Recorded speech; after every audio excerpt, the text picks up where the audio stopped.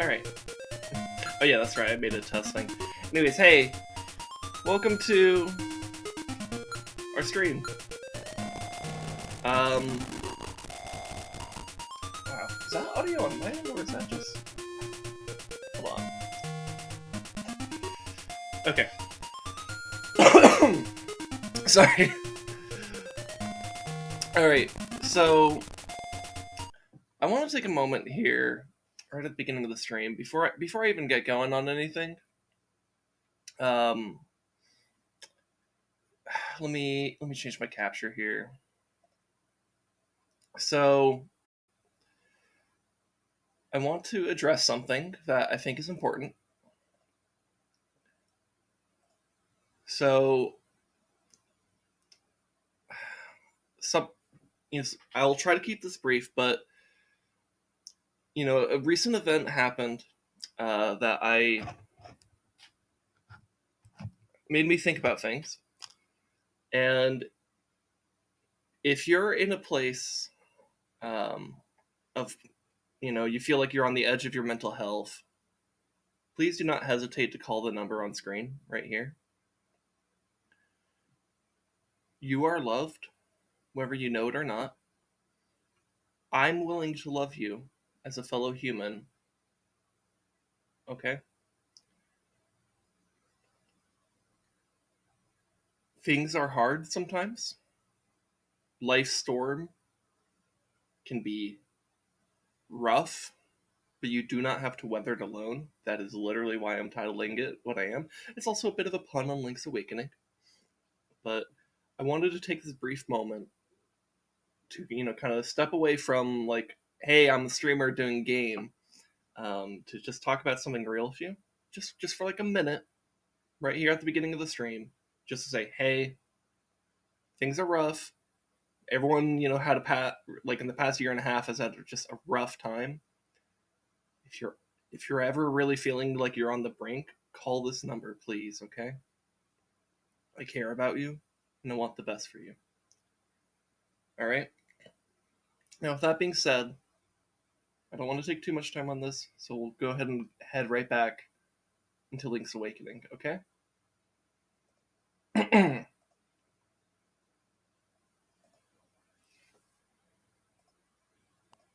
Alright. So you can see that I made a test file here. We'll go ahead and let it continue existing. We'll make a new one here. So for people who don't know, part of why I'm doing Link's Awakening is because last week I finished off A Link to the Past, and that version of Link that exists in Link to the Past is called the Hero of Legend. The Hero of Legend also is the Link here in Link's Awakening. This is like his adventure after A Link to the Past. So I figured it'd be fitting to give this Link the same name that our Link to the Past link had. Buddy. Alright. So I hope you're all excited, those of you who are watching this later. And anyone who comes in during the stream. I hope you're excited for this adventure. Alright, let's just get to it. I don't want to spend too much time on other things. let's just go.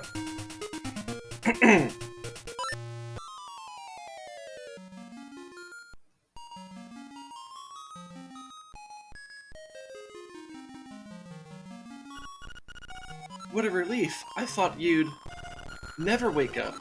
You were tossing and turning. What? Zelda? No, my name's Marin. You must still be feeling a little woozy. You're on Koholint Island. Okay.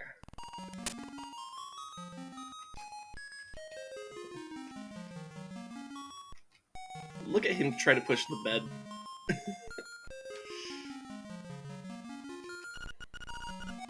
Follow the lane south to reach the beach where I found you. Since you washed ashore, lots of nasty monsters have been in the area, so be careful, okay? Okay. Thanks, Marin. Alright, who... Is this like your dad? Do I have to ask his permission before I go any further with you? Okay, we're gonna stop.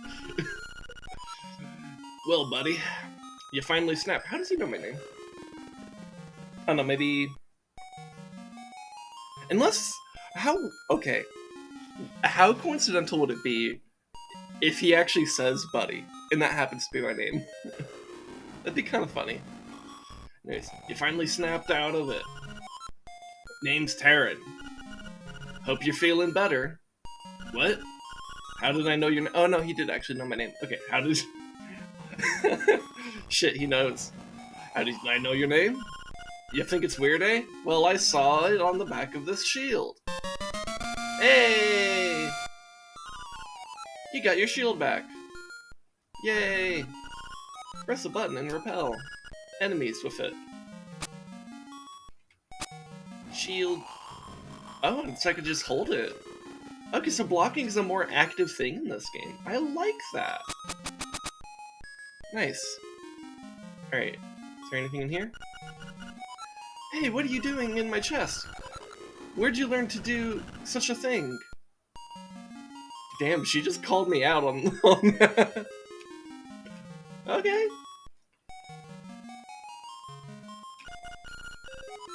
Wow, this looks pretty heavy. You won't be able to lift it with just your bare hands.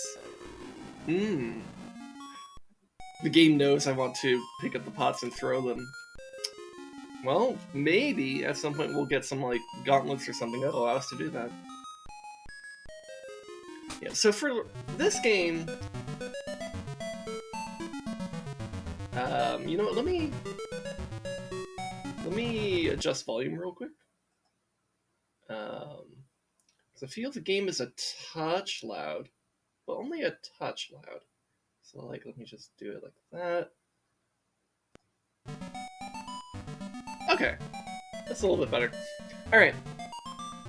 But with this game, I don't really know much about this game, though I do know, because like I'm the Zelda nerd, I know a fair amount of lore, so I kind of know the main spoiler of the game. But for anyone who might be watching this who doesn't know that, I'll go ahead and kind of keep it a secret for now. But the whole journey throughout the game, I don't really know much about it, so I'm kind of excited to see what this is like.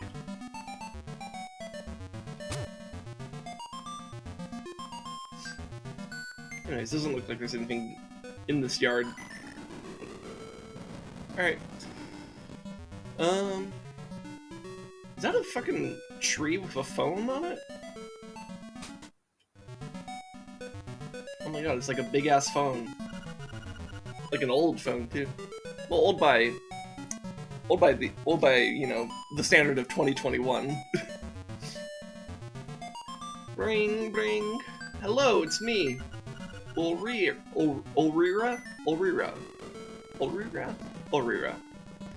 Ask me about the island. If you get lost, give me a call. Bye. Click. I like to think she actually said click. Buddy, check the chest. Wow, this is a nice chest. Okay, this game has a decent sense of humor so far. I like it. I'm like, it's making a good impression on me. Alright, so... Oh, a shop. Hello, person. Hey, man. When you want to save, just push all the buttons at once. Don't ask me what that means. I'm just a kid. Okay. Okay. There's a fox. Hello, fox. Or maybe it's supposed to be a dog, but it looks like a fox to me. It's a lot of bushes. So I guess... I'm guessing I need to, like, find, like...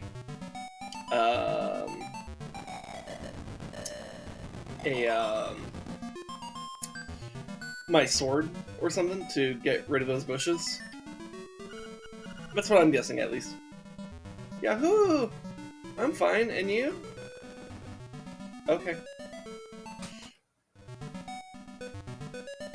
And look at this guy in his rocking chair with his big nose. How to say? Please call outside. It seems that old man Ulrira... Oh, Ulrira's a guy. Okay. Alright. My bad. But it seems that he's a shy guy. In person. A shy guy, you say? Ring, ring, ring. Click. Yes? It's the Bucket Mouse. Thanks for calling. Well, click. You must have dialed the wrong number. Okay. Buddy, check the chest. Wow. This is a nice chest. Is gonna say the same thing for all of them? Buddy, check the chest. Wow. This is a nice chest. Buddy, check the chest. Wow. This is a nice chest. Buddy, check the chest. Wow. This is a nice chest. Yes, I'm going to do this for all of them. Buddy, check the chest. Wow. This is a nice chest. Buddy, check the chest. Wow. This is a nice chest. Indeed. Wow, this looks pretty heavy. You won't be able to lift it with just your bare hands. Okay, fine. I can't destroy pots yet. Oh, there's straight up a chain jump high.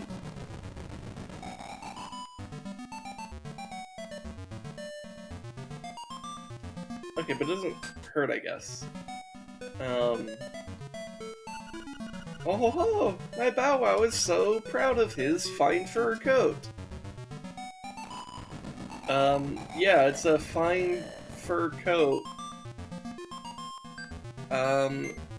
Anyways, is this a nice chest? Oh, I went to the wrong thing. Buddy, check the chest. Wow, this is a nice chest. All of them are gonna say that, but I'm gonna check all of them regardless, because one of them will eventually be an extra nice chest or something like that. Look at these kids. Well, it seems that after you save, you will start at the last door you went through. I'm not really sure why that is, because I'm just a kid. I heard that you can press select to look at the island map. But I don't understand what they mean by that. Okay. Oh, okay. So this is what the map looks like. Okay. Excuse me. And what's in here? I guess it's a library, because it's got books. This is not a chest. What? You knew that. Okay. Just gonna say that for all of them. This is not a chest. What? You knew that. Okay. Alright. I'll not press it for every single one.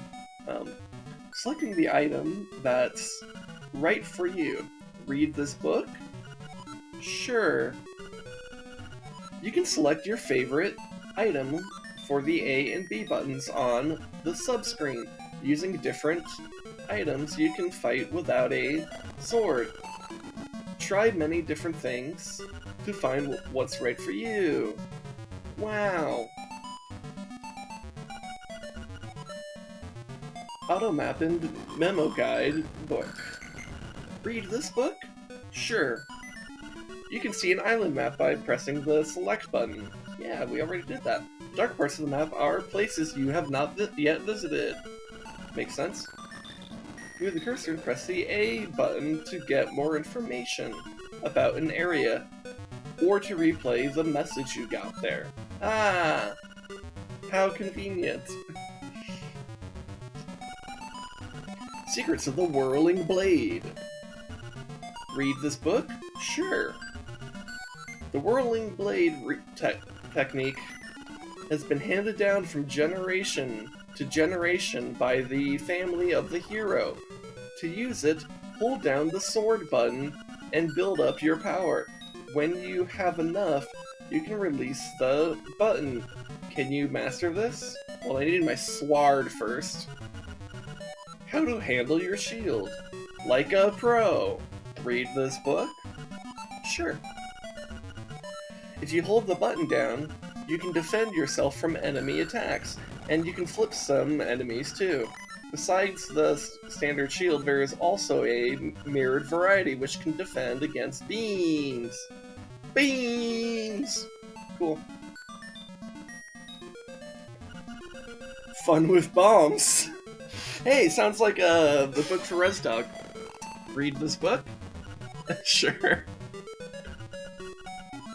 After you put a bomb down, you can pick it up by pressing the button again. You can then throw it by pushing the button one more time. Did you know that? Okay. The properties of warp holes. Okay. Read this book? Sure. There are some warp holes on Koholint Island. You can warp to and fro using these holes. If you jump into the warp hole at which you arrived, you will go to the next one in the sequence. You can only warp to a hole you have seen with your own eyes. Okay, so it's basically the fast travel system. Alright, neato. Atlas of Koholint Island. You can move the cursor and look up the name of the place. Do you want to look at this map? Sure. Oh, okay, so... Alright, so if I'm like, hey, what is this place? Like, I don't know, like, what is this random purple house? Raft Shop.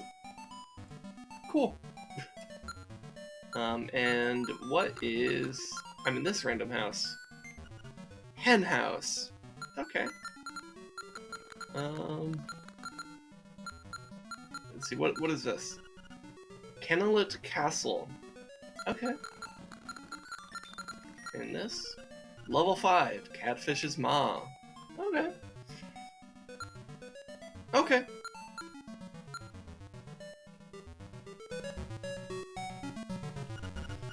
Dark Secrets and Mysteries of Koholint.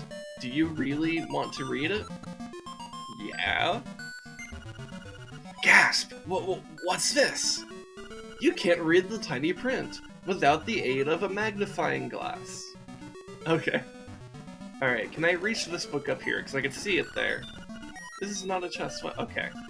So I may have to do something similar to, like, the Book of Medora, or, like, how you get the Book of Medora in, Link to the Past, where maybe I come in here and I do, like, some kind of charge attack. I don't know. We'll find out.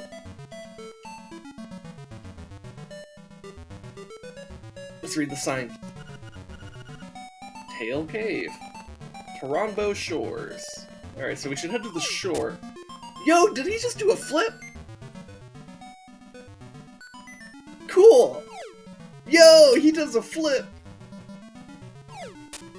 Okay, that's Pog.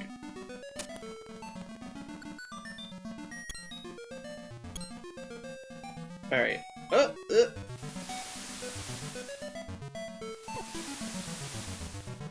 Okay, uh-oh.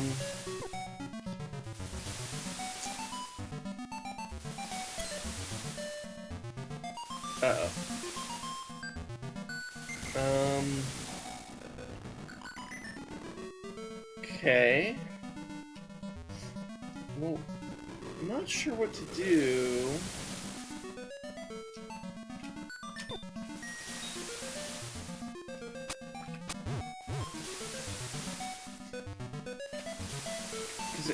Because Marin basically told me to come down to the beach, right?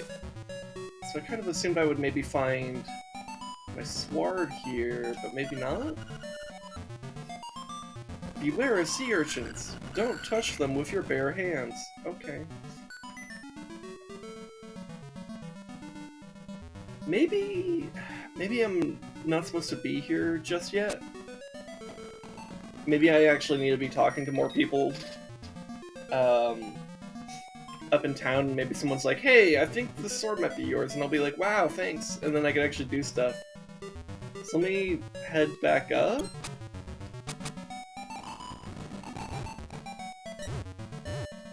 I like the active blocking of the shield. I think that's such a neat way, like a neat mechanic. I definitely like it better than the way blocking worked in Link to the Past, where you basically just stand there and do nothing in the hope that, like, it works. So I like this, like, active approach. That's good evolution of game design. Mysterious forest. It's a little bit mysterious. Really? Ooh. But there's a bush blocking my way. Okay. But you know, I didn't go in this room. Small chain chump. Makeup, jewels, dresses. I want it all. And some new accessories would be nice. Okay, so the Doge wants like stuff. I don't know. Good wording, brain. Oh, shop. Except I don't have money. Oh my god, he has like a fucking like cash register. Okay, that's cute. Hey, welcome. See something you like? Just bring it here. Well, I don't have any money.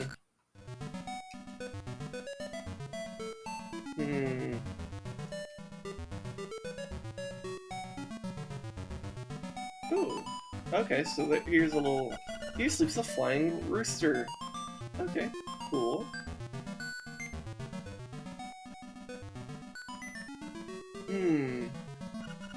Wow, this looks pretty heavy. You won't be able to lift it with just your bare hands.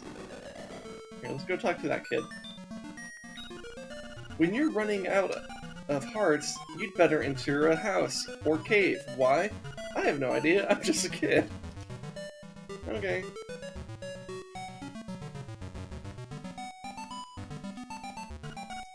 East, Ukuku Prairie. Farther east, Animal Village. Okay. Here, what's this way? Oh yeah, that's right. I was just there.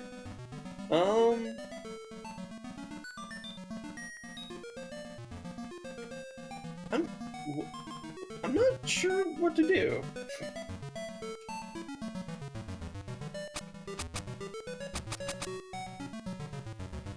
Huh.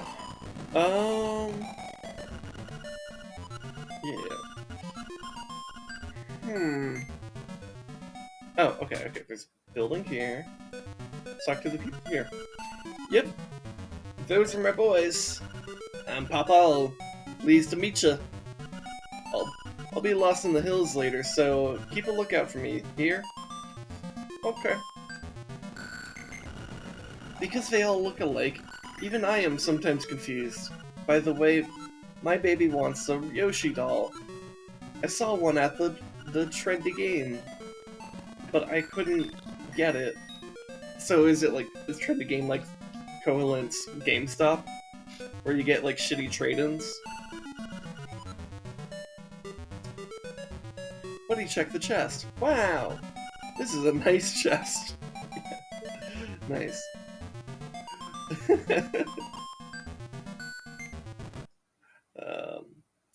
Also, hold on, let me check something over here on the other monitor. Okay, no, that's working. Alright. I saw something weird with my encoder, that's all. But it's fine now.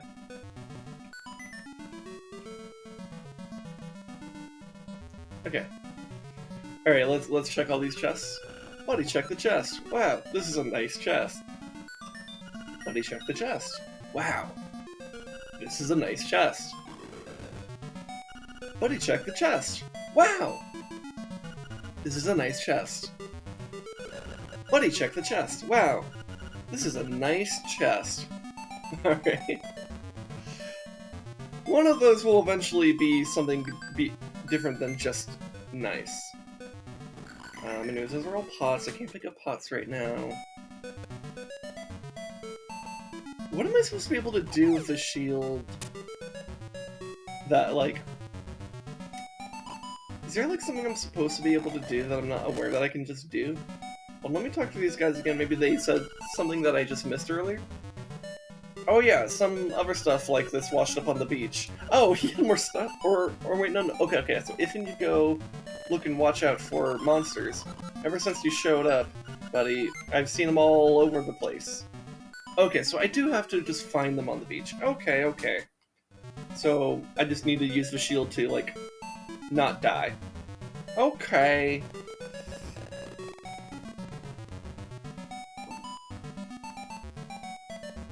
Whee! Dude, the fact that he flips when he jumps down, that's so dope. Like, they didn't need to put that in the game, but they did.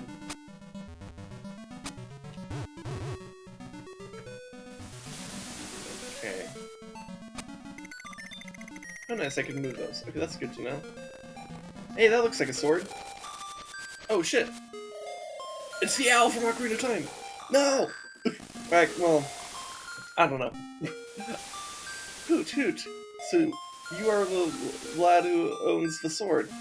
Now I understand why the monsters are starting to act so violently. A courageous lad has come to wake the windfish. It is said that you cannot leave the island unless you wake the windfish. You should now go north to the mysterious forest. I will wait for you there. Hoot. Okay, cool. Hey, at least I don't have to be in a, like, time loop with the dialogue loop of the owl from, like, Ocarina of Time. Which I'm still proud of that when I, like, did that Ocarina of Time playthrough, like, I don't know, like 6 months ago now, that I never got caught in that loop, that I was able to escape it every time. That was awesome. I'm still proud of that. Anyways, you found your sword. It must be yours because it has your name engraved on it. Wow.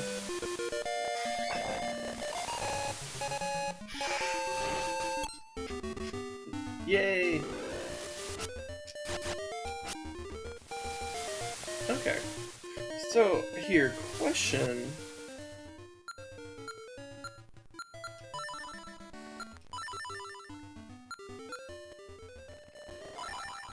Huh, okay, cool. Alright, I like that.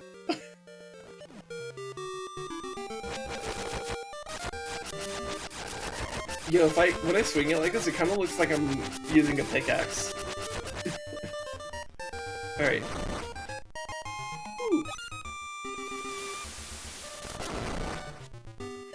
Okay, so the blue rupees are just normal rupees, I guess? For some reason?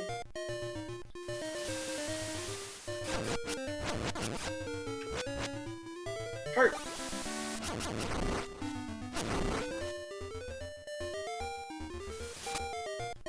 Okay. So yeah, it seems that this game seems to be built around, at least, like, the idea of, like, having, like, items that you can find as you see fit. I like that. I think that's cool. Ooh, I see this. I don't have any bombs. But as soon as I get bombs, I know I can come here and take care of whatever that is. Is that a monkey? Monkey is bad! No! How dare monkey be bad? Hey, building. What? Is this the most adorable alligator I've ever seen? Welcome to Sale's house, so bananas! I'm Sale, this is my house. Actually, my hobby is collecting rare and unusual canned food. My brother is an artist, so I guess strange hobbies run in the family. I feel like that's a backhanded compliment towards all artists. He's not wrong, it just feels like that, you know? So, bananas. Okay. Buddy, check the chest. Wow, this is a nice chest. Buddy, check the chest. Wow, this is a nice chest. Okay. This guy has a bed in water. Not a water bed, but a bed in water. Okay. Okay. Well.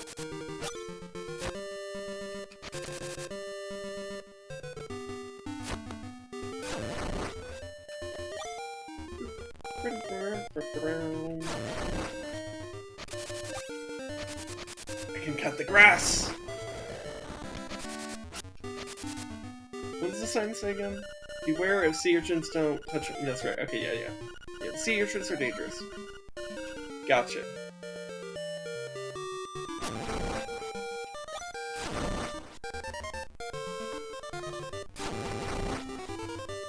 Alright. So shall we just head to the, mysterious forest right away? I figured why not? I mean, we're already like an hour into the, or not an hour, half an hour into the stream, so let's just... Ooh, wait. Hole. Oh, it's just a hole? Or maybe that's like a warp hole, but because it's the only one I found, it just takes me here? I don't know. Oh, no, I'm pretty sure those are just holes. What's this? You've got a Guardian Acorn. It will reduce the damage you take by half. Oh, shit, okay, so is it like something that's just like instantly in effect? I guess so. And that's probably why the music's playing.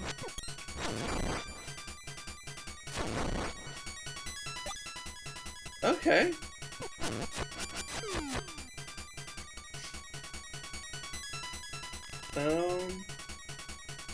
What the fuck? Oh. These look like the worm boss from the Tower of Hera. That makes me worried about when I probably do eventually actually do whatever that is.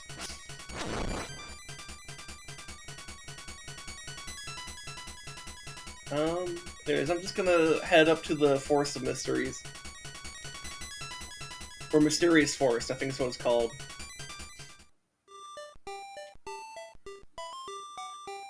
I gotta say, this game is very cute so far.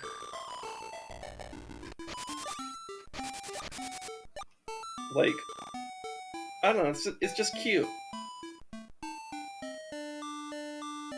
Alright, well, into the forest, mysterious forest. Hoot, ho, brave lad, on your quest to wake the dreamer. Welcome to the mysterious wood. Much of mystery you will find on this uncharted Koholint island. I'm afraid you may find it a trifle difficult to leave the island while the windfish naps. By the by, have you ever visited the Tail Cave, which is south of the village? Go there with the key you will find in this forest. Okay, so that's probably the place that I just saw, right? The windfish is watching. Hoot! Okay, so we're gonna find a key, and then I guess we go over there. I don't know. Okay. Huh. These are weird looking enemies, but okay.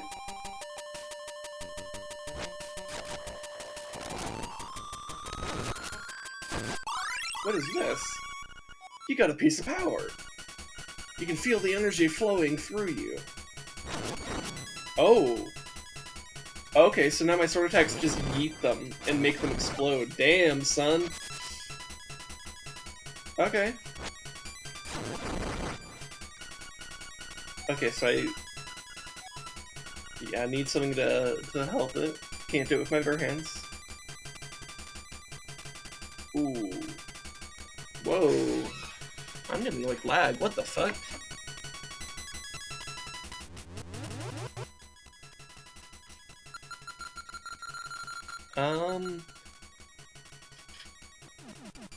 Okay, here's what I'm gonna do.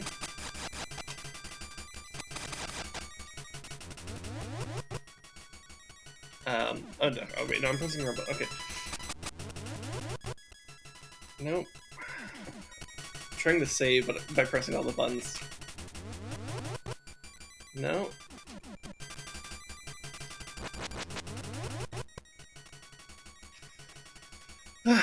Okay, hold on.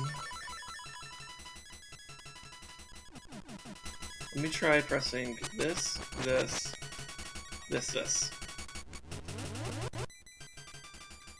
No?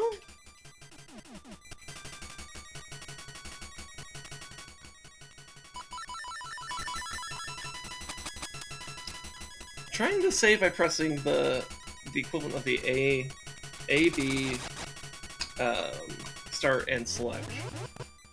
Right? It's not. I don't know if that's. Maybe it is saving. Okay, here's what I'm gonna do. I'm gonna close the emulator real quick, and I'll relaunch it. Something weird happened there. I'll just launch it back up. And then open Link's Awakening. Okay. I don't think it's no, it didn't save anything. Uh-oh, we might have a problem. If I can't save, it's gonna be a problem. Because it is supposed to be A, B, start, select, right? I mean, I'm not very deep into the game, so it's not like I lost like a ton of progress, but it does make me a bit worried. So I'm gonna just try to like get this back. Maybe I should have tested the save function with that, because I mostly like with the test thingy, like when I get a new game, I try to make sure it like works, and main test is really just doesn't launch, and can I like get in there? I didn't really bother saving.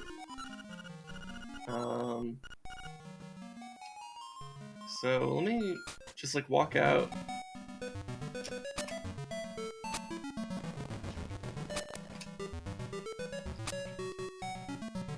I don't know if that's saving or not.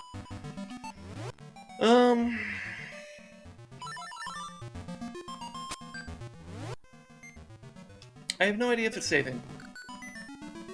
I really don't know. Let me look this up real quick. Link's Awakening, how to save. Just make sure I'm not pressing the wrong things. Oh yeah, I should probably say original, because it's not the one for the Switch.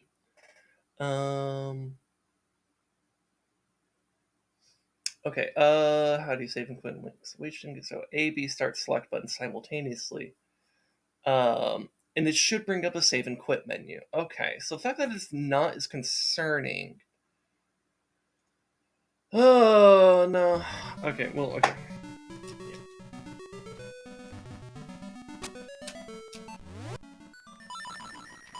Wait, what was that?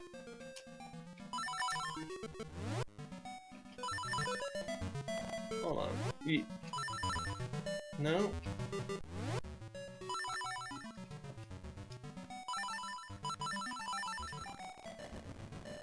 Oh, okay, okay. So that's brought up when I hold the select button on this menu. So the fact that I'm not getting a save and quit menu, that's concerning to me. Shit. Is this stream already botched? Because if I can't save, then I can't make progress, because I'm not going to beat this in one sitting. Which may mean I need to spend time off stream, trying to figure this out, or just getting a different, son of a bitch, man.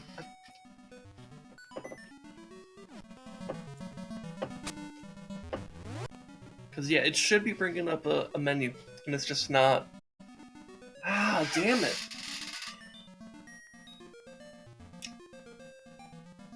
That's upsetting. Okay, well, there's a few things I could do here. I could continue on and hope that somehow it works. We have no reason to believe that it would, because it's supposed to bring up a save quit menu. It's not bringing up a save quit menu. Man. Okay, well, that sucks. So what I think we're gonna have to not do Link's Awakening today, which sucks, because I wanted to, like, do this and stuff. I don't know.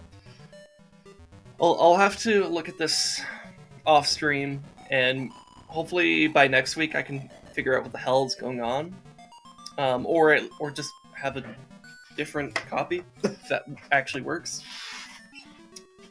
Because obviously, if that function is not working, actually, hold on, let me check something here with the emulator. There is a save game here. So if I hit save and then hit this, let me try that, and then let me close the emulator. I want to just see if this works. So I'm going to close the emulator. I'm going to bring it right back up. And then, what if I hit auto load most recent? No? Okay, what about open this? Oh! Well, shit, looks like we do have a way to save, sort of. That's a... Huh. Okay, never mind. Looks like we can do this. We're just gonna have to use we're gonna have to just use, like, a bit of an unusual way to save. Okay. That's unusual. But it's doable.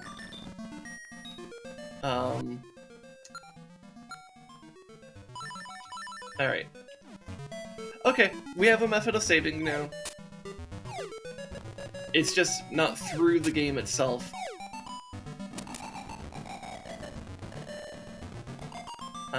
Though I guess I am still a little bit worried about, like, whether or not there's issues with, this copy of the game. Because, like, you know, we did have, because this is basically all caused by, like, kind of weird lag that we just randomly experienced. So I hope that doesn't happen too much. But we might be on kind of shaky ground with this. Or we are on shaky ground, I should say. So, I don't know. We'll just have to hope that things work out and that everything's gonna be okay. You know, it happens sometimes that...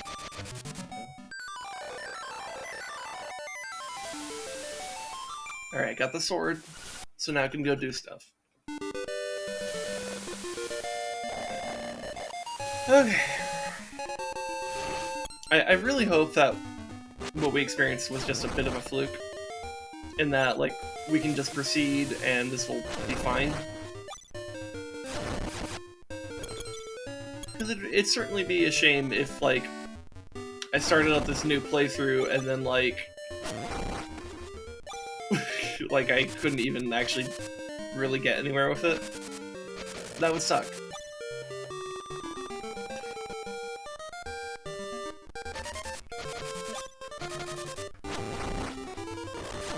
But, you know, I guess this is like one of the things with emulators. Sometimes emulators just kind of give you just like sometimes just in a shaky situation with them, you know? But it's okay. You've got a guardian acorn. Reduce the damage you take.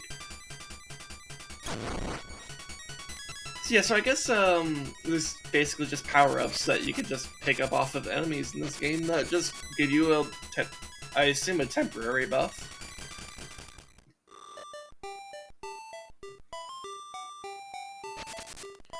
Alright, to the woods. And hopefully we don't encounter any issues like we did last time. Alright, welcome to the mysterious wood. Much of mystery you will find on this uncharted covalent island. I'm afraid you may find it a trifle difficult to leave the island while at the windfish naps. By the by, have you ever visited the Tail Cave, which is south of the village? Go there with the key you will find in this forest. The windfish is watching. Hoot! Okay.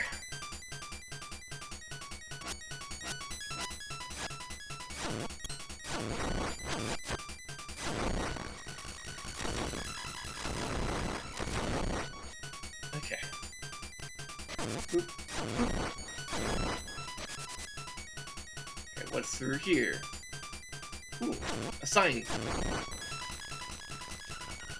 Beware of floors with cracks. A heavy person should not stand on them. Okay. Oh. Okay.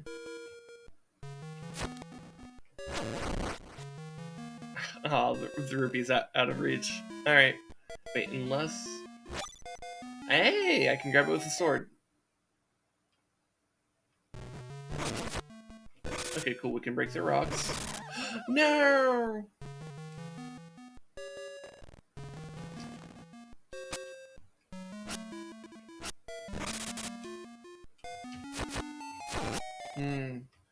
Looks like I can't access the chest because I think it's just operating on the game logic of like, oh, you can only access it from that one side.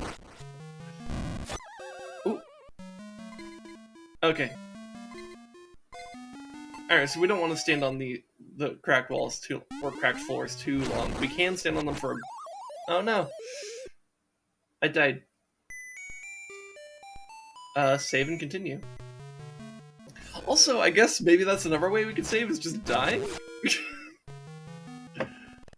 Like, if we game over, I guess that saves the game?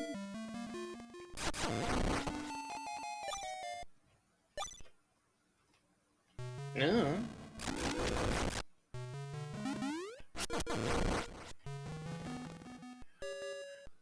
Ooh! Looks like we got a heart piece.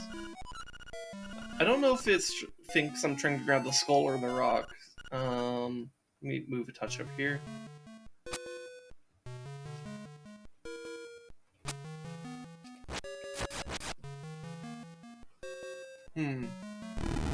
Oh! I can push that.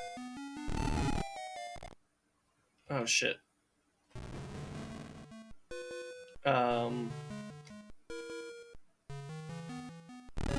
Okay, hold on, let me step out, step back in. Okay, so I think this is supposed to be like a puzzle. Which I think I can do that. That.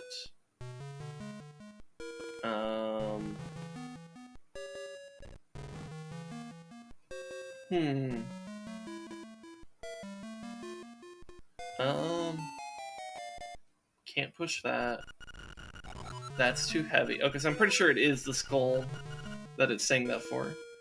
Hold on, so let's walk in here, and then walk back. Okay, so Is there a way for me to access this? I don't think so. I think this, because I think I would need the ability to move those skulls. Okay. Well, alright.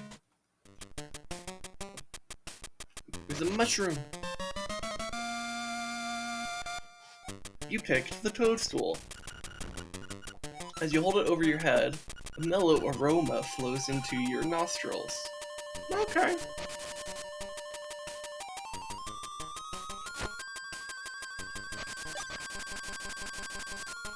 Ooh. Okay. We're okay. Hmm. And I may want to look into... I don't know, I feel like we're just on a very shaky ground with the emulator.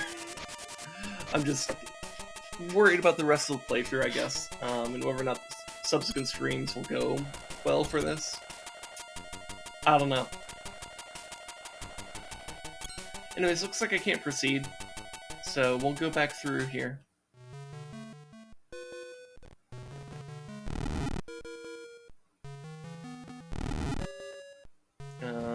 Wait, is there a way out? Because I can only push things once. Hold on.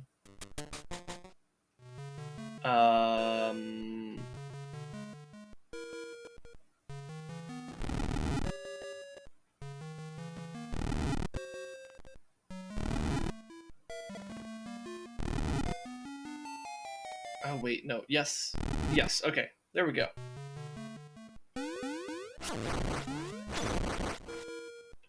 Okay, so let's head back down this. Ow. Okay. Oh wait, so if I can move those other rocks, I might be able to move these rocks. Because I kind of assumed I just couldn't, but maybe I can. Oh yeah, I totally can. Okay. You got 50 rupees. Wow, that's a lot. At least for the early game. Cool. Very nice. Very nice indeed. Okay. Alright, so what's down here? Ooh, okay. So those little things spawn smaller things. Good words, me.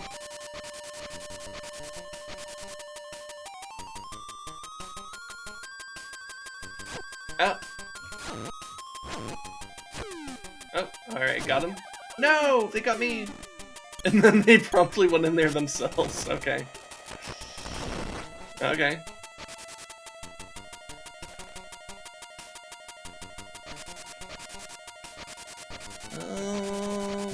Hey! Don't do that. Don't be rude. Thank you. He gave me a heart in death. Ooh, is that a fairy? Let's heal your wounds and get rid of all that stress. Close your eyes and relax. Oh, that's nice. Look at all these hearts. Alright, cool. Ooh, that one has a sword and shield down there.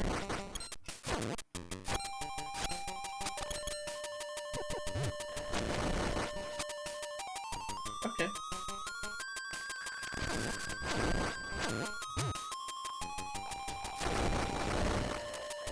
Nope.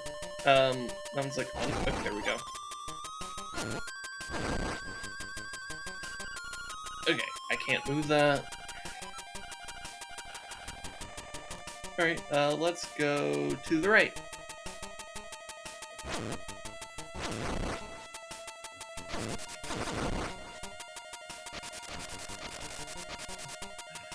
I like how the grass is just like a tile. I mean, it's a Game Boy game. Ooh, okay. Anyways, this isn't the forest. So I imagine I still need to be in this region to find whatever key I'm looking for.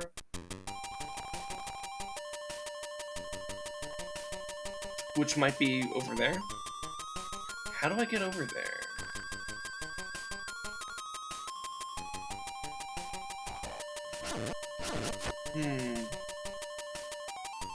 Okay, probably this way. This way would make sense. Oh hey, it's the superpower thing, you majig.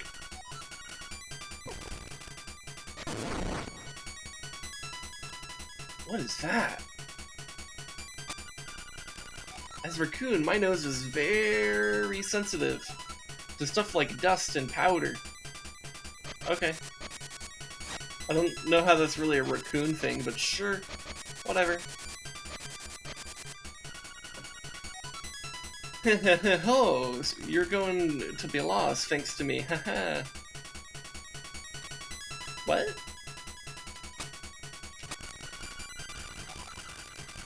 Okay, he's not saying anything different. I'm confused.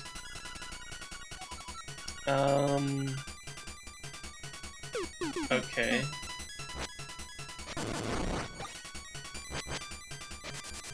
I don't know, that was weird, but I'm just gonna move on.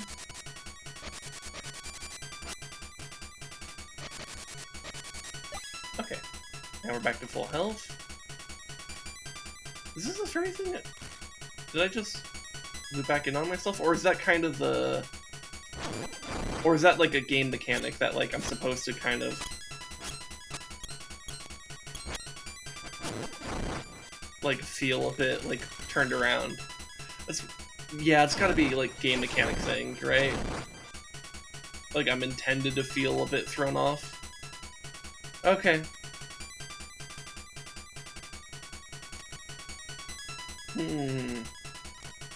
Dust and powder.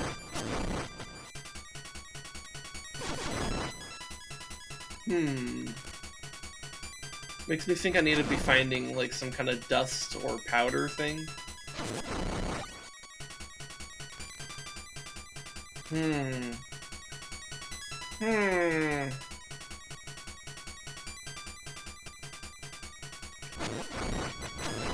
And this must last a long time. As Raccoon, my nose is very sensitive to stuff like dust and powder. I mean, I have this mushroom. Can that do anything?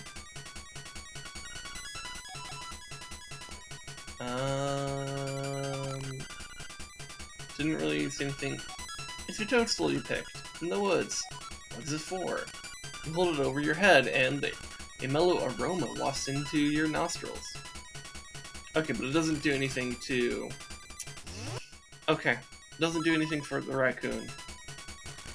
Okay, we'll keep looking around then.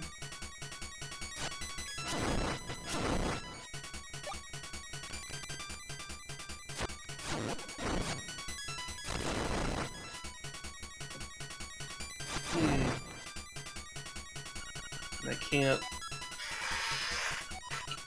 can't lift that. Man, so maybe I need to be... Because there's chests there. Let me look at the map.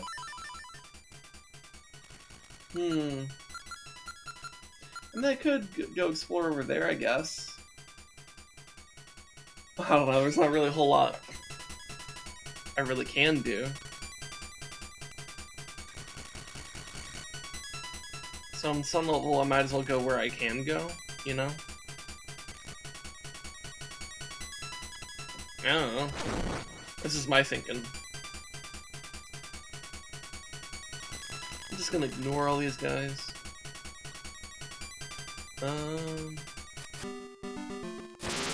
Oh, okay. Those guys shock me if I hit them. Okay. What does this say? Crazy Tracy! Manbo's Pond. Okay. And they can't move the rocks. Makes me think I need to be finding that I should be... like, have, like, some kind of, like, gauntlets or something by now. I just don't. Oh, that looks spooky. Oh. It's like a witch hut, I guess. Double, toil and trouble. A toadstool mix makes this powder for tricks. Hey! I have one of those. Also, powder? Sounds like the answer. Ah, it has a sleepy toadstool. It does. We'll mix it up something in a jiffy, we will. Look at her go. It's already it is. Take care, as there's not much there. Why not try a bit in my hut? You've got some magic powder. Try sprinkling it on a variety of things. Okay. Here, I'm gonna equip the shield, because I don't want to use it unnecessarily. Also, what are you? Just some kind of rat? Okay, well, I guess let's go to the thing. So, because the raccoon said something about dust, well, now we have dust. So maybe the dust... And I'm guessing it'll, like, put him to sleep, because, like... She called it, like, sleep or... Sleepy toadstool, or something like that. So let's... go... Let's go do that.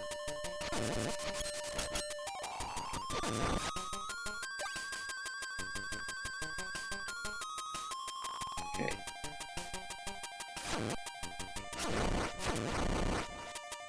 Heart! Give me your heart. Thank you.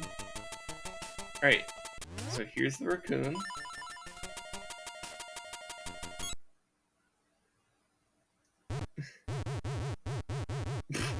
Oh my god, he spin! The powder makes him spit. What? The last thing I can... What? Hold on. Before I read, what the fuck just happened? Did the powder make the raccoon spin so hard it turned into Mario? What the fuck? Last thing I can remember was biting into a big juicy toadstool. Then I had the darndest dream. I was a raccoon. Yeah, sounds strange, but it sure was fun. Okay. We're gonna just... Yeah, so I imagine this is the key. Yeah! You got the tail key. Now you can open the tail gate. Okay. Oh my goodness. Excuse me while I take a sip of water before I read.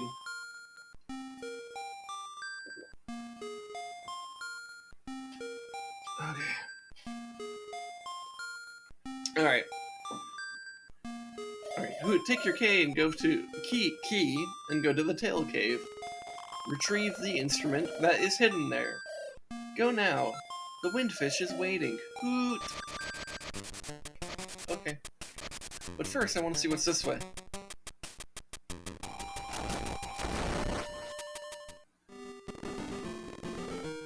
What's the sign say?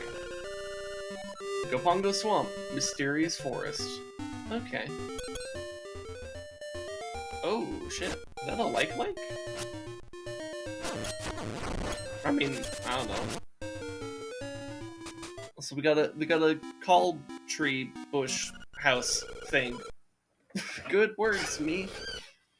Birding brain, hello, it's me, Orira. Ask me about the island. If you get lost, give me a call. Bye. Click. Okay. Buddy, check the chest. Wow, this is a nice chest. Okay. Alright. Also, let me re-equip the shield.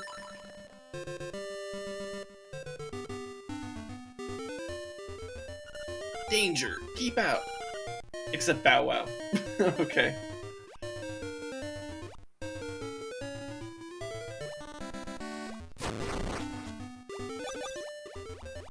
Okay.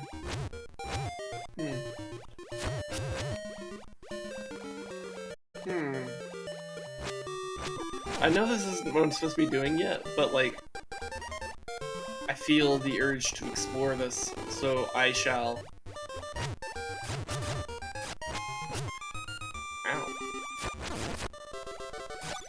Right? Oh.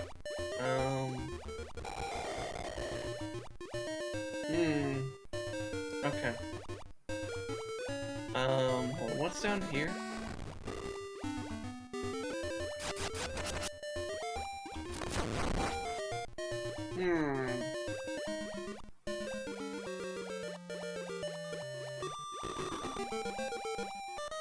Okay. Alright, so... yeah, I don't think I can explore this much further. That's okay. It really does seem like an area that I'm not really supposed to be exploring just yet. Oh shit. Well, I died. Save and continue, I guess.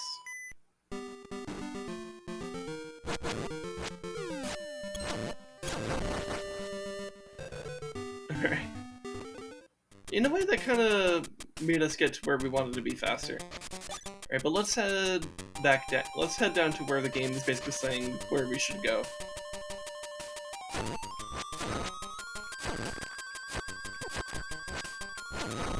There we go.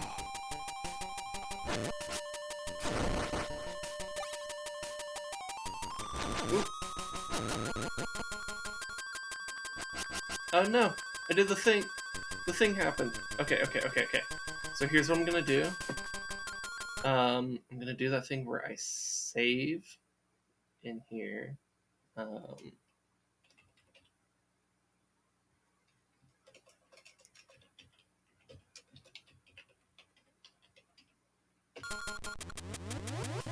Okay, now I'm gonna close the emulator, relaunch it, and then open. We'll see. No, that's not what it is. Hold on.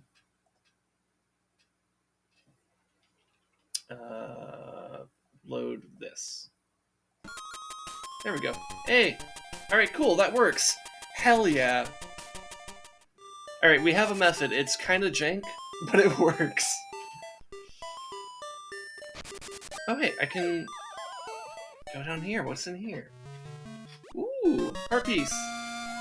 Hell yeah! Nice. There we go. Yay! That was easy. Anyways, I think it was this way?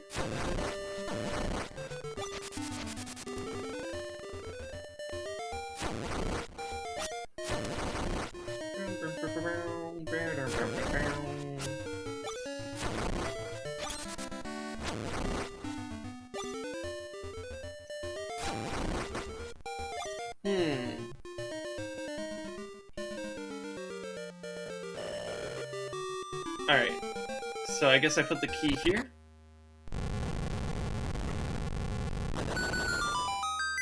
Alright, well, let's see what's inside.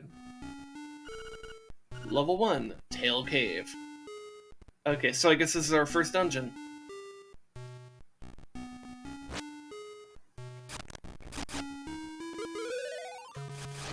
Okay, cool. Spin attack works the same way. I just realized I never tried that until now.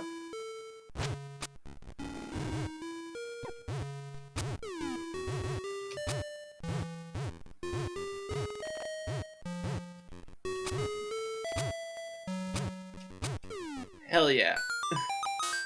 Key! Nice. Ooh. Oh god. Alright, we got it. You've got the compass. Now you can see where the chests and nightmare are hidden. This compass has a new feature. A tone will tell you if a key is hidden in a room when you enter. Ooh, okay. Also, level 1, Tail Cave. Oh wait, so so do I not have the map because I don't have the map? Well, I fell. Aha! Big brain! I don't know if it's really big brain to lose first, but, you know, whatever. Let's pretend it is.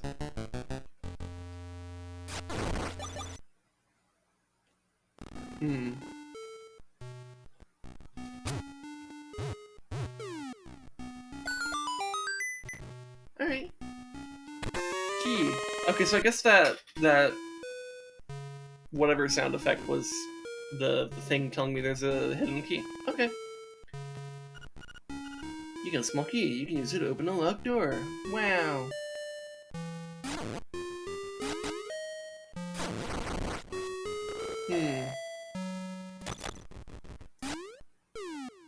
I think I just jumped off. Alright.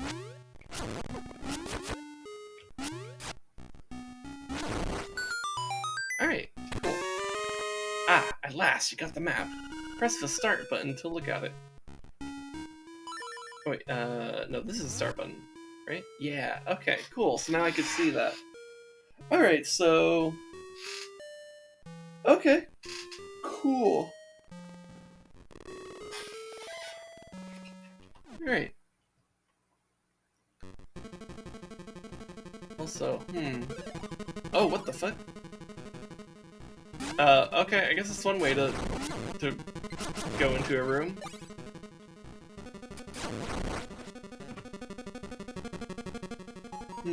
Oh, okay.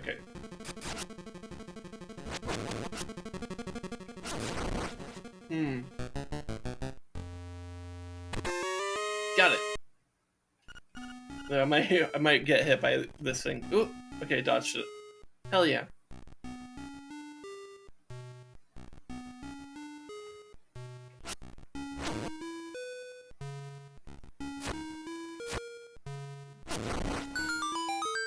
Hey, nice. Alright, let's see what's in this. Money. You got 20 rupees. Joy. Okay, so I guess all rupees are just represented by just like a blue sprite. Which, yeah, I guess in the era of the Game Boy, like, resources were kind of limited.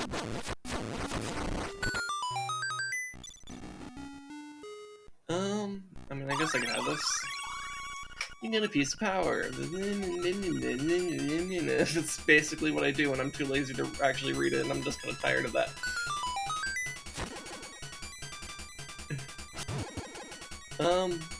I just walked right off. Alright, hold on, so let me... Yeah, so I want to head back up. Okay.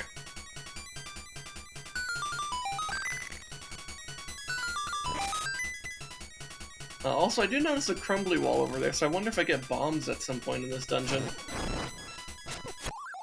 Oh shit. Well, there's me dying. Save and continue.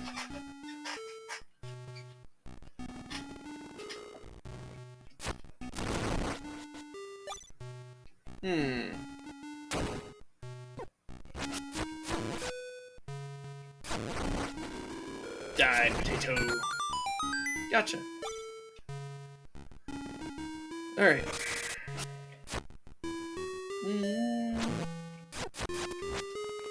Oh, the...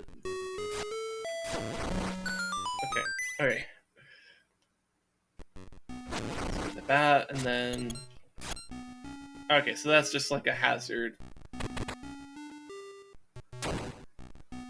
Okay.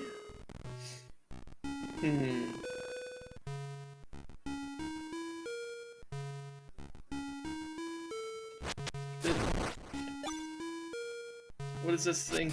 Get off me. No! There we go. Ow. Just barely nicked me. Owl? This owl statue is trying to say something, but you can't understand it because it has no beak. Okay.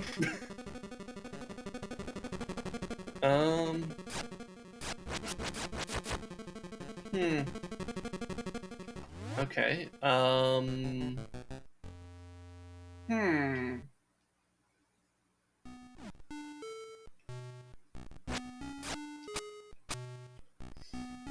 Okay. I guess I need to come back into this room when I get something else, I assume? I assume I need something else. Probably a beak. Oh, shit.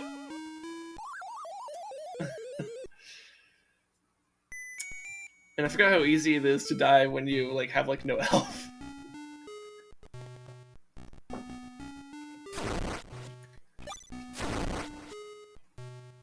Alright,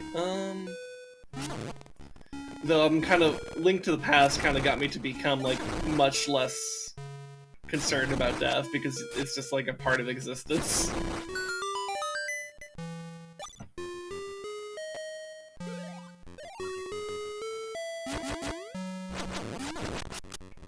Oh, there's a room on the right I think I can access. Okay. So I have some keys, right? Yeah. Oh, okay. Let's go up. What the hell are these? Oh, do I need to get them to match? Okay. Ah, damn. I got 2 out of 3. Okay, spade. Oh, damn. Okay, diamond. Damn it. I'm already almost dead, too. Okay, let's go for spades. Man, I'm not very good at that, am I? Okay. Ah.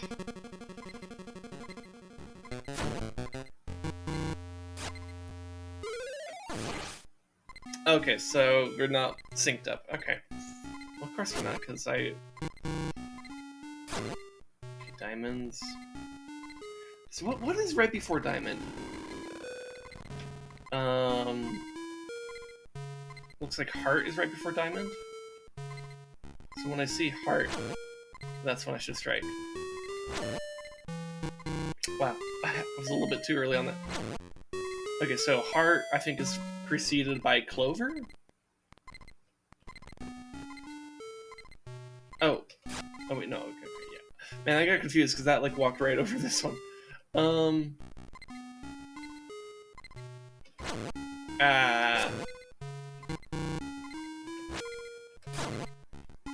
shit! Okay, okay. Oh, no!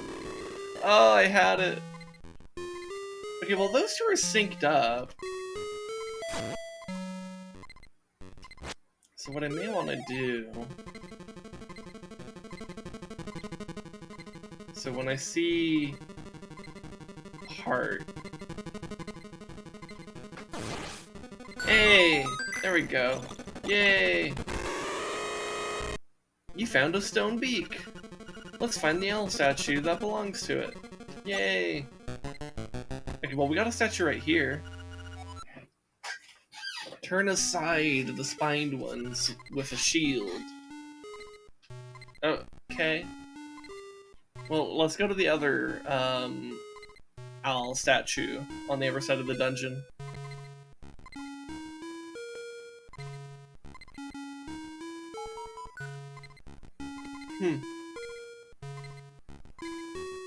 Okay.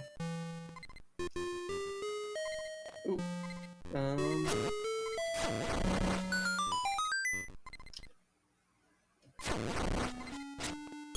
Okay. Let's try not to die on our way to that statue, because I realize we're basically on 1 hit point.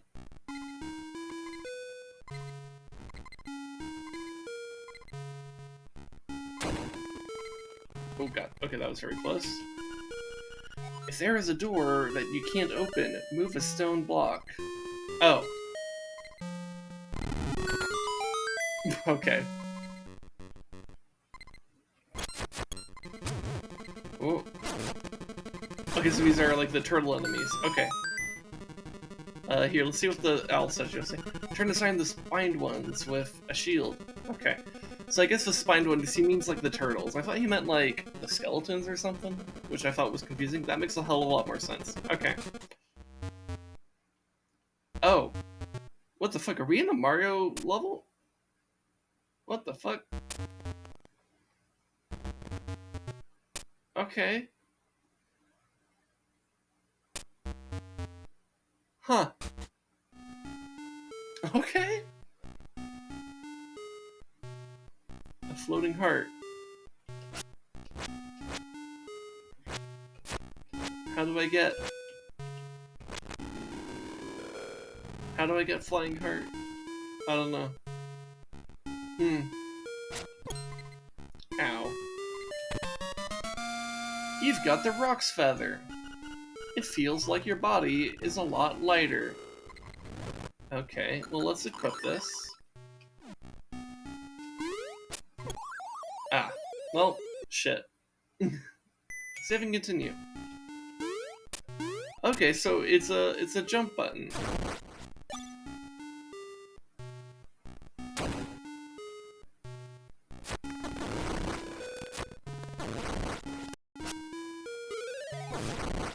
Alright.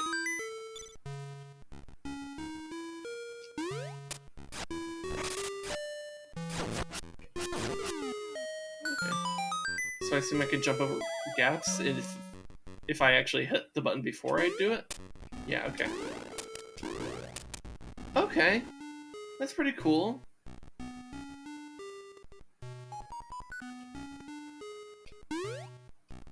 Okay, but I can't jump over that. Okay.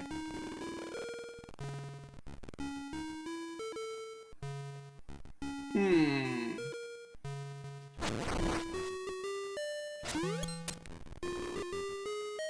I jump over this? No. Okay, so I guess that's too high. Wait, is there anything else over there that I really... Oh, wrong button. This button. I don't know if there's anything I need to access over there.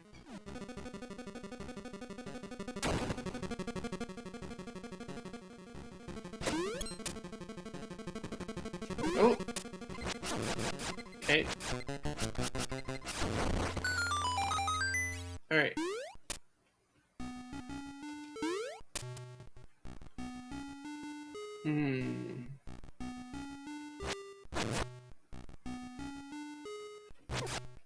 Ah, shit. Well, you know, I'll just move on.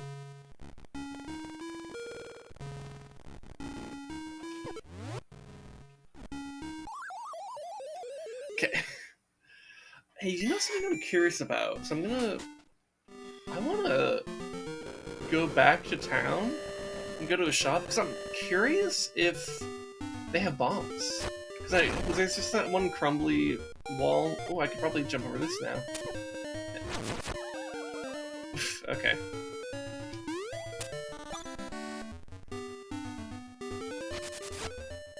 But I'm thinking if they have a bomb in some bombs I could buy in like one of the shops, then I can go take care of that little crumbly wall thing. So let me go do that.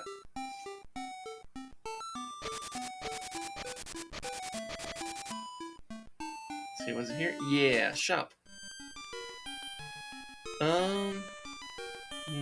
Doesn't look like it. Okay.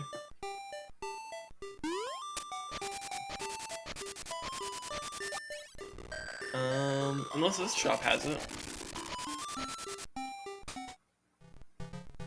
What the fuck?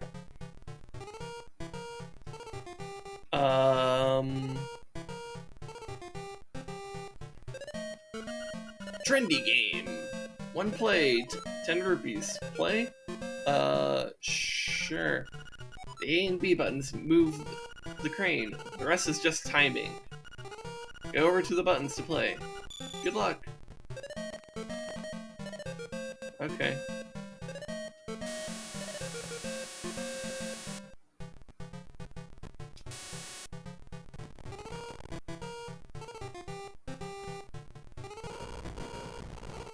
Okay. So it's literally just like the crane game at like fucking arcades. Okay.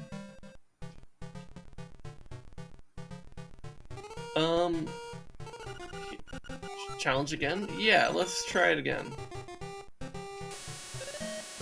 Can I just grab the Yoshi?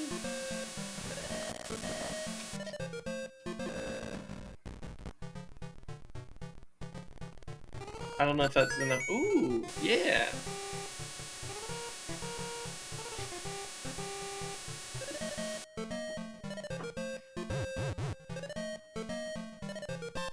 Yay! You got a Yoshi doll. Recently he seems to be showing up in many games. This was like right after they made like Yoshi's Island, isn't it? So I guess they were just kind of excited about Yoshi. Which makes sense. I mean, Yoshi is fucking cute. So I think it was the lady in this house that wanted a Yoshi doll, right? No, this is a library. Then maybe it was the one with the chain chomp.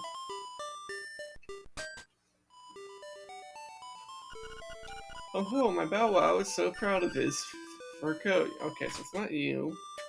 Maybe it's the house down here? Yahoo, I'm fine, and you? Oh yeah, this is, Arena, or whatever his name is. Yeah, Old Arena. Okay. Okay, well... Who was it that wanted the Yoshi doll, then? 'Cause someone wanted it, right? Maybe it was, this way? Was it you? Buddy, Taryn's taking a nap at home. I don't know. Oh yeah, this is Marin, of course. Yeah, okay. I don't know how he can sleep on such a nice day. It makes me want to sing a song. Yes, the song is Ballad of the Windfish.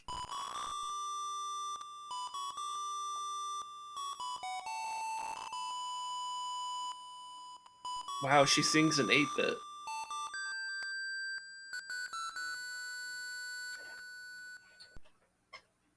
I wonder, does she dream in digital? Man, that would have made a good song of the day if I knew to reference that. Shout out to you if you know what song I'm referencing.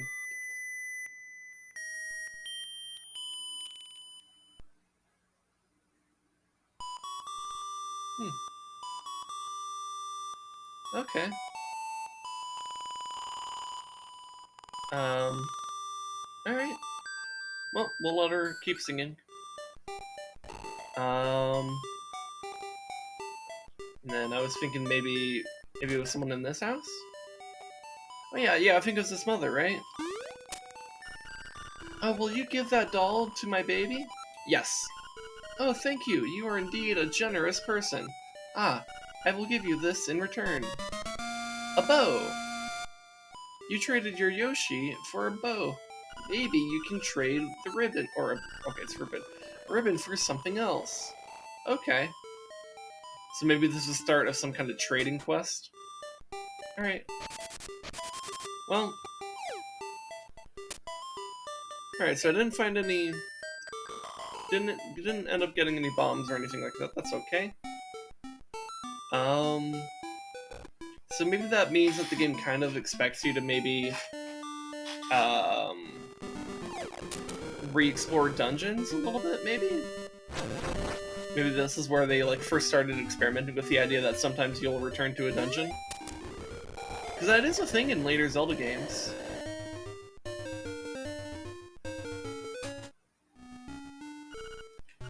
Alright. Anyways, let's try to make more progress here.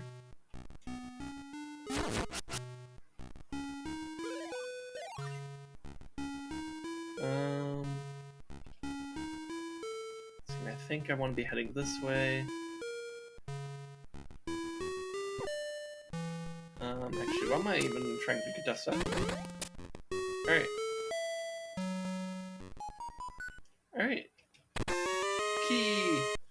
You've got the Nightmares key.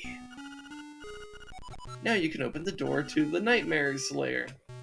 I like how they call the bosses in this game, like, nightmares instead of just, like, calling them bosses. Because it's like, oh, it's Link's Awakening.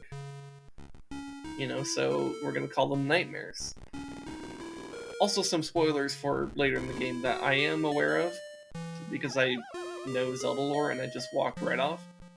But you know, in case you're watching this and you don't know, I won't say what it is. But it is cool. Suffice it to say that this game does have a theme around like dreams. So I think the leaning into the idea of calling the bosses nightmares is really cool.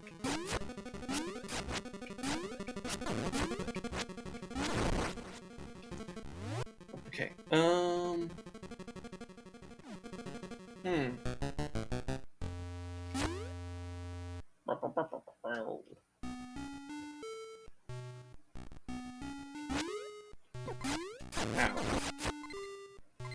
I can jump across this now. Oh, what the okay. God, I'm doing this on like 1 hit point too. Yep. There we go. Save and continue. Was that the bosses room I entered? No, I don't think so. Or maybe it is. I mean, it certainly seemed like a boss encounter. Right, just go in here. Go in here. Alright, let's try this again. Now with full health. Also, yeah, this is 2 rooms below where it says the nightmare is, so maybe this is like some kind of mini-boss, I guess? I don't know. Either that or like... I don't know, man. Who cares? Regardless, we're fighting this.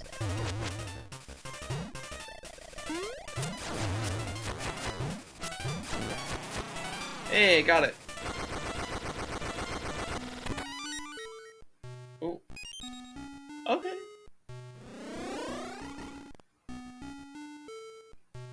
Okay, so it takes me back to the entrance. But I want to see what's up here. Oh.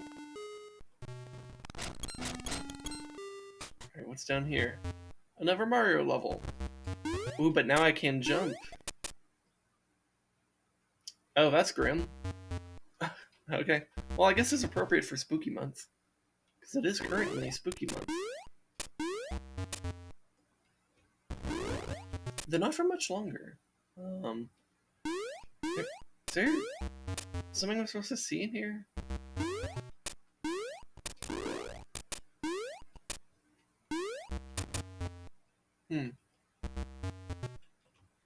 Okay. I guess it's just... Huh. Okay. Whatever. Alright. Bzz, bzz. Outright.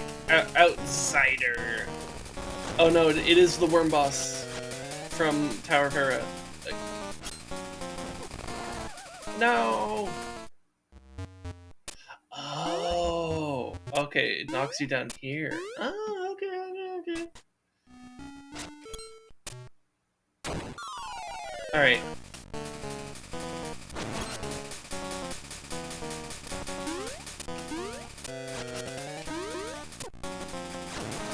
Okay.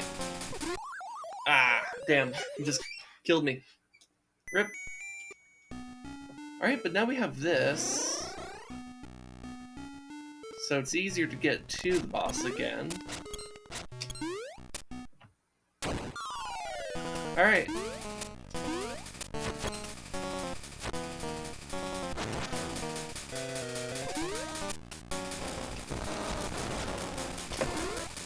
Ooh, okay. Damn. That is hard to do with only 3 hearts. At least Link to the Past was like, alright, we're gonna... Wow. Well, now I only have... You know what? Just kill me. That's so rude. Cause Link to the Past, like, this boss was, like, the 3rd dungeon in this game. They're like, yeah, we're gonna make it the first one.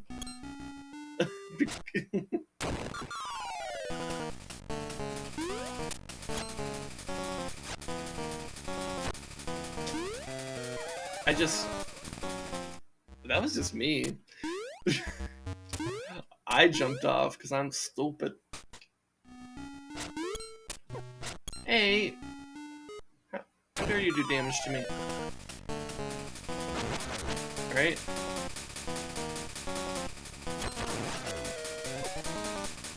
Ah, jeez. I wonder if I should be equipping the shield there. Because I know I have the jump button, but it might be better to have the shield. So let me just do that.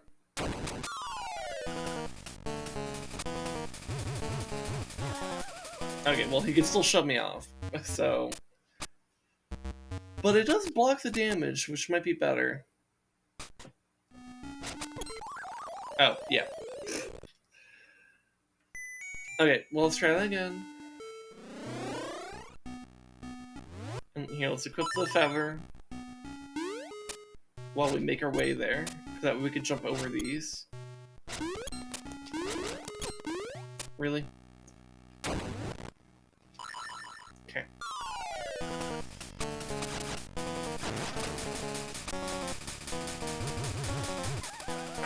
Damn. He still has a lot of knockback. But it means I don't die.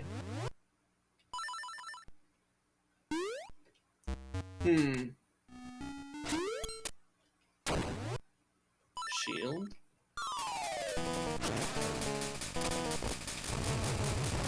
Oh my god.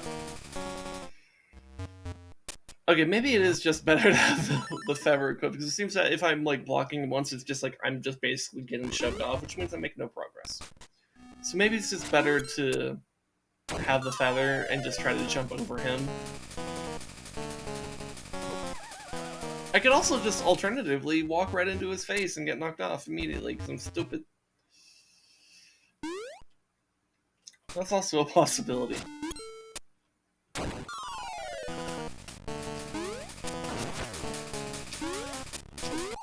Ah, damn it. Alright, we'll get this. We'll get this. It's just a bit tough. Oh my god. Okay, that one... Ah, man, having any damage done to me before I'm even in here sucks. Especially when I get knocked off immediately. Ah, god. This boss is just as awful as it was in Link to the Past, if not more so. Because I have less hearts. Oh my god.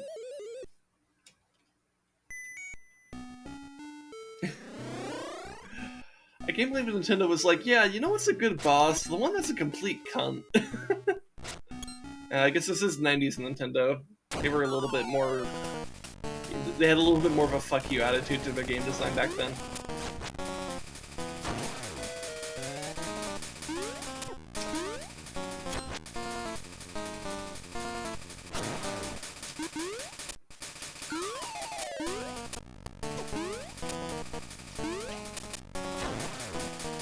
Okay. Ah, damn it.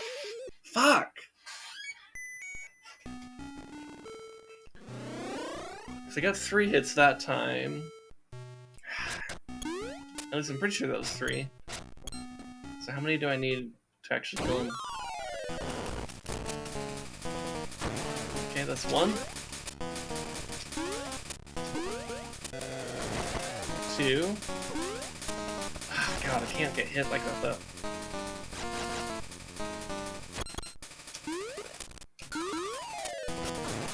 3.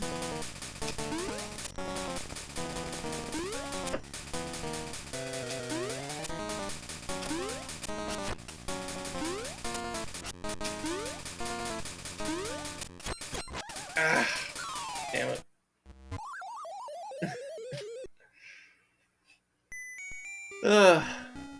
Okay, so I think after the 3rd hit, he just kind of goes permanently fast, which may mean that I only need 4 hits. We'll see. Okay, that's 1. That's 2.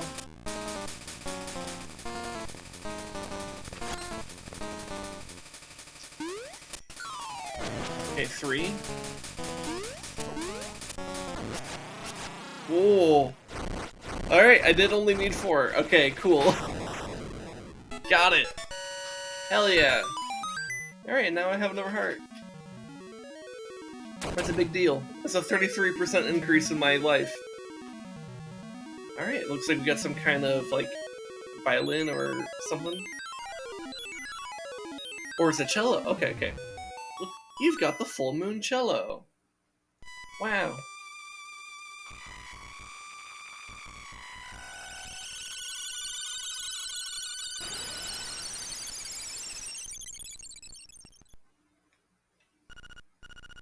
Swamp, a path opens. In the blooms. Okay. Alright. Well... Hoot. That is an instrument of the sirens. I have to admit, at first I did not believe you were real. That instrument, along with the 7 others in the set, has the power to wake the windfish. You must collect them all. I was instructed to give you a direction.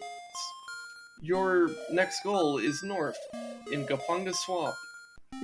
Hoot, indeed. Okay. Son of a bitch. Okay. Imagine this feather is gonna be something that I just have equipped for like a lot of the game. Having the ability to just like jump over stuff, I feel like it's gonna end up being very useful. Yeah, but I want to explore more of the beach, because I didn't really explore it a whole ton earlier. Let's see, I think that's the Gator's shop, right? There's this whole thing with the monkey. I don't know what's up with the monkey. I'm gonna walk right past it.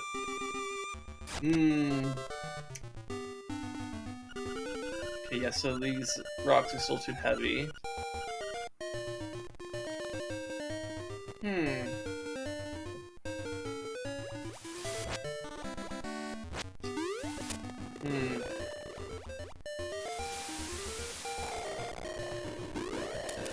Okay, yeah, they can't just jump past it.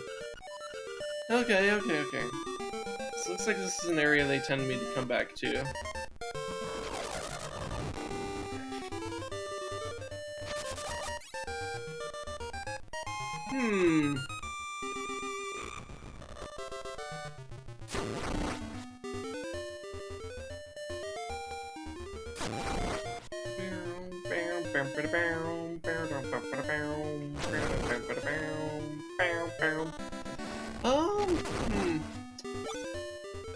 Let's see.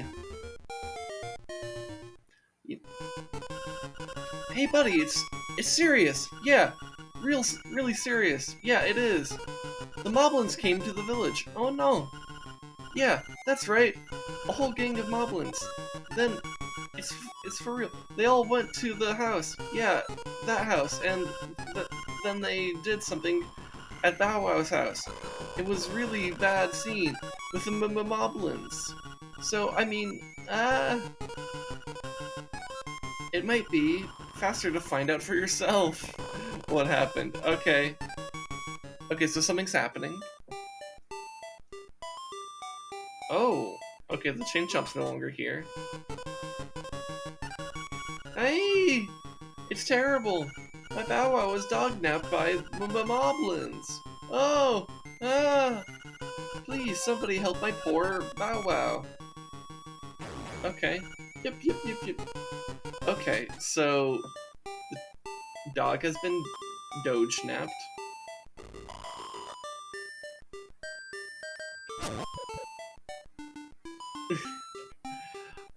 Oh hey, a fishing guy.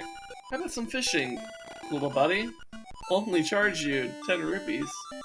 Not now. You have to have more passion. Live a little. Eh.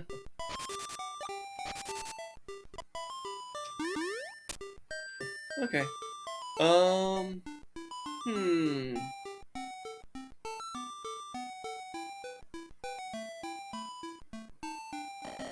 Huh.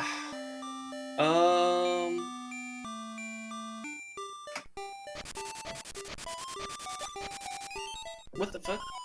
You found a secret seashell. If you collect a lot of these, something good is bound to happen. Okay, I didn't... Well, let's cut all the grass then. Or I guess these are more like bushes than they are. Yeah. Get all the bushes. Okay.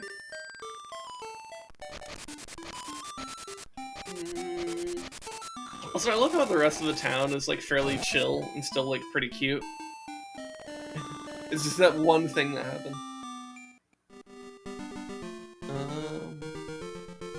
Hmm. Yeah, so I still don't have the ability to move those rocks.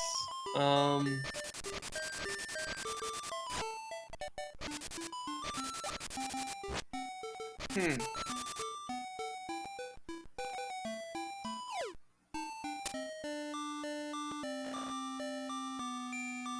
Well.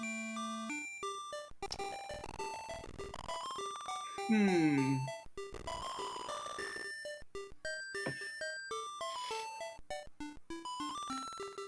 I guess my brain is trying to figure out if I want to actually like continue Link's Awakening right now, if I want to like maybe save some stuff for next week or something. Oh shit! I didn't mean to hit you, fox or dog or whatever you're supposed to be. Cause I'm kind of thinking maybe I just do something else for the rest of the stream. I don't know. Cause I did a dungeon, and usually I feel like doing like a dungeon per stream is pretty good pace for like Zelda games. So I think that's what I'm gonna do.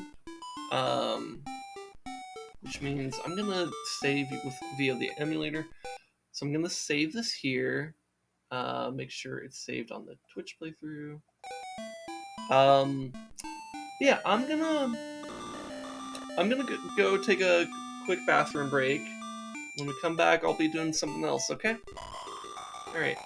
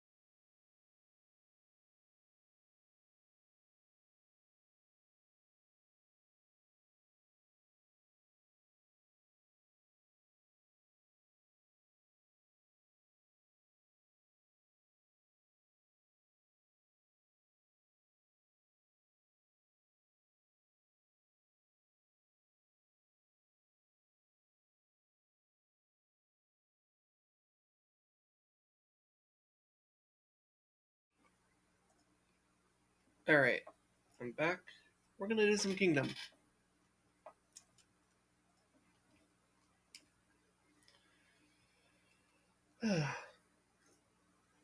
Good old relaxing Kingdom. Also, another very pixely game. That may be a little bit less bit crushed because it wasn't made in the 90s.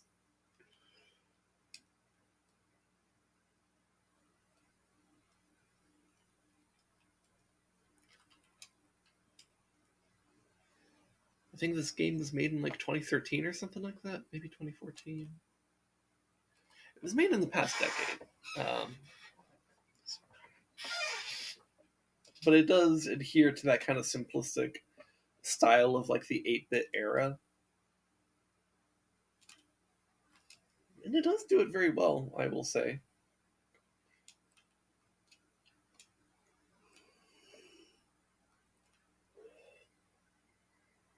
Come on, guy, you can get him. You can get the bun. Yeah! Yeah! Good job, Archer.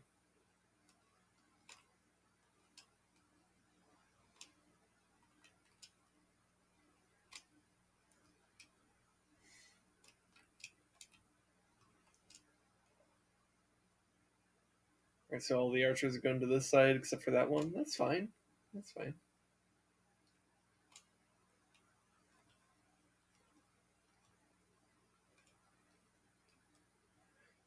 As long as there's like someone on about like at least one archer on each side, I'm actually pretty happy with that. Right, heal me, eat some grass. And let's head this way, explore a little bit, maybe get a couple more guys. Like boom, here's 2 more. And we already come into an opening. Okay. Right side looks great to expand into. I'm liking that.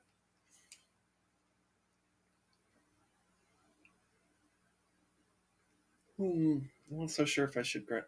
Yes. That guy just disappeared. Oh, okay, and that's the portal. And if I had one more coin, I mean, I could get one of these guys, but I'm gonna need one coin just to bait an imp, right?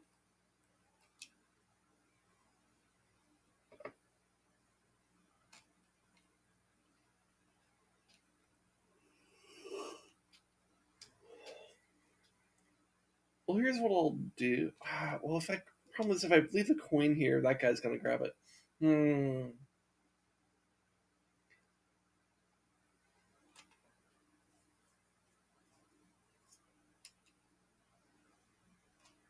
Okay. All right. So now this guy will get home safely. I'm gonna see what coin. Yeah, because there's now this guy's response, so I might be able to just grab some more guys.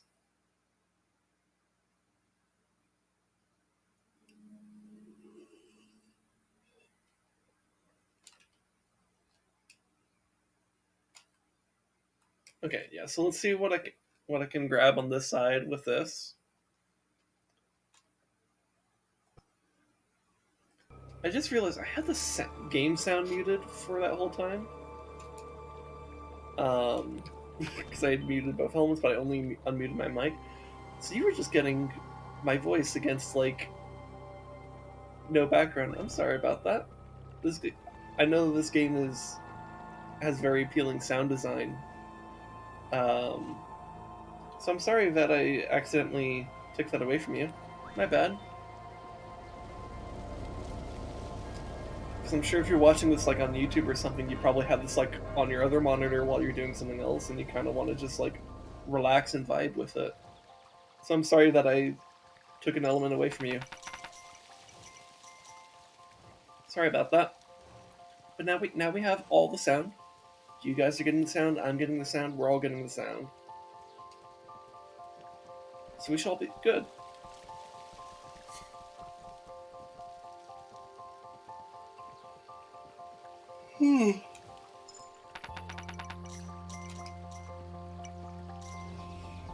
Oh man. I've not been getting good sleep lately. I think partly due because I've been stressed, like, just in life. Well, and part of it's just like things keep on happening. um,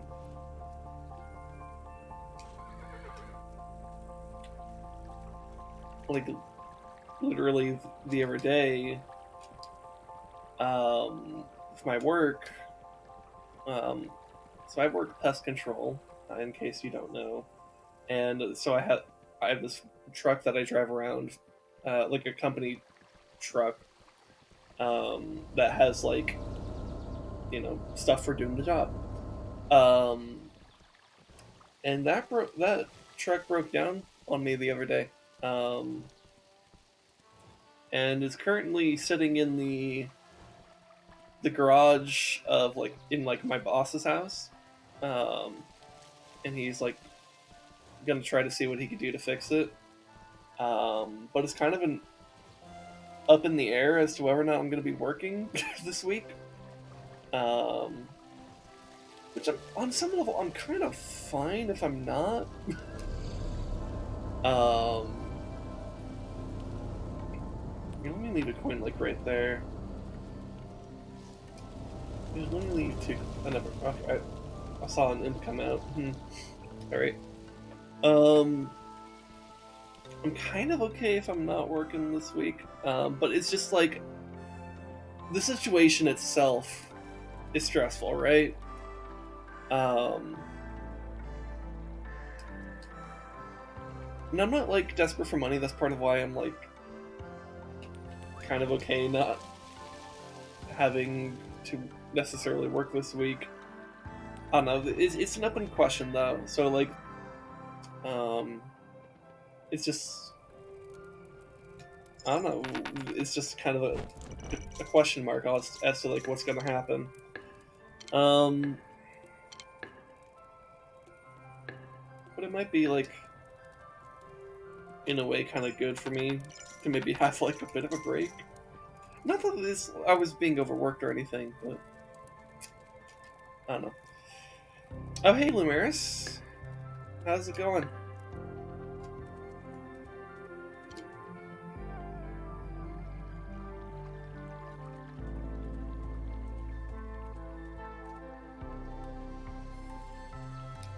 I should probably get hammers. Uh, had a bad day at work today. Now my fingers are sore. Oh, I'm sorry to hear that, man.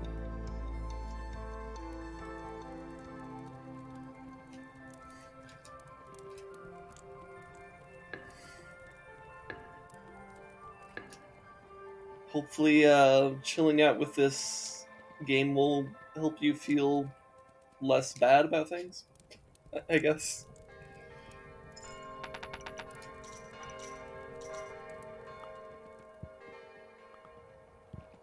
Let's get some work going on these trees.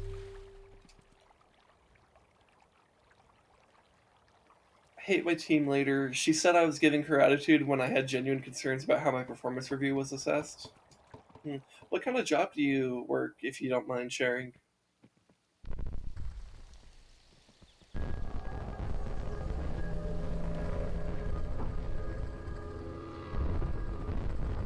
Oh, merchant.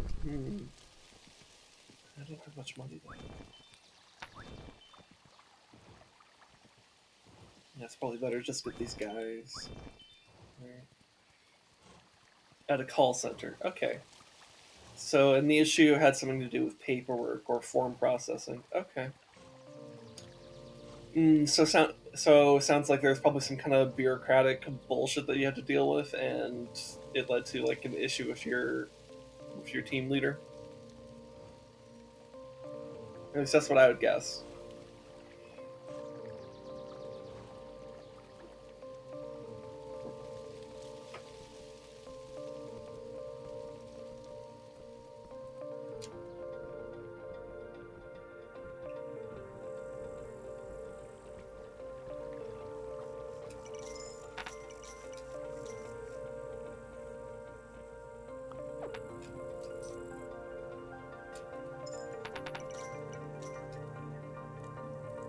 She pointed out that I had a low completion rate, which is totally not my fault because I'm getting work in my tray, which I'm not able to action. Okay. Yeah.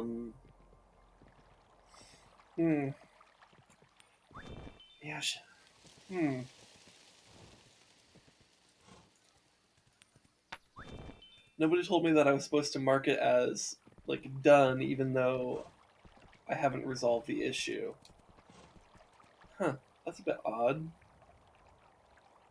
So like, there's an issue that like, you couldn't resolve with the paperwork, but they still wanted it to be marked as done, I guess.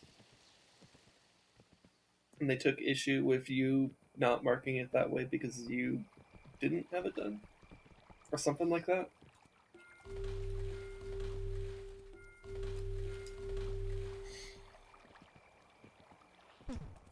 Oh no. Well, okay. I guess that's okay. I didn't mean to call for the wall to be built, but oh well.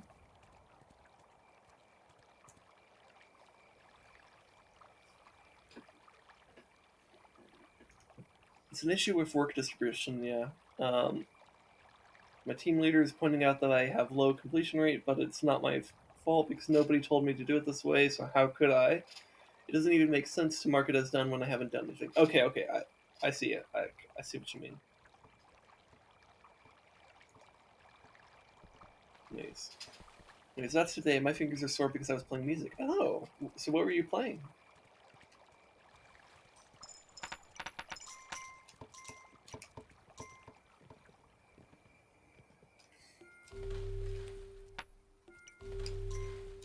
I play the Guz Hang. I have no idea what that is, but I would love to learn more about it.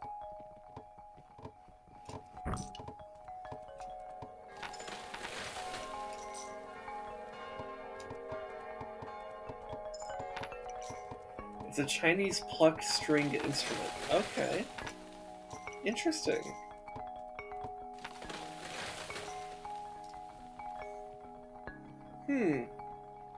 Okay.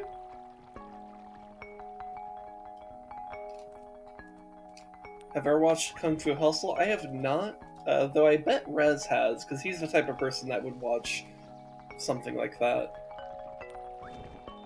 In fact, he's probably referenced it several times to my face, and I've not recognized it. Because that's the type of thing he would do.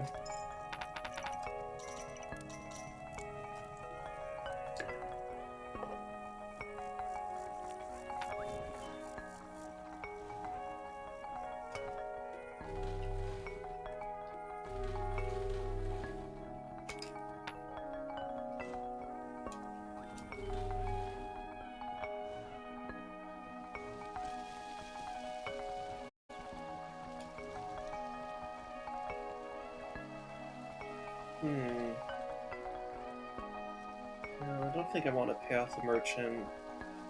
It's not really worth it right now. Probably when I get Scythes, though, it'll be worth it, because if he rolls on Scythes, then that's going to be awesome.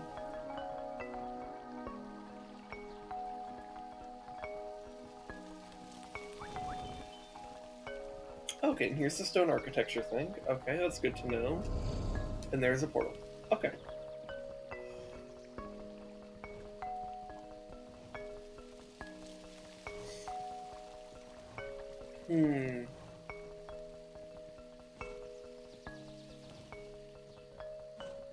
Trying to think what I want to focus on first.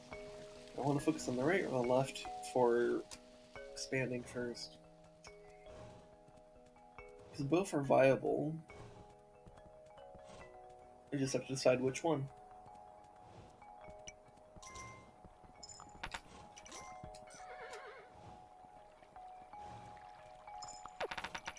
Ooh, that guy had a lot of coins. Nice.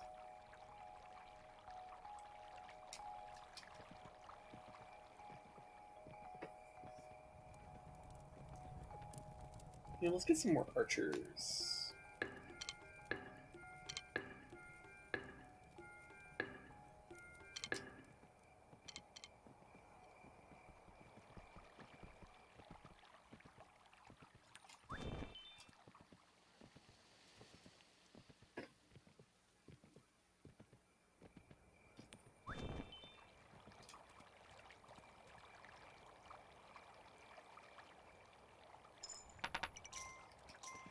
Let's head back this way. I mean, I could. Do I want to build? Well, I need more money if I want to build a farm, anyways. So let's head back.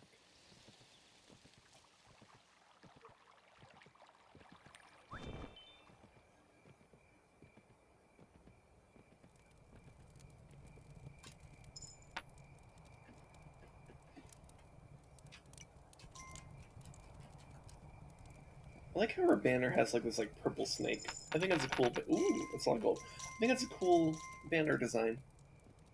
I like it.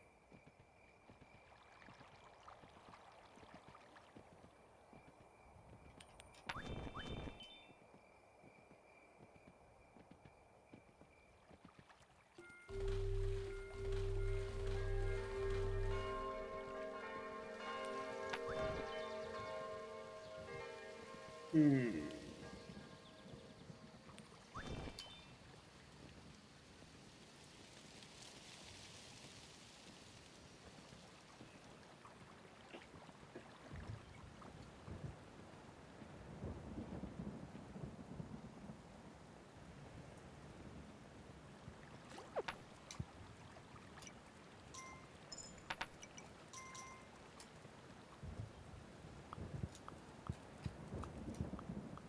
And my brain is trying to think of things to say, but it's just drawing a blank.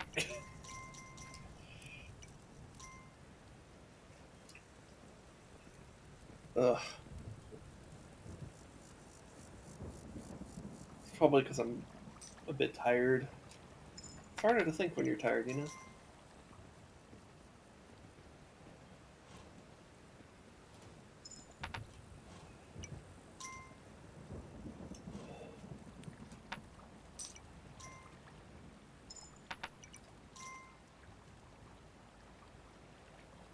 No worries, I just got into a StarCraft game. Ooh, you play StarCraft? I actually have someone in my chat I could like make StarCraft references with, and someone will understand it probably, maybe.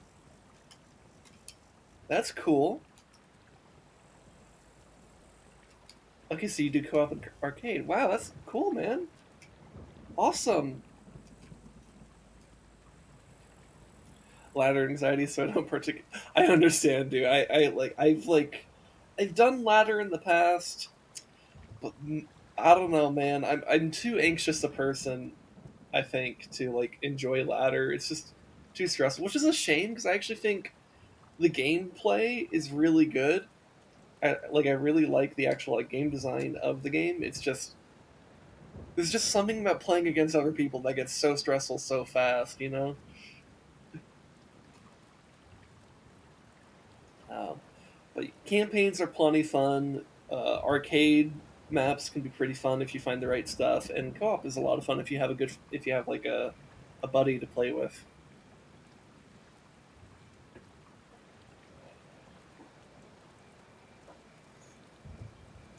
And the few times I've been able to actually drag drag Rezdog onto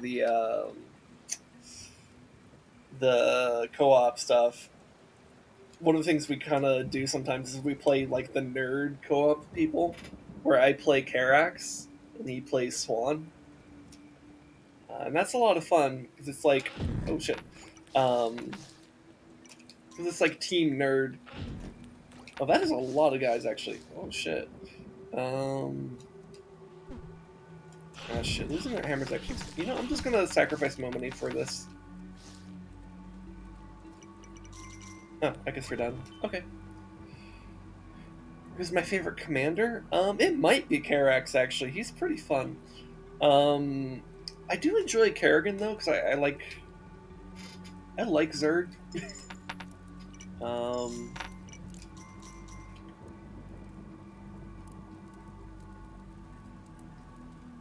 right now I'm trying to get the last prestige for Elrek. Yeah,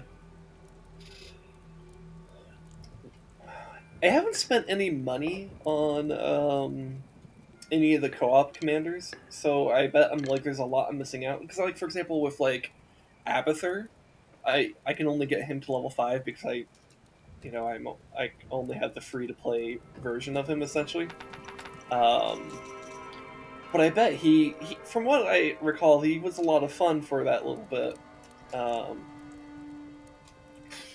so if I were to like actually spend money and get like all those commanders, I bet I would love Abathur quite a bit because Abathur is just the most adorable Zerg.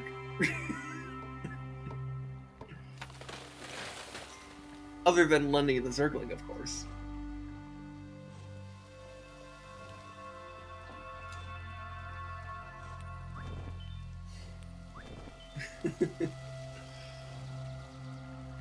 But yeah, I think the ones I have the most experience with are Kerrigan and Karax. Um, I remember playing a decent amount of Stukov as well. Um, though he's also like, someone who gets locked at level 5. Um, yeah. Oh yeah, Vorazun's. I haven't, I didn't really play much Vorazun, but like I do remember liking it because DTs are Dark Templars are fun. Um, and then, yeah, so you okay? You usually do Corsair, Oracle, or Void Rays. Yeah. I mean, you wouldn't be a Protoss player if you never did mass Void Rays, right? We've all been there.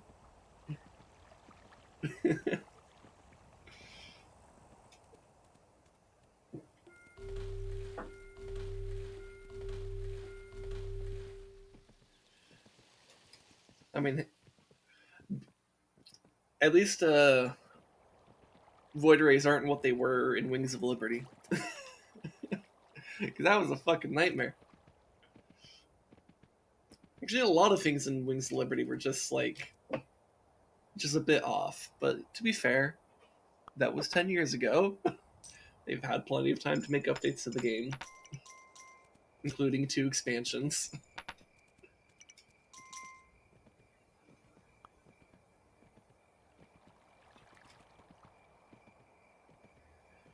I should probably build a wall here.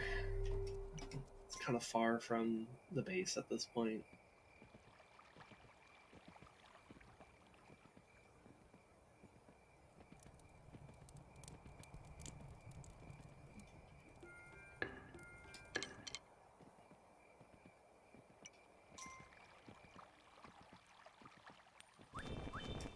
Oh, you know who else is fucking Dahaka? Because you basically are like God. You become Godzilla with him. That was a lot of fun.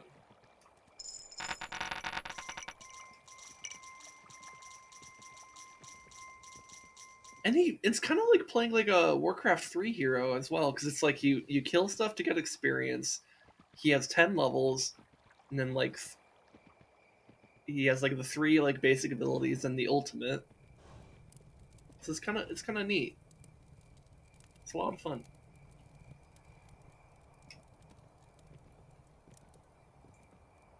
God, it's been so long since I did any co-op though.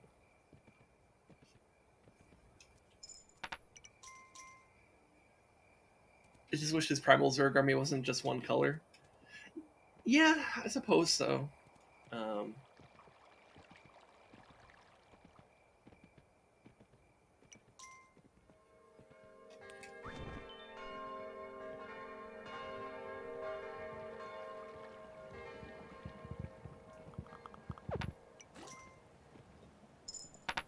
let's make this wall a little bit better. I think we can start building farms now, or at least this one. I'm trying to think of it. There's one on the other side as well. I should probably build that one up too. Oh, I probably also need to build this up if I want to have farmers. Can't do much with a farm if you don't have farmers. In the campaign, the Primal Zerg has just such vibrant appearances off memory.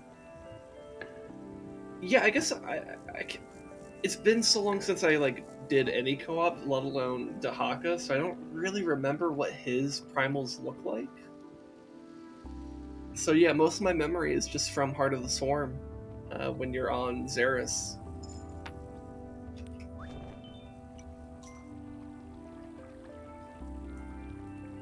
And yeah, the primals are very vibrant in the campaign. They have all those different colors. Um,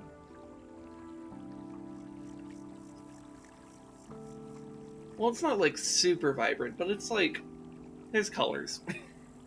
There's variety at least, and sometimes that's all you need.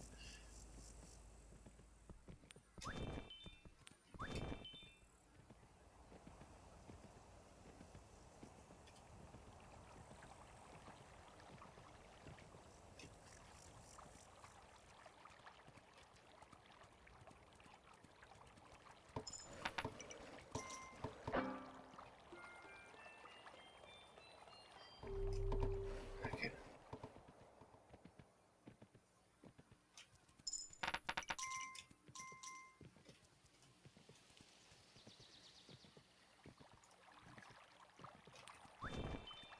Hmm.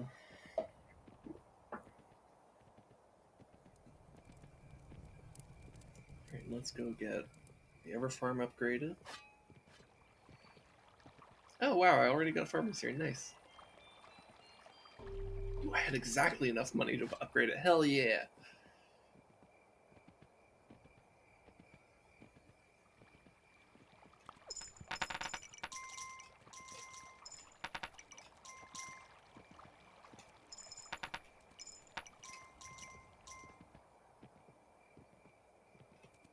Here, I'll go back to that.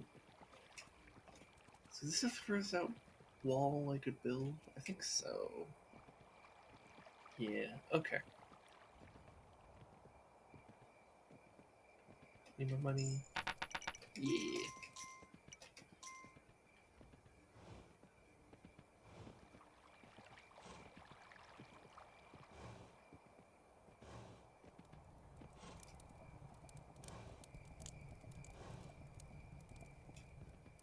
Let's get more farmers. Farmers are very good.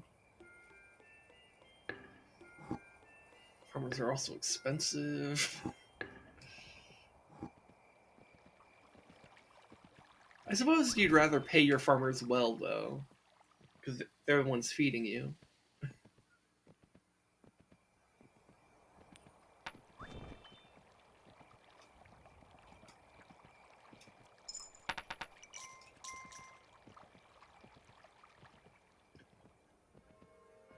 Hmm.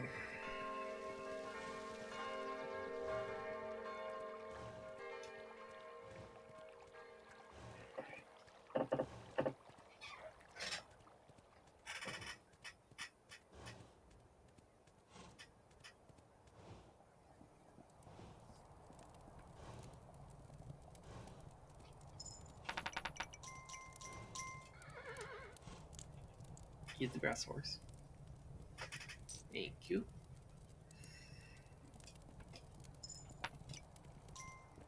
Alright, let's go get the Ever Farm on this side and build that wall to protect it. And then I think this side will be pretty well set up, and then I just need to decide which side I want to push on first. Which may mean I want to scout out the left side a little bit more.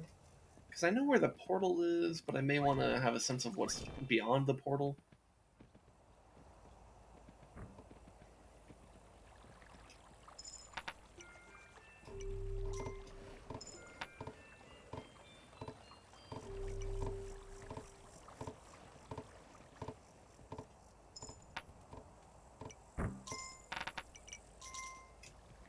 Hmm.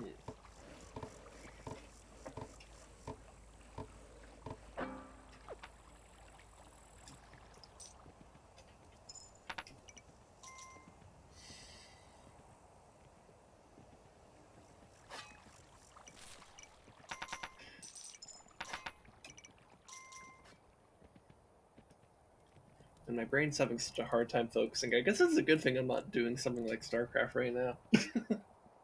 Because that game definitely requires more focus than this one.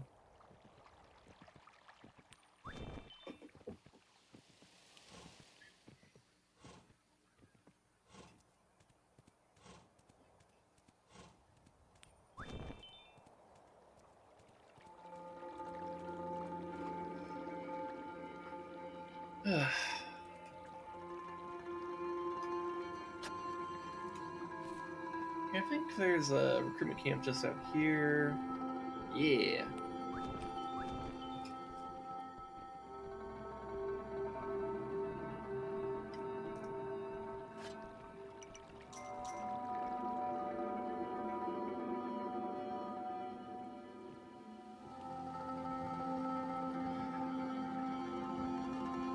Hey, so out of curiosity, Lumaris, what is your favorite unit in StarCraft?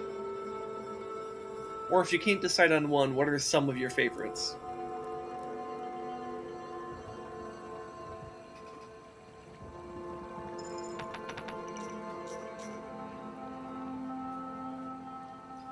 And this could be from either StarCraft 1 or 2.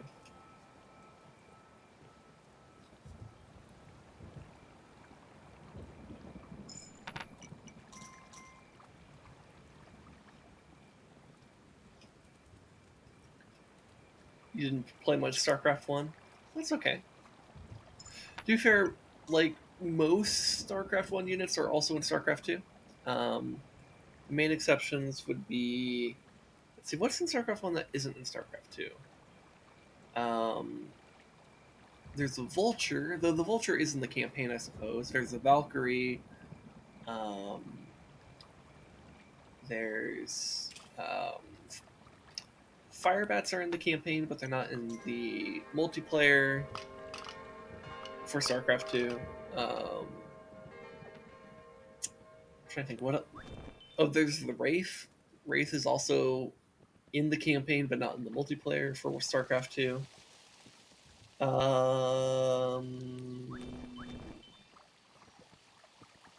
Science Vessel, same story in the campaign, not in multiplayer. But I think. Oh, and then medics as well. Medics are in the campaign, but not in multiplayer. Man, there's just a lot of Terran units that are in. So, is there any StarCraft 1 Terran unit that isn't in StarCraft 2? Yeah, at least in some form? I guess it's just Valkyrie.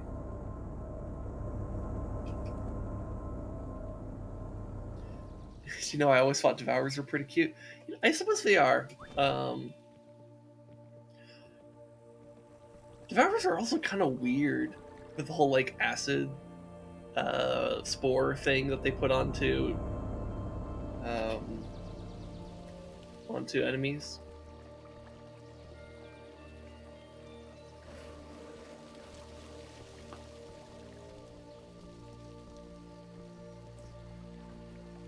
Yeah, I suppose they are kind of like flying shrimp.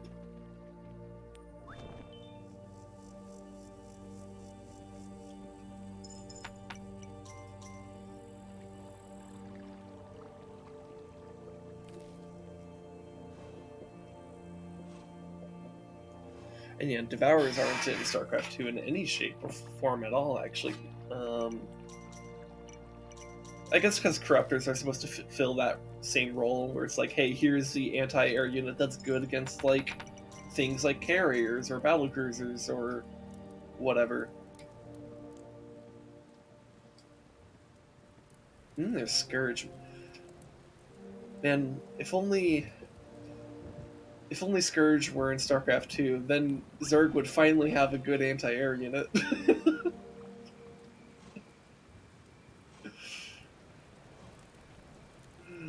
Oh, man. Man, Zerg anti-air fucking sucks.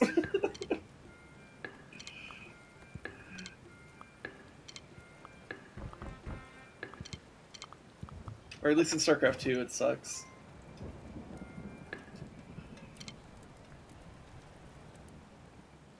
It's like, yeah, you do have things like the Hydralisk, but it's not really that good. Especially when a lot of air units are good at killing Hydras. Cropters are fine, but they're a bit limiting. Mutas are they're good units, but they're not good anti-air. And then do they have any? I guess there's queens, but they need to stay. They're not exactly mobile off creep. What else is there? I think that's it. Then it's just like fucking like um, because you have infestors with fungal growth and neural parasite. Oh, next you have vipers with their parasitic bomb.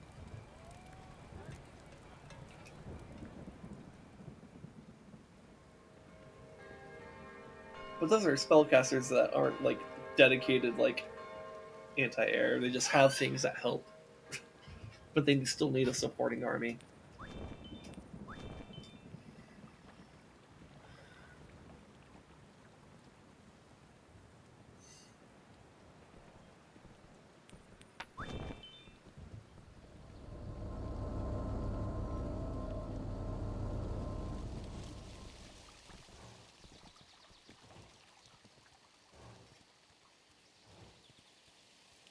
Mm.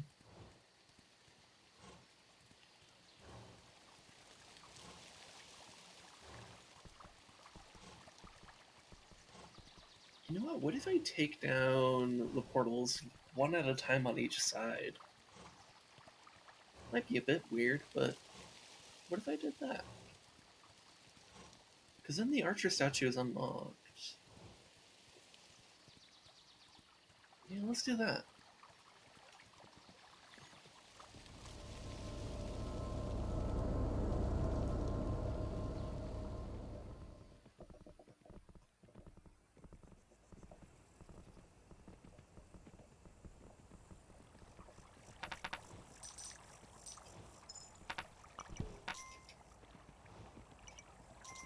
Let's eat some grass.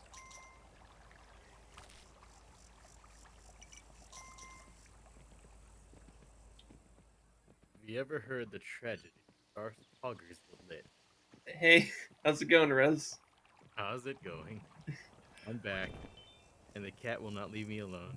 Yeah. But I understand that. Hey, so did you know Lumeris here is a StarCraft person that I could talk to about StarCraft things? Oh shit. Yeah. So that's pretty Poggers. pog. Now when I make a joke about how I appreciate the lurkers in chat because I'm a Zerg main, someone will understand. Oh.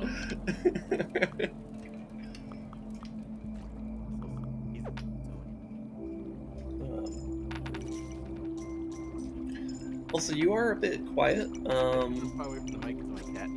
Probably, yeah. Um, so I can hear you fairly well, but I can imagine it being harder for the stream to hear you because it's a little bit because there's more. They have to compete with my voice. I don't have to compete with Yeah. my own voice because I'm saying it. So.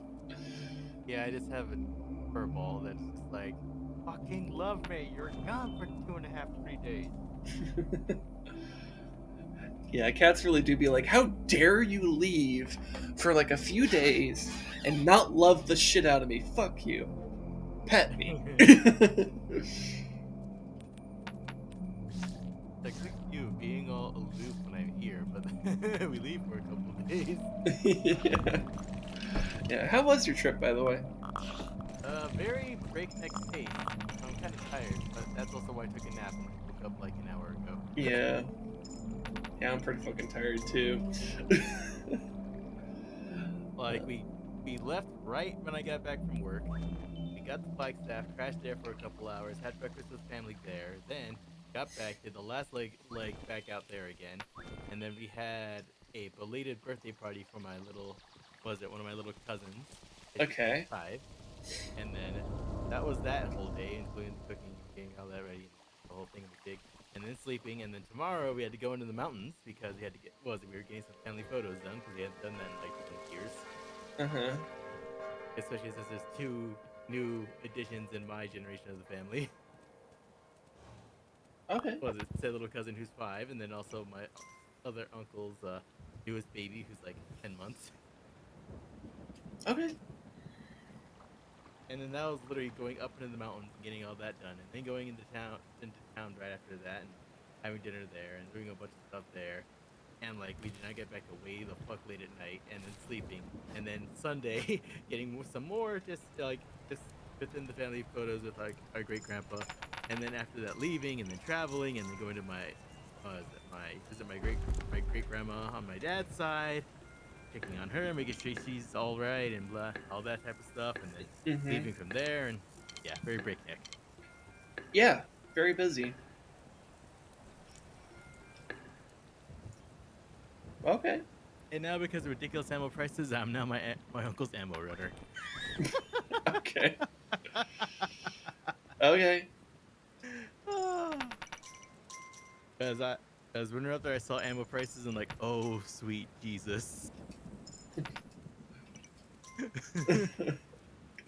Is this a good oh sweet Jesus or an oh no sweet type of sweet Jesus?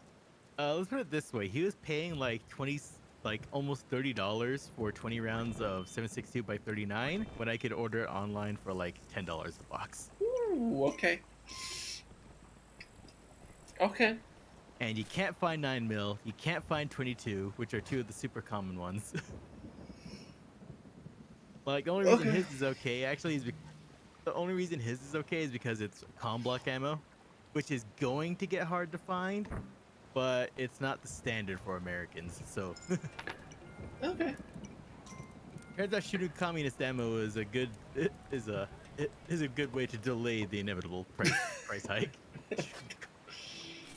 Uh, yeah. Just And shoot. then All you have to do is shoot capitalism. That's all. I mean, then here was it? Brandon goes and institutes a freaking Russian manufactured ammo ban, which makes up a third of all the ammunition in America. Okay.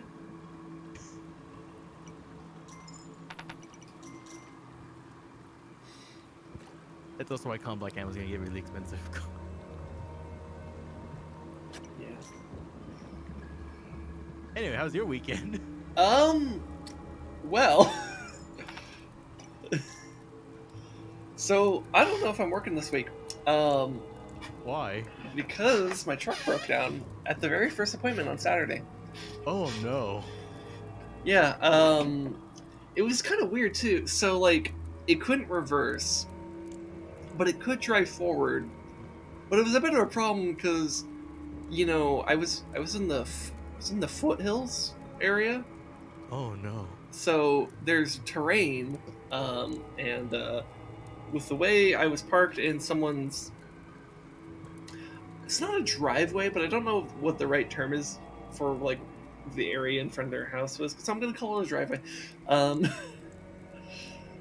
but yeah, so what I needed to do is like, so I did like one half of their house, and I was like, okay, I need to go to the other side of their house, which means I need to like do a 3-point turn here and then drive to the back.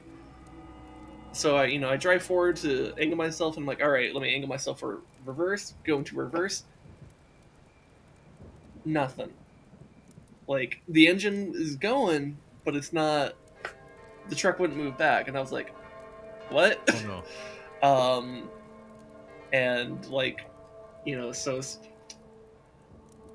I start to realize like there's something fundamentally wrong with the truck, and like I call the boss about it.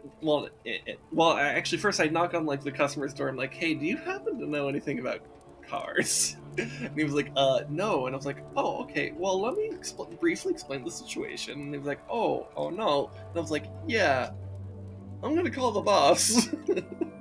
So I did, and like, so I did this whole thing of like trying to like, all right, let's try to shift it to neutral, and then that's when I realized, even though like the driveway seemed pretty flat, It's not flat. it's not flat. So I would roll forward into Apollo Verde, And I was like, oh shit, oh Quickest no. way to find out that a surface is not level when you have to push your fucking vehicle. Yeah, no, because the idea was like, because he was like, hey, put it in neutral, see if you can push the vehicle. I could not. um, God, am I glad I drive a Beetle. Those fuckers are light. yeah. They're still heavy, but for a vehicle, they're really I mean, light. like the truck I drive for work is not like all that. It's not like this big, super heavy truck, But but it has equipment on it there. has like a tank of 25 gallons of product, as well as like a bunch of tools. Miscellaneous bullshit. Yeah, so that actually is a lot more weight than it initially seems. Also, it is still a truck. It's not. It's just. It's not like built like a tank or anything, but it's still a truck. Mm-hmm. um. So yeah. So what I ended up doing, is I ended up talking to the customer a bit. He offered to call AAA. He did, but turns out there's some like bureaucratic red tape that means that uh, their AAA can't help me out because I'm not the customer or whatever. And it's like, okay, great. So I'm not. So I ended up calling the Ever technician, um, who was working on the other side of the other mountains in town, Mm-hmm. near Aho and Kinney, so that you know what I'm talking about. So that's where he was at the time. And remember, I'm on the foothills on the other side of the valley. So, it took him like 45 minutes to get to me. Um, during which time I panicked, sat down on like the steps leading up to the customer's house, and just sat there, just feeling stressed. um, Oof. yeah, just kind of like that. Just like that sense of like you're sitting down on like some stairs and you just feel defeated. That's like what it was. Um, I know that feeling. yeah. Yeah, it's not great. Although, although I think I experienced mine in a much less dangerous scenario, I mean, I wasn't. or much more dangerous scenario. Sorry, Yeah, reverse. yeah, yeah. I was like, I wasn't in danger. It was just like, Mine was the case of I'm like, how I used to do that 25-mile trek to take care of my grandma's horses in high school. yeah. So it's like 11, almost midnight, Mm-hmm. out in the desert. I am far between any of the villages, so like there's not even anyone fucking near me that I could literally walk. Like I can walk there, but it'll take a long time to get to them. Okay. My my freaking ATV runs out of gas. Ah. And Okay. I just sit there on realizing that I burned through all the gas, just like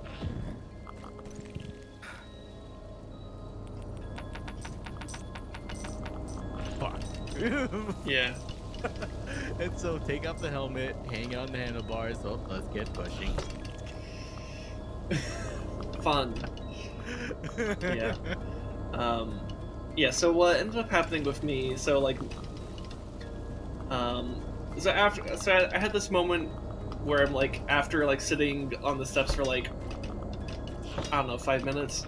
I was like, well, I can still do the inside of their house. That's just a hand tank. I can still go to their backyard and try to take care of their ants. Again, that could all be done with a hand tank. So I'm like, okay, let's just go do that.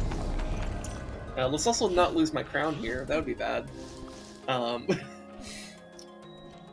but so I did that, and about the time I finished up the inside, that's when the Evertech showed up. I'm like, okay, well, at least the timing worked out there.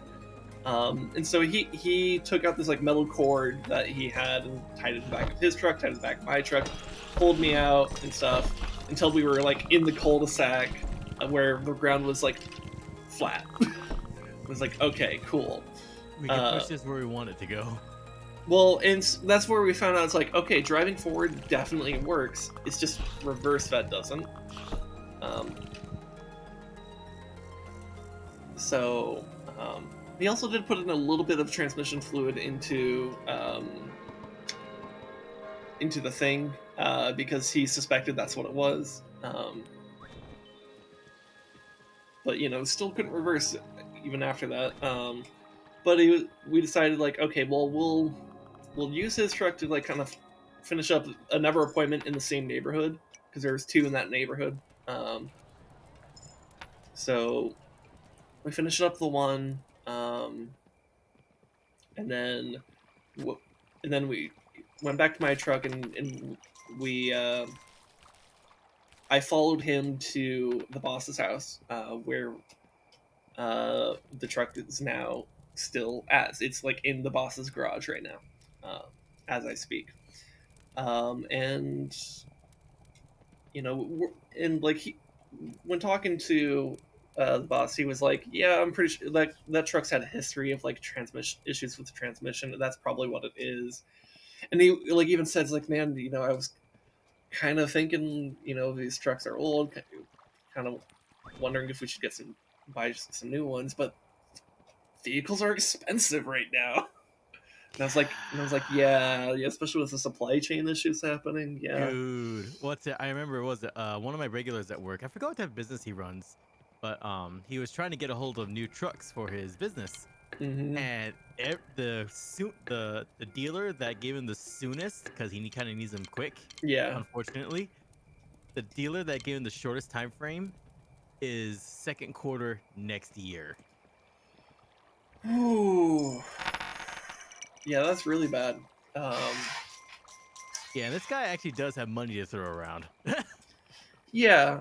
I don't know how much money um, this company makes because it is a local business and it has 3 employees.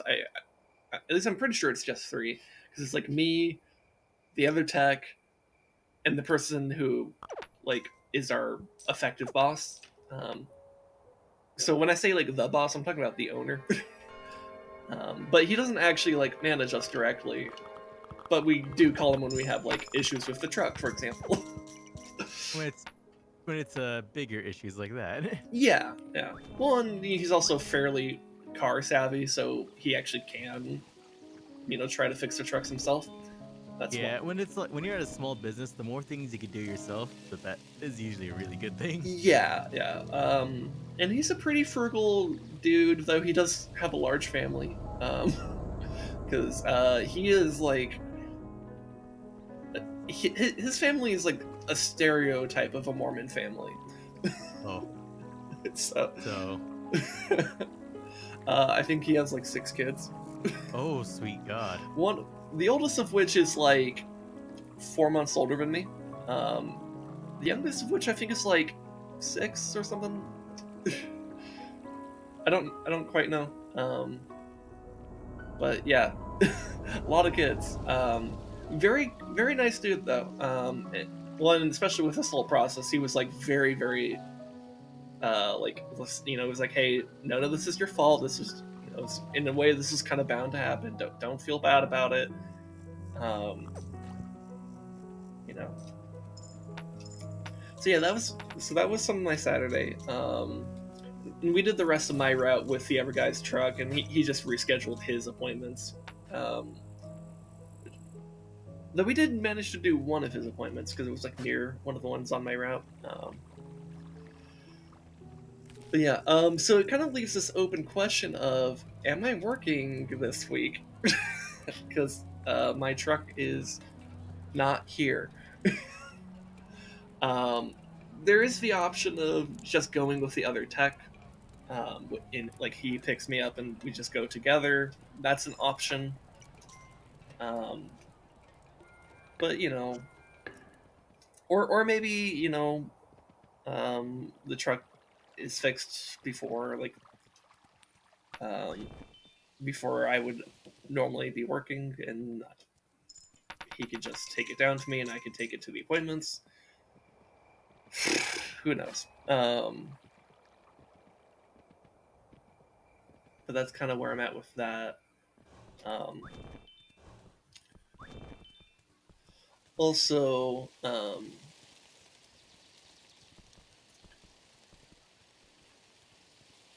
last night, before I took my nap before this stream. Oh shit, there's a whole army. Hold on, hold that thought. Um, so I was watching uh, our good friend Generic Bridge Gamer, Uh huh. um, and a situation came up that prompted me to add a link to the links that I normally have, because normally I have my Twitter link, my YouTube archive link, and the song of the day, and that's it. There's a fourth one there. It's the National Suicide Hotline, because what ended up happening in Generic stream is that there was a guy who came into chat talking about how he was going to kill himself. Oh shit. Yeah. Um, and me and Generic and a couple other people in chat, like, we're just trying to talk him out of it for a while. And it got really scary because he went silent for a long time. It's a very, very tense situation, very distressing. Um, that being said, so some of so me and other people in the chat and, like, Generic's mods uh, made reports to Twitch, like, because when you report an account, there's like a bunch of options. Like, there's a lot of things like, oh, they're harassing, or they're you know putting in like spam or whatever. But, like, one of the ones there is, I'm concerned about this person's well-being, and so that's one I did, and I assume that's what other people were doing too. Um, One of Generic's mods ended up looking into it, and over the course of like the next hour and a half or so, um,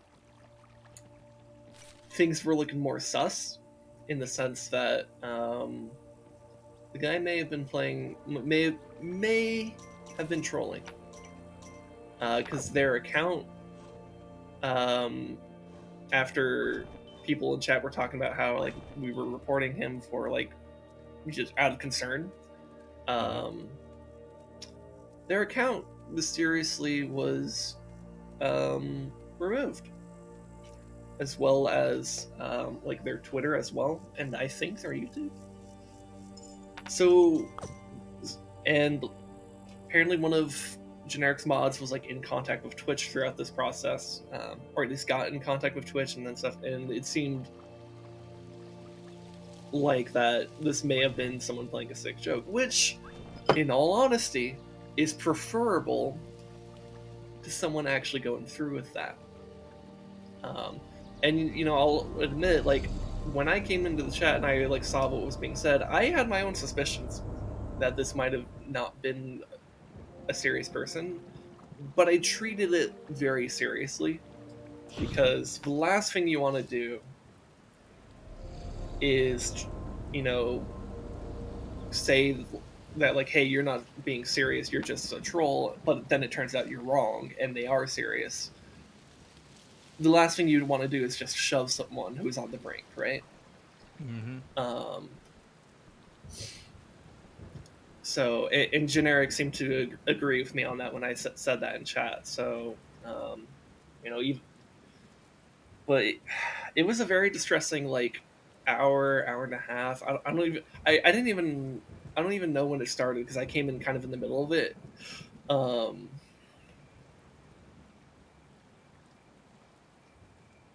so yeah, so, like, when I started out this stream, like, I loaded up Link's Awakening and stuff, and I got to, like, the main menu, and I was like, okay, before I continue on, let me, you know, show, like, the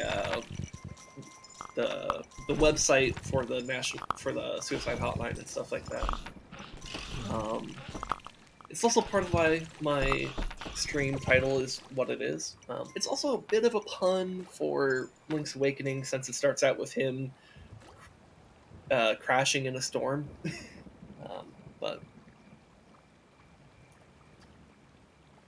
but it's but yeah, that was a very not great situation. And it's yeah. Um, and I tried to reassure generic Brett that, like, hey, no matter what, I think you did the right thing. You showed love. Um, it's just whether whether the guy was serious or not. Um, you know, that it's just one of those situations you just kind of have to treat very seriously. Um, and then, being a streamer myself, when I was like watching him go through it, was just, man, it was hard to watch too. Um, because man, I've never seen, because he has a webcam, so I was just seeing his like facial reactions, and man, he was generic, but was very distressed. Um, and then I don't know how I would handle it. Like I would just be panicking the entire time because I was just losing my. I was just like basically like on the verge of an anxiety attack, just in chat, just trying to figure out how do I help this person? How do I help this person? What the fuck do I say? Um,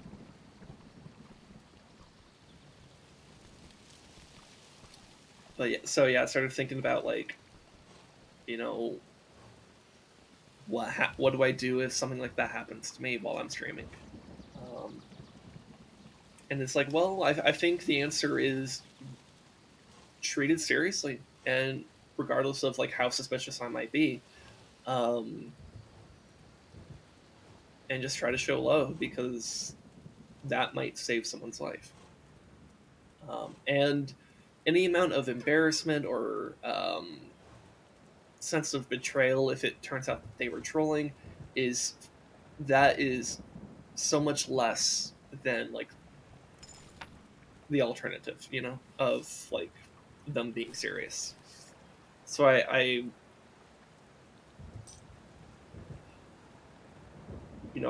will treat that more seriously if I see that happening ever in my chat. That being said, if it does come to light that someone was kind of like faking that shit, they're getting banned for sure. Because that is not something you can just like. That's a level of sick joke that like does not fly here. We make edgy jokes here. We make jokes about suicide here. But like something like that, where you're saying like, "Hey, I have a noose around my neck," like that's not a joke.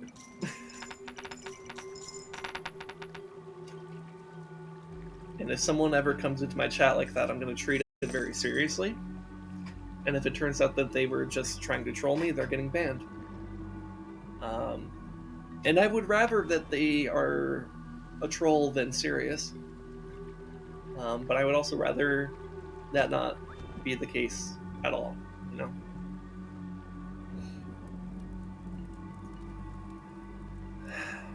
So yeah, weekend's kind of a lot.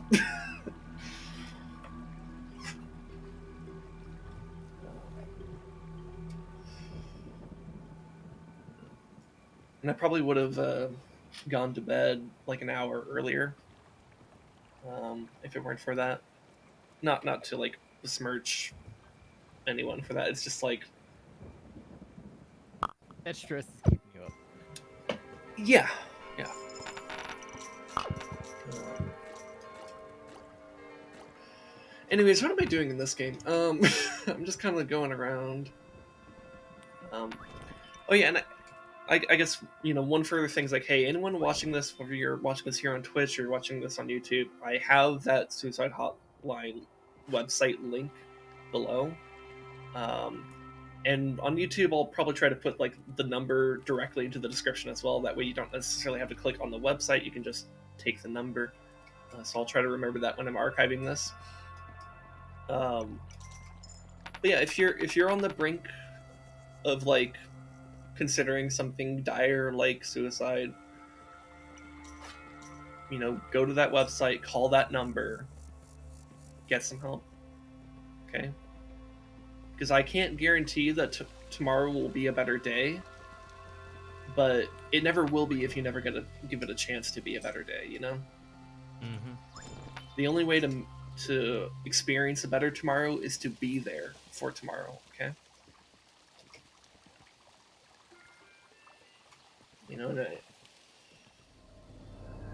And you're not alone. If you're having those types of thoughts, you're not alone. This is not something you have to suffer through alone. And you might think that there's nobody in the world who loves you, or you might think that you're not deserving of love, but you are. As a human, you're deserving of love.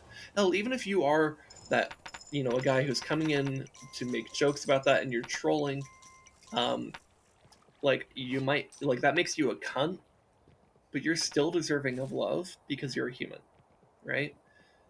And in either case, by the way, you need therapy. If you're the type of person who's gonna be a troll about that, you need therapy. If you're the type of person who's serious about that, you need therapy. So no matter what, get help. Um, and I also understand sometimes yeah, therapy costs money, and you might not have that money. That's fine. Um, there are still people who will love you. If no one will love you, I love you as a fellow human.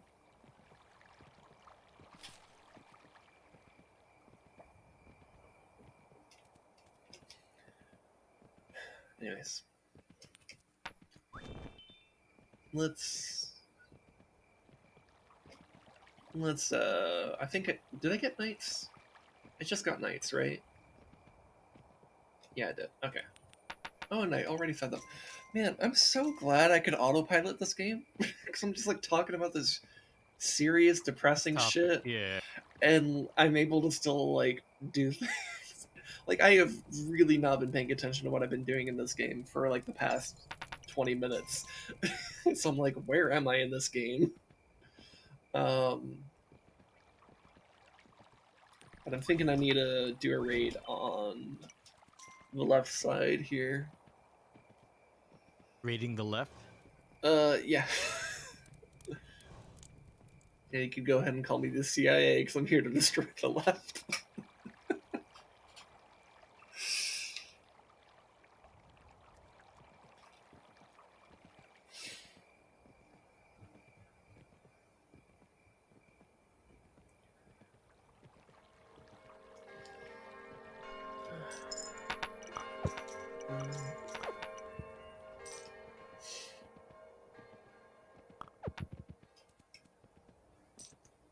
Here I should make this a stone wall. Stone walls are good.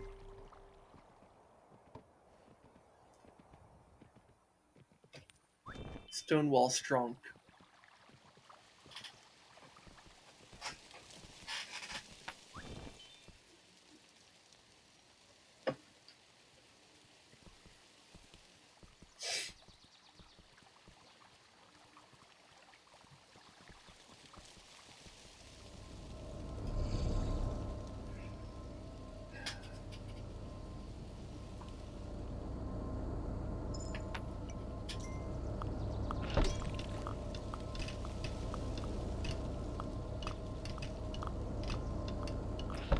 So, anyways, to completely shift topics, so I was also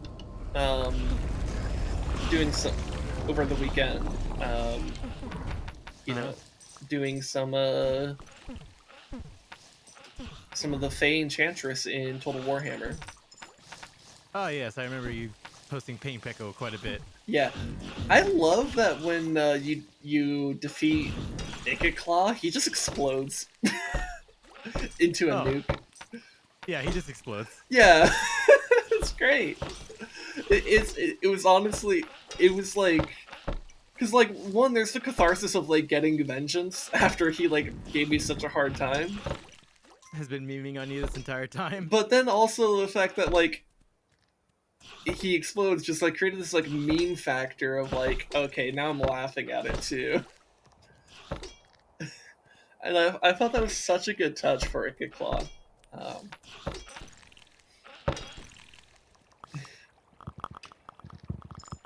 um, but yeah, man, fucking Skaven though are a total bitch to fight.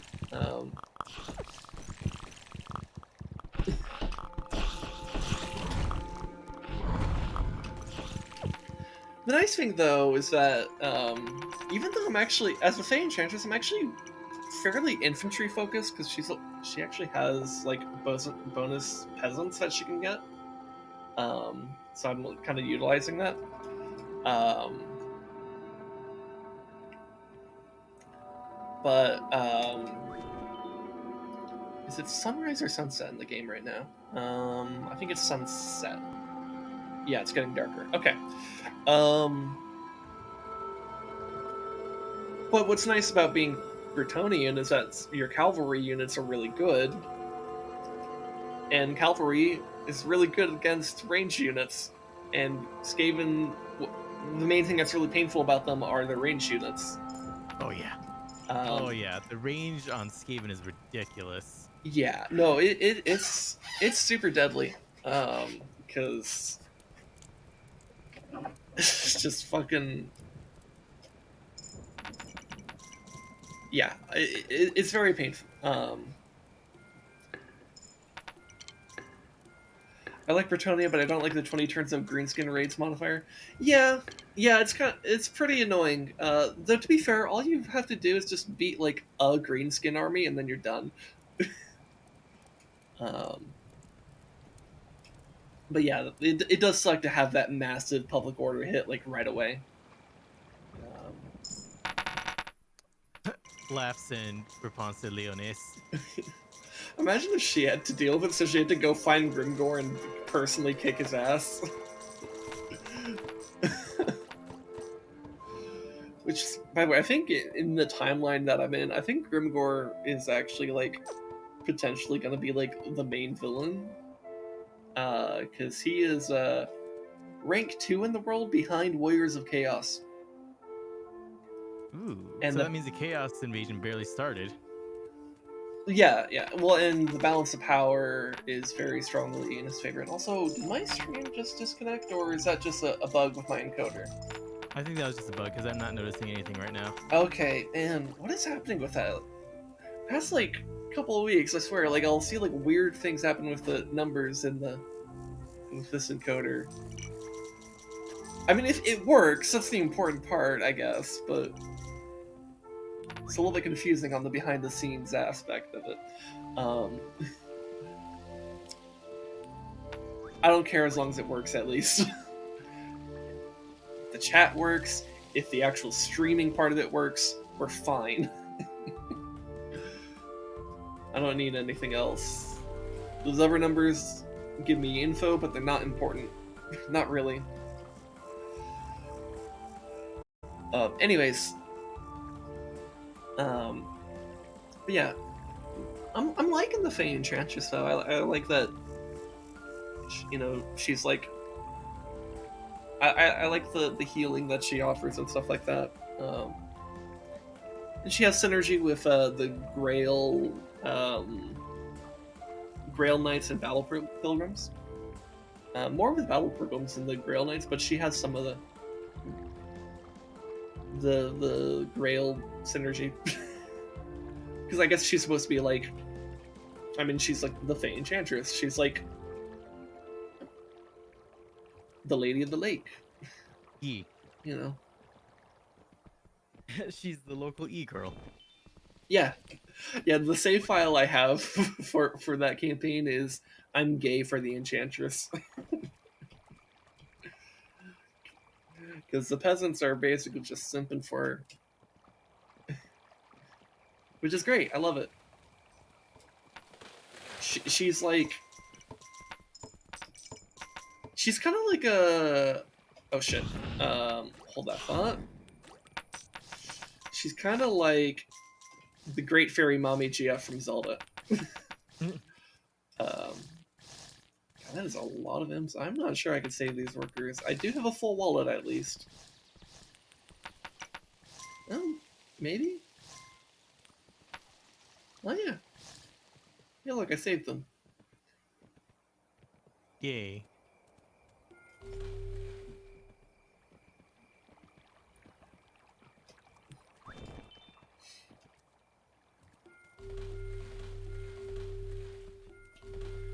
But yeah, in that timeline, so the main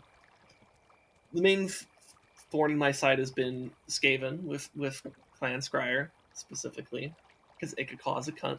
Also, somehow Ikeclaw convinced the Wood Elves to go to war with me, because like Nani? they declared war on me through like a join war request, which means that Ikeclaw did diplomacy with them and asked them to declare war on me, and they said yes. That's what? Yeah. Now, I countered with my own diplomacy by researching the Wood Elf diplomacy, and a few turns of that kicking in, um, they kind of gradually started making peace offerings, and now I'm allies with like Orion, I think is his Oh, name, the Hunters of Orion. the main faction. I forget what it's called, but I think the Lord is named Orion. Yes. Yes, Ariel's simp. Yes. So now the Wood Elves like me. In fact, all of them like me now. They're all like in the positive, including Durfu, who is like stubbornly a cunt. He's a tree. He is after after all, trees are the ultimate cunts. I mean, did you see how long it took Merry and Pippin to convince them of anything in fucking Two Towers? True. They're the type of cunts who take all day to say good morning. Literally. Yeah, literally. Takes a very long time to say anything in Entish. Man, I wonder what it must be like for the other Ents watching Treebeard communicate in like common to the to Merry and Pippin. It's like, damn, it's like he's speedrunning language. The asshole.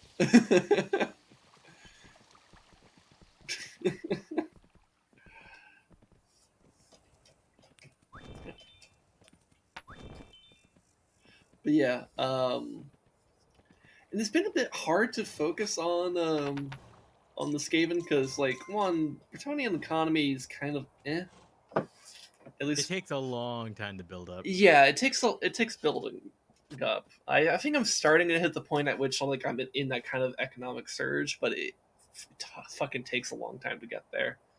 Which might explain why Bretonians tend to not really expand out Bretonia for a long time, and then when they do expand outside of Bretonia, it's like, oh god, oh fuck. um, but it's been a little bit hard to focus on Scryer because like I kept on having little like squabbles and like things I had to go up north to deal with, like the orcs and Musalon for a little bit. Though I didn't actually end up fighting Musalon, but they did declare war on me. So I'm like, okay, let me go position the Lord to go deal with that. And then they soon offered a peace offering, and I'm like, you know what? I want to deal with the Skaven, so I'll take it. Um, and then also like this whole time because she starts out at war with the Dreadfleet, and so they're every like dozen turns or so, hey look, there's a Dreadfleet coming my way. I have to go deal with that. Man, how is AI scamming doing all this diplomacy? Me, it's like everyone hates me. Well, yeah, no, that's what's so weird about it, right? To be fair though, the diplomacy system in Total Warhammer is garbage. It's like it's fucking terrible. I mean, honestly, part of the reason I've gotten so good at playing Skaven is just everyone hates me, so you have to get good. and learn all the little tricks and everything to playing Skaven. It's like when everyone hates you and is actively trying to kill you, you got to bring out all the stops. Well, yeah, no, I mean, someone who likes playing someone like Kemmler, for example, which is a bad time. um, Yeah, Skaven is just like it's even other Skaven are trying to kill you because they're Skaven. Because they're Skaven. well, I mean, with Kemmler, it's like the von Karsteins are cunts. Oh God, those. Oh Like, I still can't believe, like, in my recent Kemmler experience, that, like, the von Karsteins were so stubbornly stupid that literally when they were about to be destroyed by the Empire, I offered Confederation. Like, they had no armies, they had one settlement, and it wasn't even like a capital, it was like fucking like Essen or some shit like that. Um, like, they had nothing. I offered them Confederation, and they were like, no. no, And I'm like, no. fucking, like, and I literally like offered Confederation, offered them like 50,000 resources, and they were still like,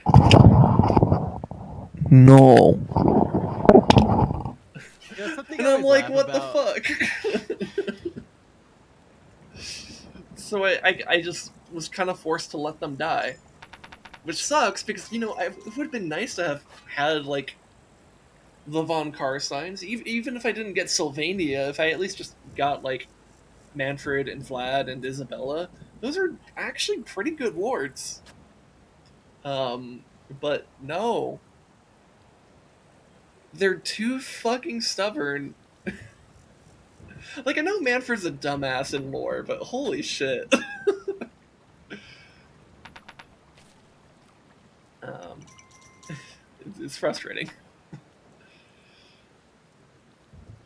Um, but yeah, man. Why does Vlad von Chadstein hate chaos so much? Because chaos is not tasty to vampires. Yeah, yeah. But but anyways, it's like part of what's like I find so stupid about like diplomacy in the game is I swear the only way to like confederate someone is just like beat the shit out of them until they have literally nothing, and then they might say yes. Honestly, I think it works better with the orcs, where it's like you kill their legendary lord and you have the option to immediately confederate them, regardless of like. Oh yeah, Crump. Yeah, just Crump their leader.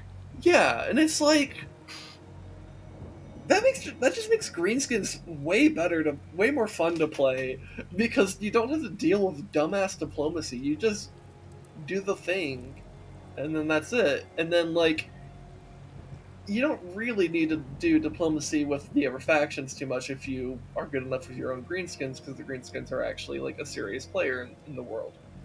Um, and man, greenskins are also just great. And the wah ability is so powerful. Like holy Yeah, I remember shit. when I was so glad when the Greenskins rework happened. Oh yeah, no, like that made greenskins great, totally great. Um, MAGA, make all Greenskins great again. they already are. um,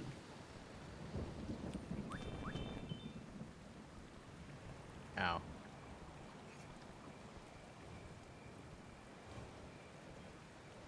let's see, let's build a farm here. Let's do that.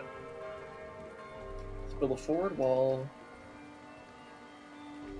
and a farm.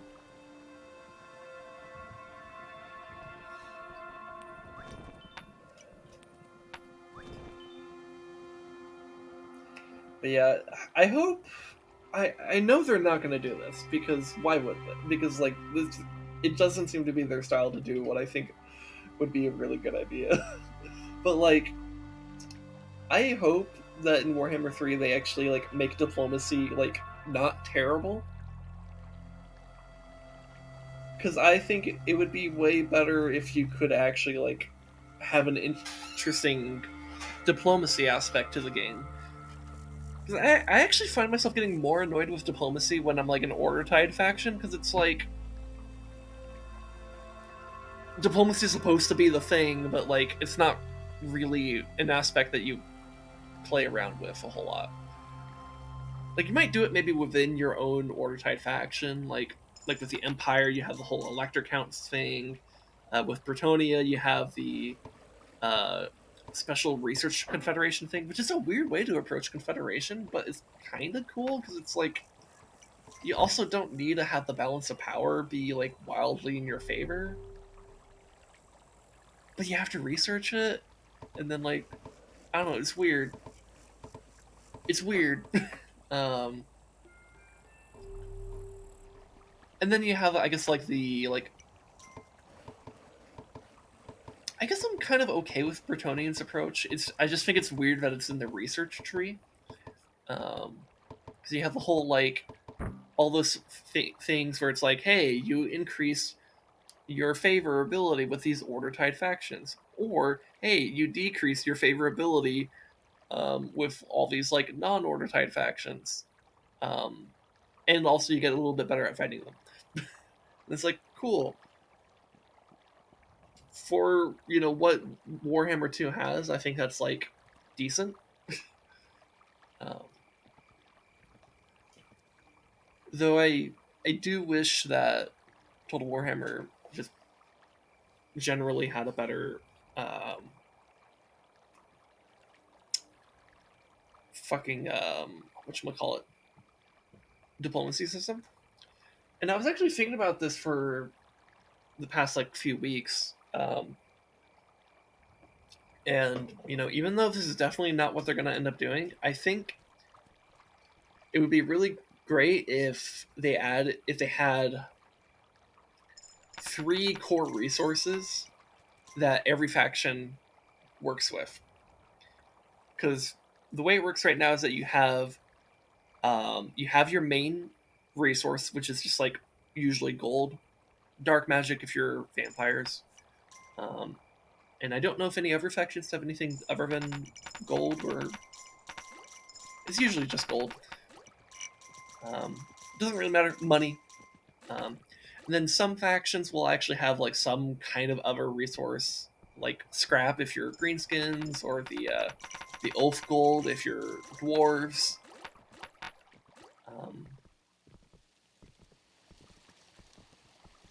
but not necessarily every faction really has something like that, or they don't necessarily have something that like is super fleshed out.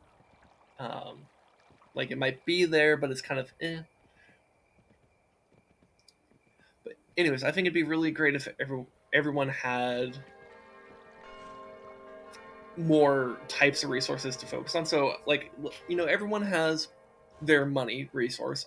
I don't think that needs to be changed, but I do think it'd be good to have like every faction has a fleshed out type of system where it's like your like crafting resource, which would be things like scrap or oath gold.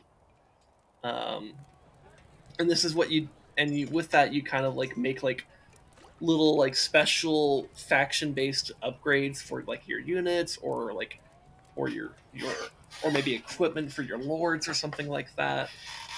Um, or some other type of like special bonus for your like your military, I guess. With some of your flavor for your faction and stuff like that. God, that is so much cool. Um, and then I also think it'd be good to have like another resource that's kind of like what the vampire counts have um, with like the blood kiss, where you use that to like get like these special lords. I think it'd be cool if like every faction had something kind of like that, and maybe you can kind of hybridize this. Maybe this ends up being like another form of like this kind of crafting thing that I'm kind of talking about, where it gives you like a military bonus. So maybe the military bonus could be special gear, for your heroes and lords. It could be special gear for your units, or maybe it's actually special lords, or maybe you have these be two things. I don't know. Um, Yeah. Now I just think about now just remembering the Bretonian special thing of completing oaths for your lords. yeah, yeah. Which I guess that's kind of like that as well. Um, Because who boy, maintaining if you try to put not if you try to put a tier of knight in a lord who hasn't completed their oath yet, it's expensive. yeah. Um, though the night vows aren't quite what I'm describing, because that's more like just like almost like a second way of leveling up your heroes and lords, which maybe that's also something that could be explored with other factions. Because it's not really a resource you like use, right? It's just like a thing you either get or you don't. um, and I'm trying to talk about like specific resources that you like actually like spend, you know. Hmm. Um, and then I think there should be another resource that is basically your faction's like reputation or diplomacy resource. Um, so like for greenskins, that would be like the WA reputation thing that you have, where it's like maybe you actually expend that to like, maybe you expend some of your reputation to like intimidate like the empire or something like that, where it's like it kind of like you spend a certain amount of your reputation points and it boosts your balance of power when talking to like another faction. um, and so that could help with like making the diplomacy more interesting. Maybe with Bretonians, you expend some of your chivalry to like negotiate like some kind of better trade deal. I don't fucking know. um, and so like there's already something like Bretonia is exists. Bretonia. Literally, I'm more chivalrous than you. Obey me. Yeah, something like that. But it's like, but trying to treat it as like a resource that you like actually use for diplomacy specifically, um, and with some amount of flavoring for each faction. Um, maybe for vampires, it's like, um, like maybe it has something to do with like how much vampiric corruption exists in their territory. So like the more vampiric corruption exists in like a territory you're negotiating with, the higher your chances of like getting what you want are. So like if you've managed to have a lot of imperial territories that have a lot of vampiric corruption, and you're, let's say you're Vlad von Karstein and you're talking to the Empire and you're like, hey, give me money. Franz might say, shit, I guess I have to because all the vampires in my fucking territory. Something like that. Um, so it's not necessarily that you're actually like in a serious balance of power with them, but it's more that the influence you do have would benefit you. Um, and so that way, like so this resource could still reward like kind of like skill in like other areas, but it benefits you in the diplomacy department. You know? Yeah, I'm just surprised they didn't just like copy paste the advanced diplomacy from their previous games. Yeah, I'm curious as to what it's like in the Like, there's a other lot of Total War stuff they could have games. honestly, like with all the advanced stuff, they could have just copy pasted from their previous games. It would have been like amazing, but they Yeah. didn't. Well, yeah, and when I was kind of like bitching about how annoying it is that you have to have like all your armies stacked into like one lord and you can't just like break off some units, and apparently like you told me that's like actually a thing you could do in some of the other games, and I'm like, why the fuck isn't that a thing here? That would alleviate so many of my headaches in the game. Because so much of the problem is that I have to have these like units connected to a lord to actually do anything, and the lord can't be in two places at once, even if they have 20 units. But even it's not even necessarily a case of like I have like fully stacked lords. It's just more like I just need, like, for example, if you're trying to like chase down someone, um, and like they're just like barely outpacing you, it's like the only way to do that is just to have a bunch of lords chasing them down. and try to pin them down eventually. And it's just like, if you could just, you know, take like some units out, and you know, maybe it's like, I would be okay if it was like, oh, you could separate some units out, but they still need to be led by a hero. Okay, cool. Congratulations, you actually made heroes way more interesting. And like, that would be great. So like, you know, like break off like a paladin hero to go lead some like peasants to like deal with some kind of like minor incursion. Like, it'd also be a great way to deal with rebellions, for example. It would make rebellions less annoying, you know?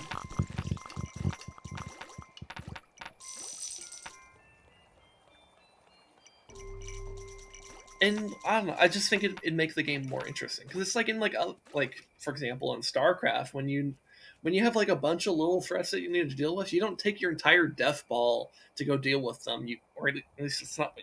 That'd be a very inefficient way to deal with it. You could do that. I wouldn't recommend doing that. But the better way to deal with it is just to like split your army into smaller pieces and go deal with the smaller fires with those smaller pieces, right? Mm-hmm.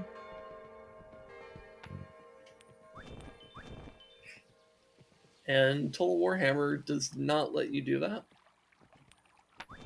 Apparently, other Total War games do, but not Total Warhammer. Yeah. I don't know from first-hand experiences. I haven't played any of the other Total War games, but if that was a thing in the other Total War games, I'd be wondering why the fuck isn't it in Total Warhammer.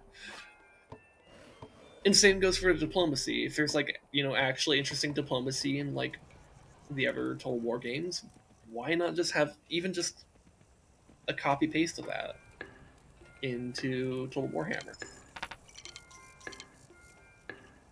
Because I know it's called Total Warhammer, but like,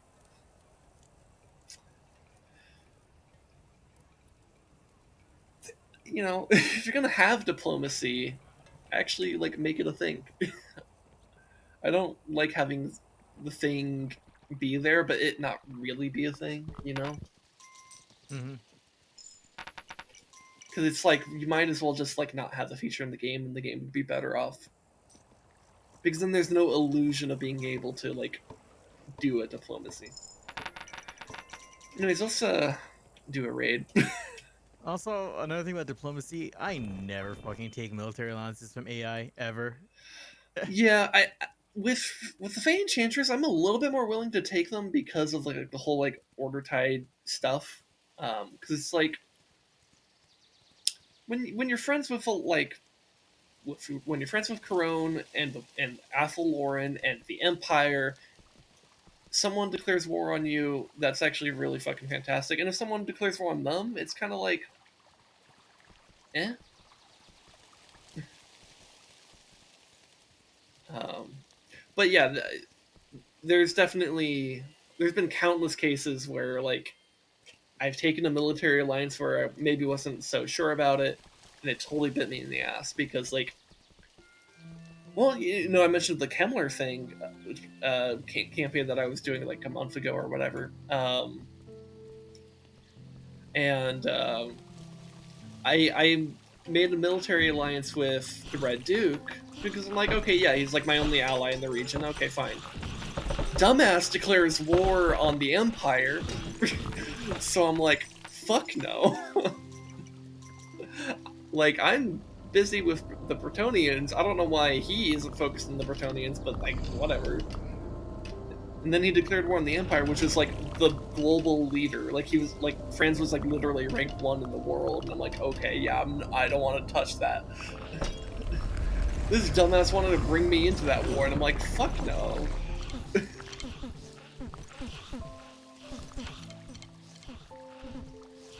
See, military alliance with people who never attack, and defensive pact with people who never get attacked. That's a tip someone told me. Yeah, I guess so. So I guess someone who has like the trait, so like for like a Kemmler AI would probably be a good one for that, because Kemmler is generally a pretty passive AI.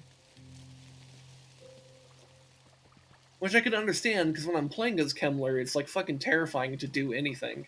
Because like one wrong move and suddenly like three factions declare war on you. Three powerful factions, I might add.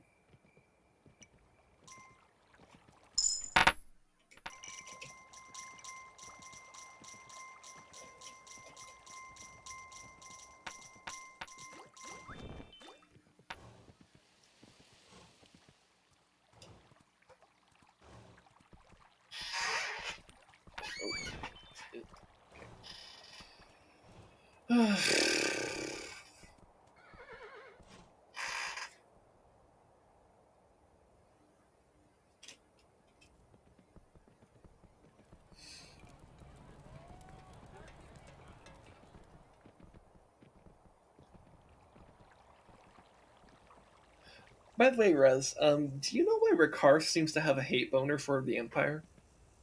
For Karth? Yeah, because I swear, like the past like three or four, the past like few campaigns, I've noticed that like Ricard's faction of Dark Elves is like always fucking around in the Empire, always trying to poke that bear, and I'm like, what? I What's going don't on with know. that? Is that like a trait that he's supposed to have, or is this just a weird string of coincidences that I'm seeing repeat? Because I swear he's like always like trying to like go after like Marienburg, and I'm like, okay, why is he? Why are Dark Elves here? Like, shouldn't they be busy with the donut? I don't know anything about Rikarth. Yeah, I think he was fairly recently added into the game, so maybe it's just. I mean, he might have some kind of like hates humans tag to him that I just didn't see. I don't know. It's just weird to me. That's all.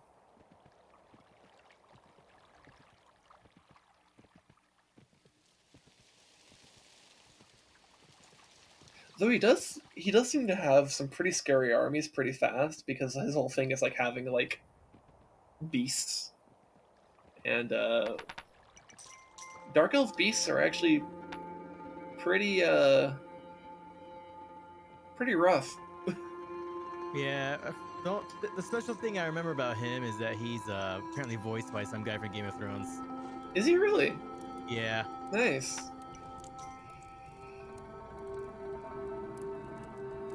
I mean, Apparently he's voiced they by have a he's voiced lot of good by voice actors. So yeah, apparently he's voiced by like a guy who played a guy that everyone loves to hate.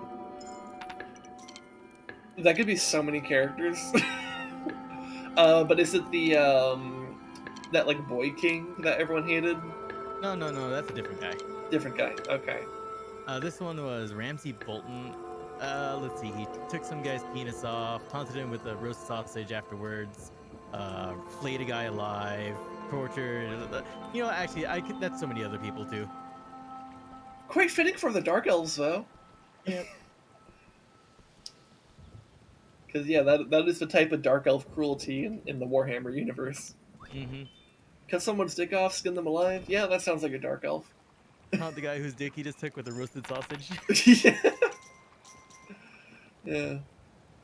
Feed your rival to the throne's what's it, mom and him, who's only like 8 months to dogs.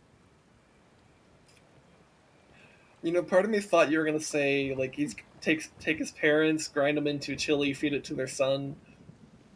But that's Eric Cartman from like That's Eric Cartman. season like 4 of South Park. Only to find out that it was his actual dad. Yeah. It's so fucked up though. Like Also, I gotta say, how many years has it been since that happened when they finally make a callback to that? oh yeah, I mean, well, because like I think they like kind of made a callback to it because like when people are discussing like the most evil things Eric Cartman has ever done, that one tends to top the list very consistently because that is so specifically and diabolically evil that it's kind of, in a way it's amazing that Comedy Central let that fly, which makes me wonder what they knocked down for that episode. Right. Because Matt Stone and Trey Parker's strategy for South Park is to throw jokes that are so fucked up that Comedy Central just says no, so they can get away with the jokes that they actually want to make. Because Comedy Central would feel bad if they kept on saying no to every single joke, right?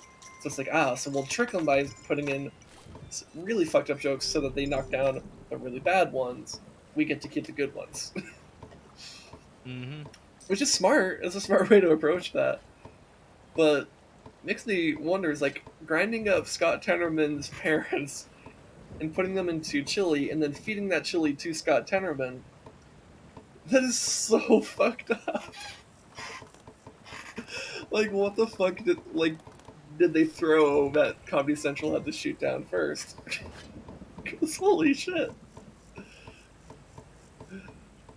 You heading off to bed? See ya, Lumaris. Thanks for hanging out. I really appreciate it. Yep.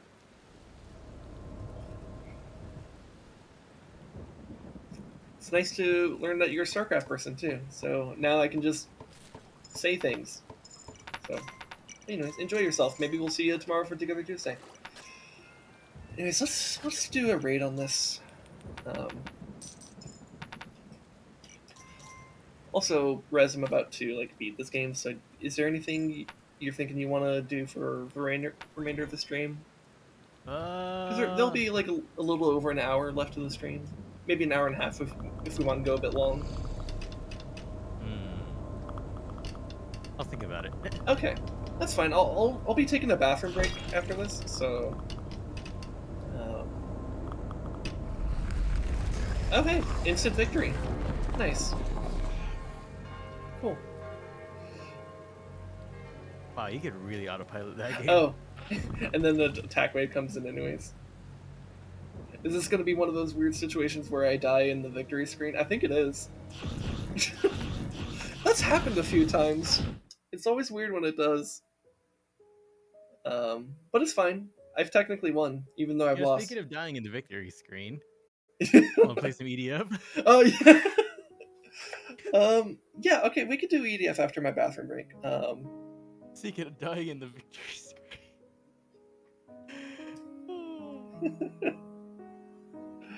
Also, goddamn, I didn't turn up notifications for that tweet. God damn it. Yeah. Wait for which tweet? The one. The one that's Okay, yeah. It's always weird what ends up exploding on Twitter. Because I've had a couple tweets go pretty viral on Twitter, but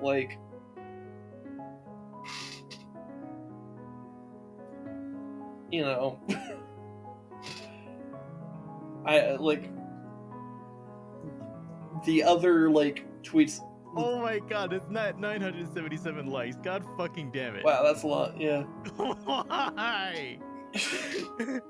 But yeah, 99.99% of tweets I put out get no interaction. Actually, that's not quite true because now a lot of my tweets are me putting out these stream announcements, and those tend to get retweeted at least by the bots. So, but I guess other than stream announcements, so yeah, none of my tweets get any activity. So, and I'm seeing these floaters just carrying my soldiers into this cave, and shit, man, this kingdom got fucked right after I saved it, which is weird. Yep. Is there really a victory? I don't know.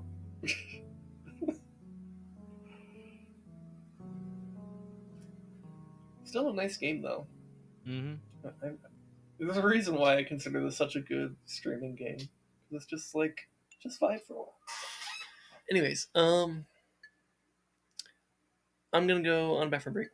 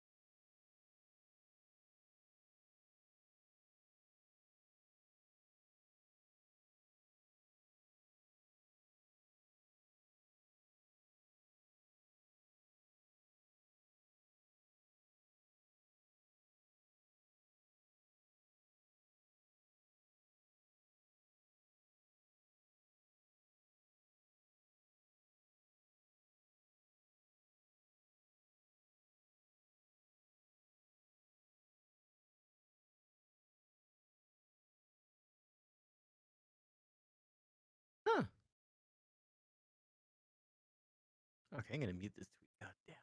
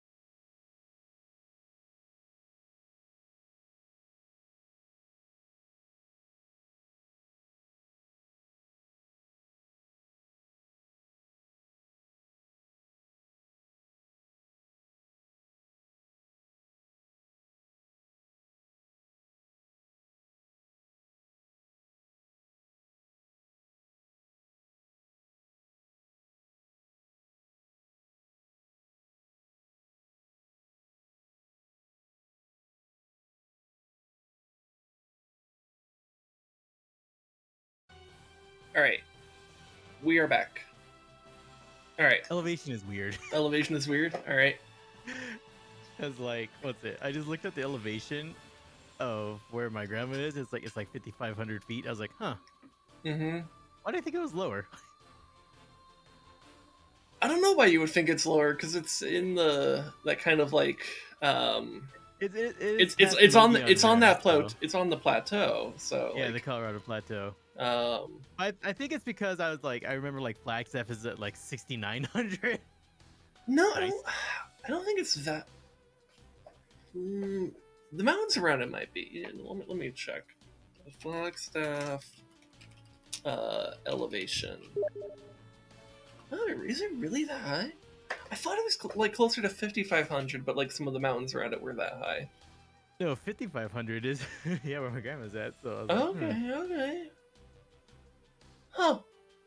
Okay. And then where we spent the day, like up in the mountains, is at like that little town because we went a little bit higher because we went into the mountains, but that town at the base of the mountains was at like 7,700 or 7,200, something like that. It was above 7,000.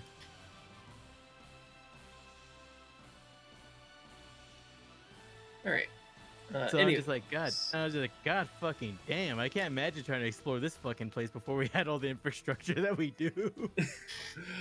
Yeah, no, it's kind of wild to think about, like, people doing things before technology. Like, or maybe I should say modern technology. Yeah. Because We have the technology. we've had technology for thousands of years, but, like, good technology has only really existed, like, well, I guess it depends on where you're looking, but because some technology that we still use has existed for thousands of years, like a bowl, for example. Bowls were invented thousands of years ago. We still use bowls because what the fuck else could replace it?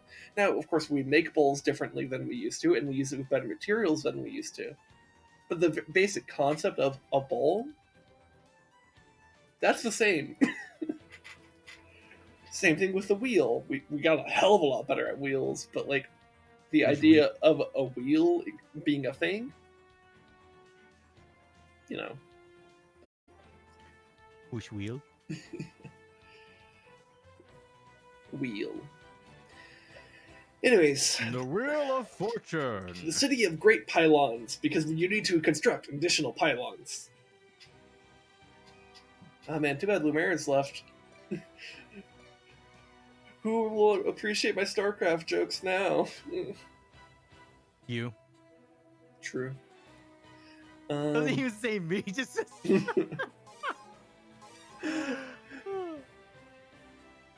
Hey, this rapier is nice.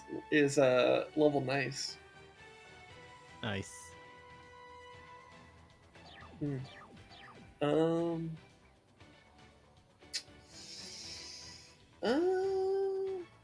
Also, what's funny? I was doing some more research for like art. What was it, art references and such? And Yeah. I legit had to do research for art references because because like I'm obsessed with like Native American stuff, and it's like, God damn it, I can't have to research this shit because it's not common. Like, do actual research. Fuck. Like legit, I'm like, once I get paid again, I'll be ordering a book. A book which is one of the very few of its kind ever written, specifically called, what was it? North American Tribal, what was it? Armor, Shields, and Fortifications. Okay. And it's like I read some of the excerpts, and it's like, wow, this is like some good information. Thing is, this is really fucking obscure. Nobody knows shit about this. Such as like, okay, so like the most common thing of why you don't really see a lot of like like especially North American tribes depicted with armor is simply a case of, oh, we everybody got the news about gunpowder. Armor's fucking worthless now. Yeah. True. And by the time like white people like recording all that their encounters is like, well, all the tribes are like, dude, gunpowder. Yeah. Armor's worthless, dude. Yeah.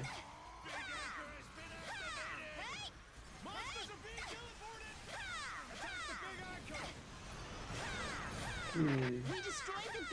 But yeah, no, like some of the armor that was utilized is pretty fascinating. Like in a lot of like wood poor areas, or with like, was it the most a common form of course, like leather and such, but like some of the sophistication of trying to get like really good leather armor is interesting, such as like lamination between glue, was it laminating boiled leather with glue and like animal glues, and like one method I actually used was actually they would take the glue covered glue soaked leather and actually put it on the ground and try to get like small stones and sand all over it, put more glue on it, then laminate it again.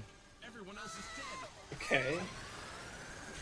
Like apparently just like the introduction of those like slightly harder materials ended up like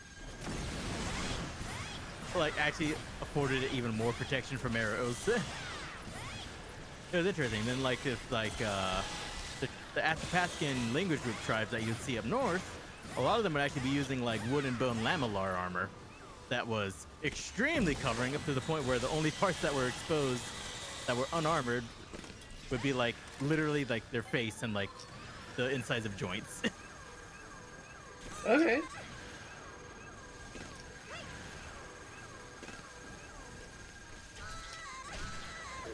I might die here. And of course, what's it? Aztec cloth armor. Well, it's not that much different from Gambison. And when you're trying to plan for slashes against fucking obsidian, slashes from steel are kind of weak sauce. Yeah.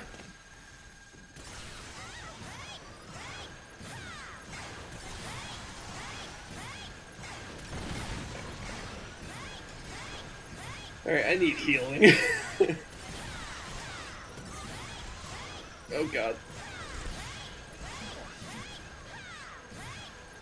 Woo!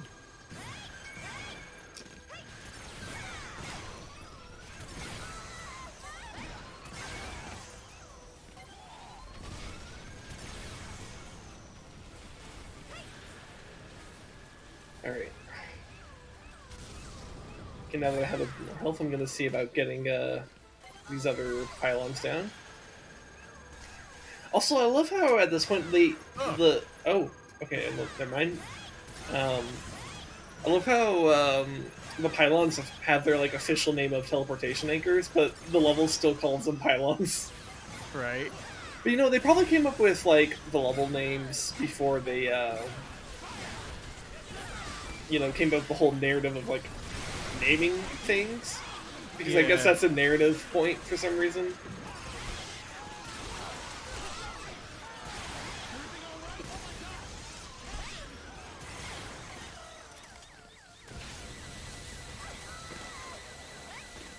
Damn it! Uh-oh. It wouldn't let me jump. Okay. Where is healing? Okay, I see healing right there, but I don't think it's gonna be enough to save you. It's not.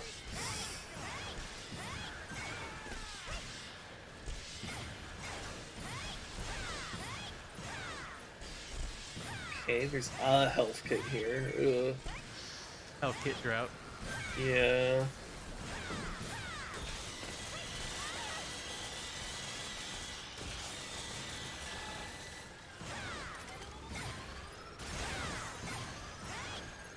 At least I can kite.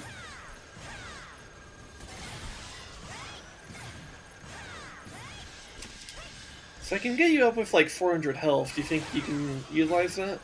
I could probably run away. Alright, that's something. Well, you're gonna have to.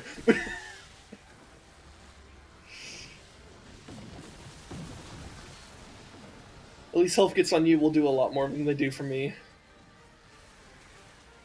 Yep.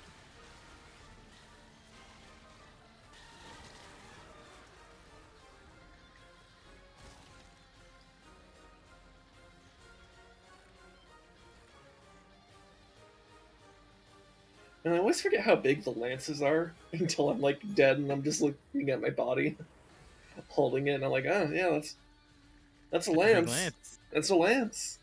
Yep.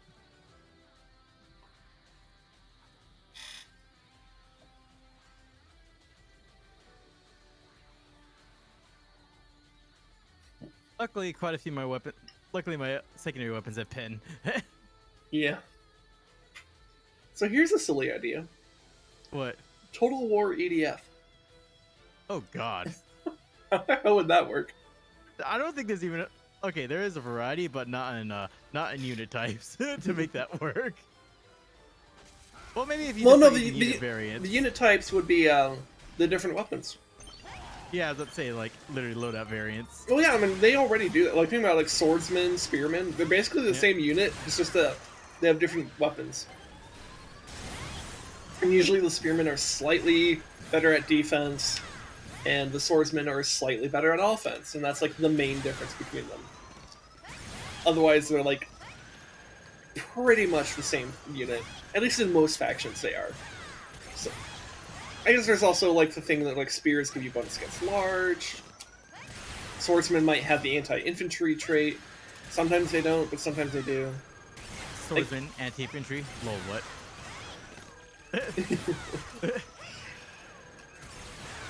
Yeah. Using swords as a primary weapon. Lol, what? Yeah, that's some.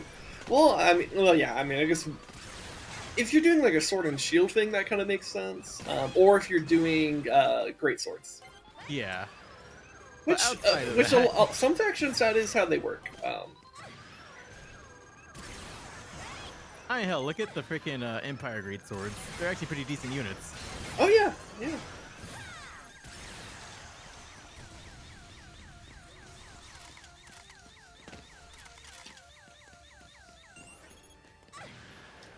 Well, and then like the Grave Guard, like their high end is the great sword.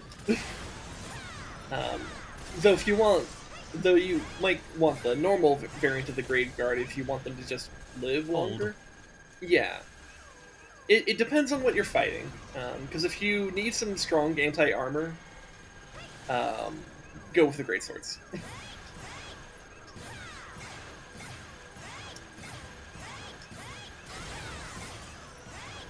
But if you just need them to hold, usually just normalize Grave Guard is better. Especially if you are up against like a bunch of ranged, because the normal Grave Guard have shields, so they could block projectiles and it'll help against like things like mortars. It's not great. Carries a mortar. It's not great. Yeah, you're not really gonna parry a mortar, but it's like a little bit more resistance, and that little bit of resistance, you know, for like a unit of like 120 entities, that could be a big deal. Ah, damn, they actually got me. Me, Skaven, just throw more units at them than they have ammo. Yeah, that is kind of the strat.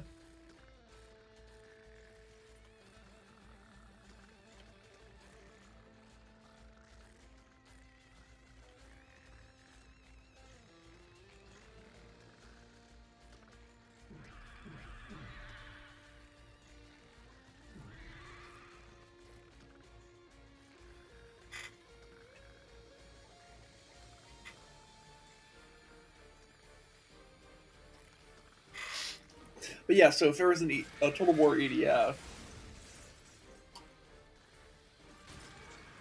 I mean, I guess I guess it'd be hard to create a lot of factions per se, because you have, well, the EDF and you have the aliens, but you probably could split the aliens into monsters and like Robotics and such. robotics. Yeah.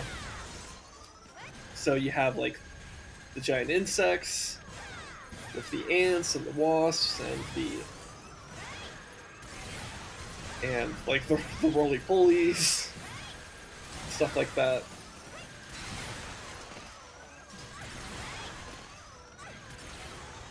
And maybe with a capstone of like the kaiju, since that those are like, you know, creatures essentially. And then with like the aliens, you could have like drones and like the mothership, Hectors if you want to go that route, or maybe the armored aliens. Kind of depends on, I guess, which timeline you want to work with. I'd go with all of them. You know what? That could be a way to give you more factions. You can have Ravagers and Primers.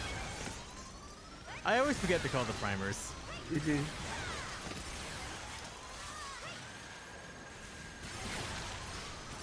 Oh, and I guess if you want to include Iron Rain, there's like the Human Rebellions as well. So you could have like Iron Rain. We so, need to, like, that game has some interesting things going on, but we just kind of keep putting it down. yeah, I'm not. I don't know. It just lacks. I don't know. We keep on every time we go to it. It's like we play it for a bit, and we just like lose interest. And I don't know. There's just something about it that just isn't quite clicking in the way it should.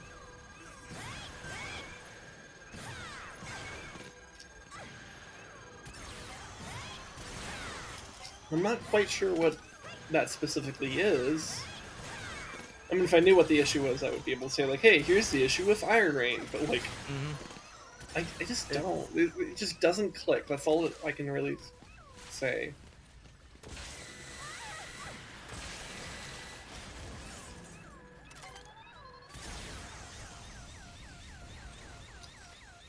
Whereas at least, like, you know, despite my many vocalized criticism of this game clicks. Mm-hmm. It really does. And actually, I think in a lot of ways it's an improvement over EDF 4, and I'm hoping that EDF 6 is even better. Yeah, and the thing is, though, until we get the translation, actually, even then, with how translations work, for all we know in Japanese, this is like a way better story for all we know. Sure, yeah, no, well, and I really do feel like it's gotta be, like, our issues with the dialogue in this game have to be a result of translation. It just comes off so extra, like, weird that it sounds like bad translation.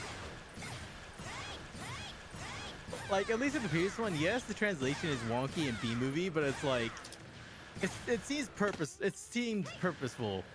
Like, Yeah. as bad as in B-movie bad, not in, like, just bad. Yeah. Yeah. And, you know, maybe this, like, maybe the dialogue in this game is supposed to be a lot more comedic.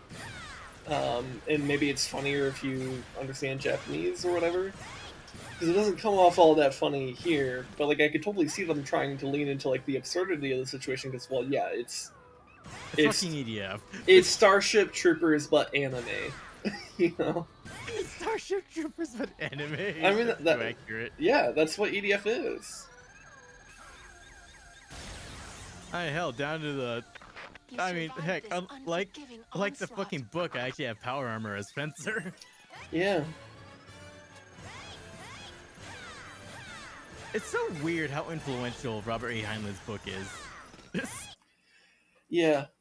Well, and if I remember correctly, the book is actually, like, a lot more serious, and then the movie was like, lol, fuck you. Dude, the book was like a deliberate dunk on the book. The movie was a deliberate dunk on the book. Yeah, because it's like, because the movie is very much like, yeah, military-industrial complex is bullshit, and we're gonna make this like a satire propaganda film. Fuck you. and then it ends up being a decent propaganda film. Well, because because that's the thing. It's a satirical parody. Um, and like, man, I should like actually like legitimately just watch that movie in its entirety rather than like the clips that I've seen, because I've seen plenty of clips. But yeah.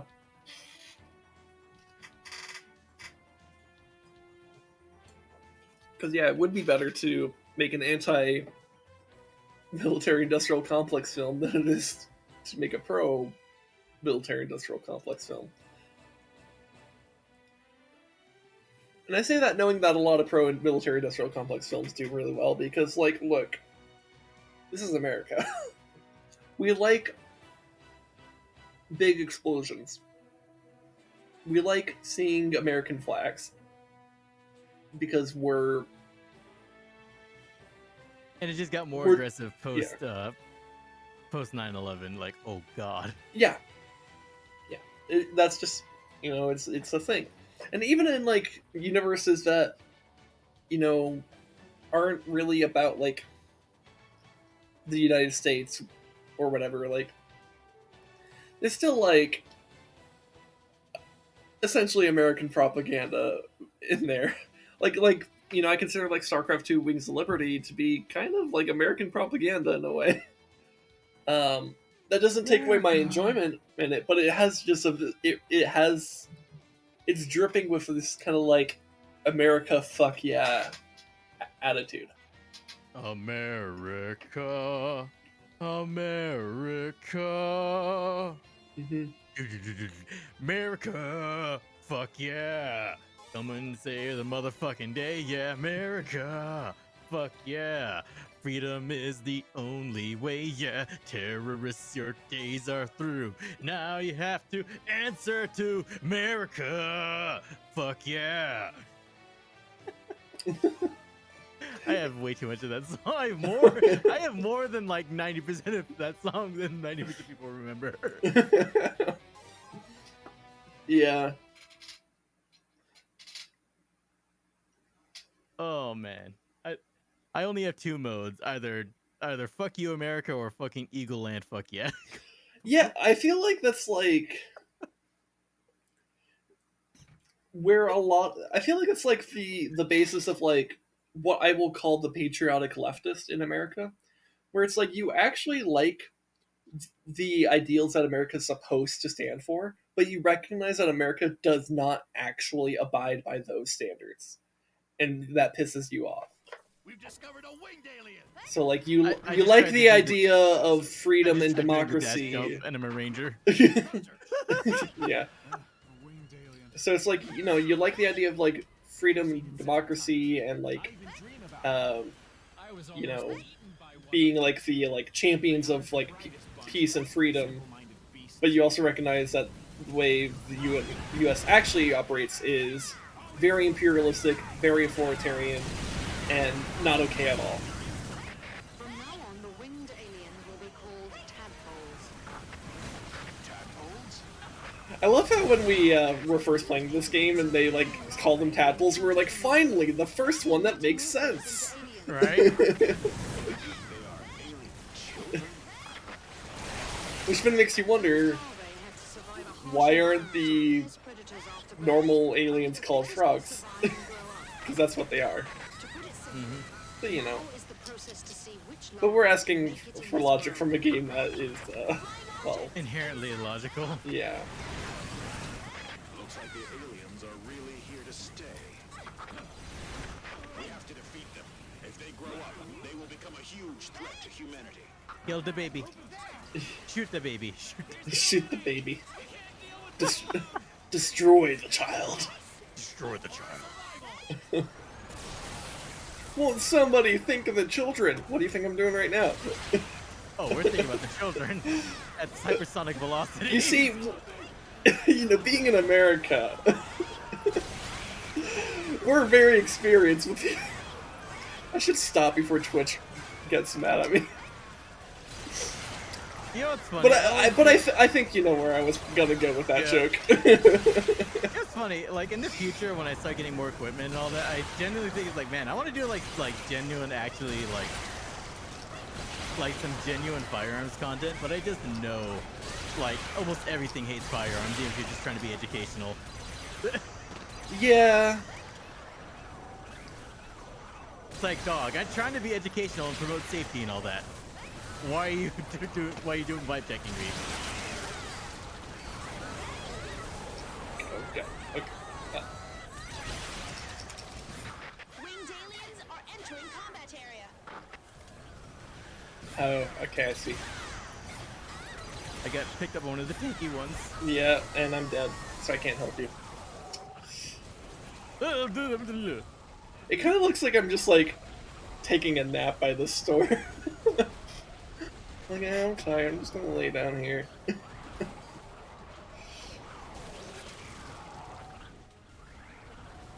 Okay, now I realize why I prefer Fencer and Aerator. Yeah, Fencer and Aerator are a lot better at dealing with very large numbers of things. But no, also just like trying to exist. Like, Oh yeah, God, that. how do you do this without? How do you do this without any? Like, how do you exist? Yeah, this one I recall being a mission that was actually pretty hard because it's just a fuck ton of tadpoles.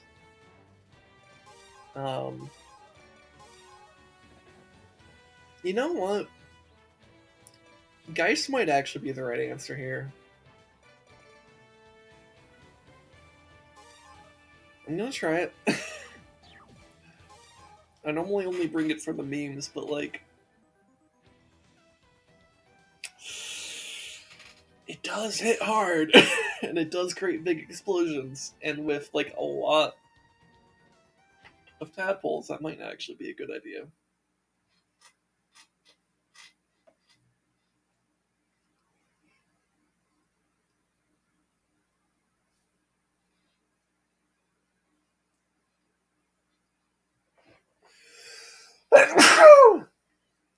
Oh my goodness. You know, I know the shields are a thing for fencers. I'm just like, why would you pick a shield but you can just be more mobile? Yeah, it does kind of end up being the main problem with the shields with Fencer in this game. We've discovered a winged alien.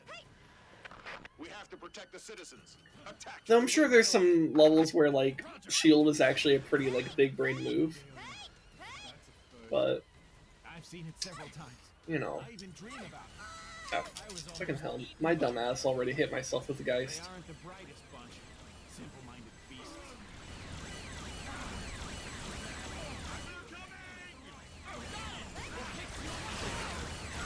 Ah, you're bouncing me everywhere.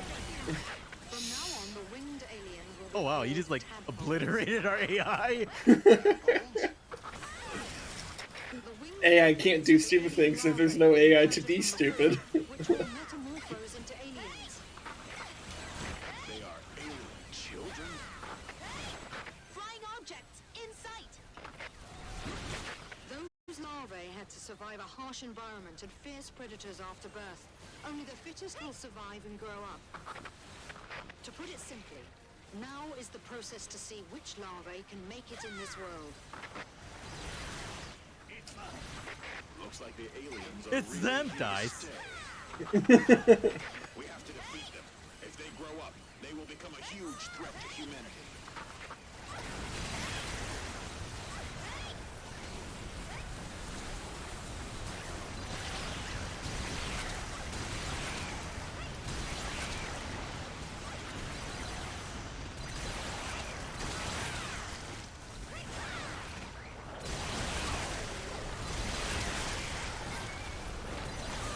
Oh shit. Oh god.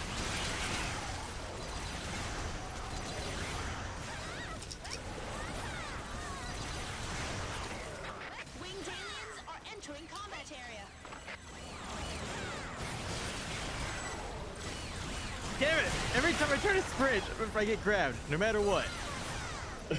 Literally, when I walk normally, I never get grabbed. Tries to sprint, gets grabbed immediately. Hey, now you know if you ever need a ride.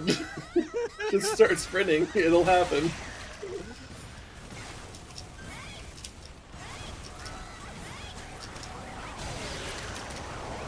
Running away now. Running away now. Something Californication.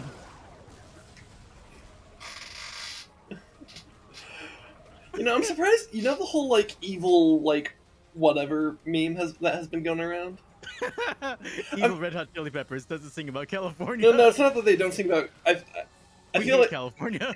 yeah, either saying like evil Red Hot Chili Peppers be like we hate California, or evil Red Hot Chili Peppers be like we write songs about Texas. But I haven't seen any meme along those lines, so I'm like, Evil Geth looks out window. yeah, Also, hold up, I get you. Yeah. yeah, I should probably change mine too. I'm gonna run. I realize I have the enhanced lock-on range and all that shit. I should probably just run away. First thing. Yeah, maybe I just try one of these anti-air diffusers. Let's see, what's this one? Heaven's Gate. I probably want the anti-air. You know, given that we're fighting a bunch of air units. Now, if only I could have Zerg Scourge, which are basically just hey, flying Lumire's talking about the Banelings. Guzhang. I remember we had a discussion about the Guzhang being Lumire's. Yeah. He mentioned that he was playing that, and then he didn't end up explaining it much. So, I think we had a long conversation because I immediately knew what instrument. I had an idea what the instrument was because we both seen the movie Kung Fu Hustle. yeah. He asked if I saw Kung Fu Hustle. I'm like, no, but I'm sure Rez has, and I'm sure he's referenced it to my face, and I didn't recognize it. So, Yeah, a lot. yeah. Running away. We have to protect the citizens. Attack the winged alien. All right, I'll let you aggro. Also, you know what's another thing apparently added to Rangers for EDF 6? What? Mantling. I was almost eaten by one of them. Like, in what sense? Like, if they're moving, they could just kind of like their character, like they're moving fast, and like that the character would just like jump over obstacles, climb things fast without breaking them. Oh, okay. So just a lot easier to navigate the terrain. Yep. Yeah, I think that's a good idea. I feel like Rangers need something to excel at. I mean, to be fair, they've always been like the good generalist class, because like when you're not sure what you need and you bring a Ranger, you're probably correct.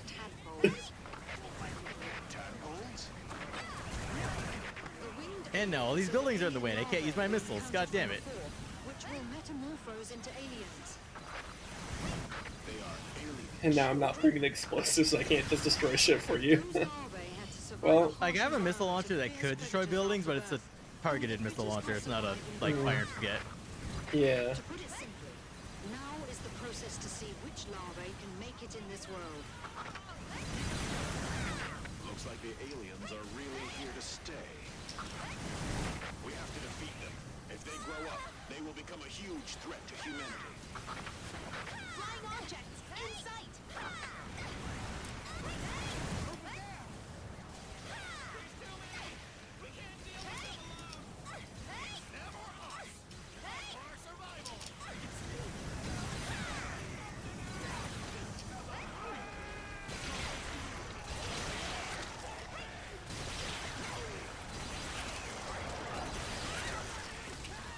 And it's always nice when I get like more than one kill with like a triple burst weapon.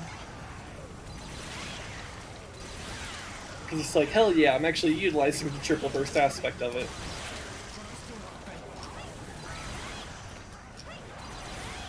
It's kind of like the battle rifle in like Halo, where it's like you actually manage to pop a few grunts' heads, not just one.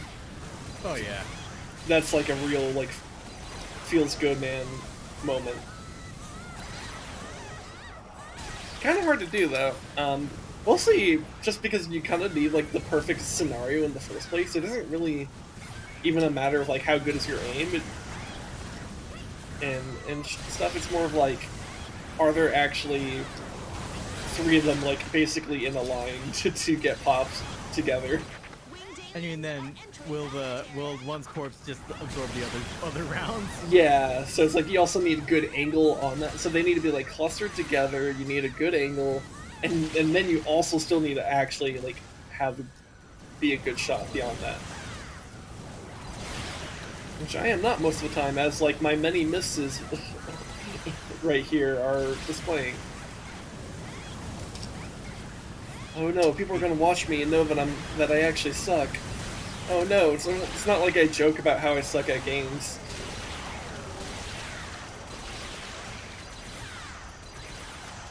I can't see shit through all the fire! Yep, sounds about right.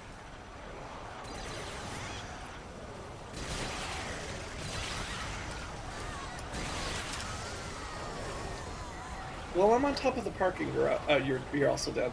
Okay. Yeah. What sucks about them though is also if they die, their collectibles go fucking everywhere. They don't cluster. Yeah. Yeah, I'm trying to remember what we did when we did actually do those. I already know I could probably do this as like aerator and such, but it's like I tried to get weapons for other people. Damn it. True. Yeah. Yeah, I guess I mostly just remember this being hard for me, because I think probably what you did is you probably brought something like Spritefall, and that just did a good job because Spritefall is good against everything. Oh no, I could try going Ranger because it's not like I really need anything for Wing Diver here. I just do Wing Diver because it's the thing I do. But maybe I bring something. So I probably want a shotgun. Of course, it's been so long since I played Ranger. I'm not even sure if I really remember their guns. I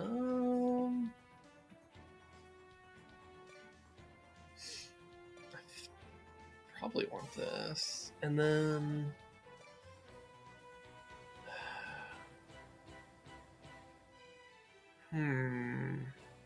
What about just like a rocket launcher? Brings the Goliath. Oh god. I could, but that's a terrible idea.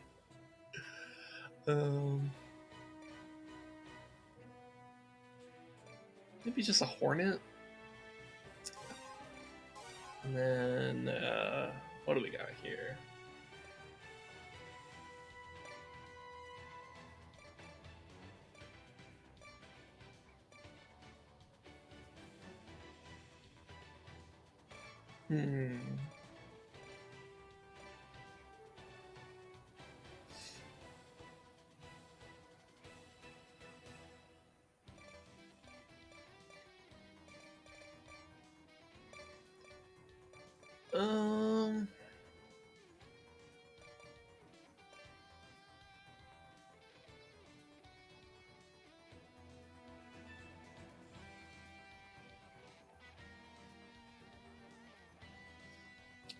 This might be a good idea. Okay. Let's try that.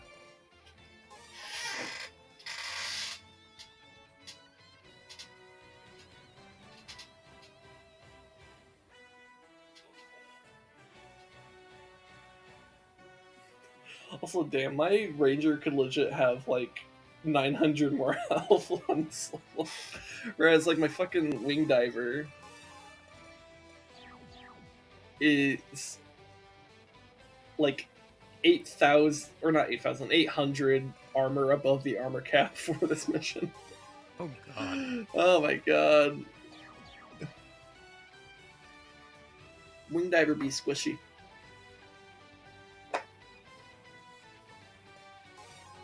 I think all my classes except for Wing Diver above the armor cap. Yeah. And that's because you basically just never play Wing Diver. Usually because I'm doing it. Mm-hmm.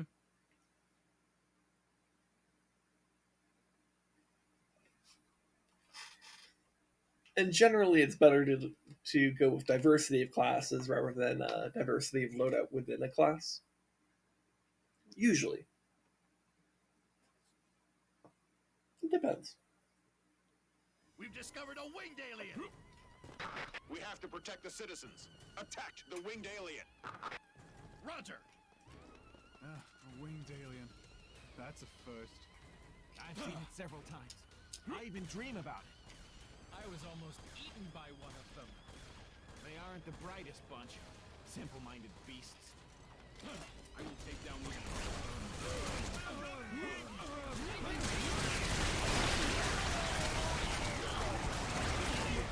From now on, the winged aliens will be called tadpoles.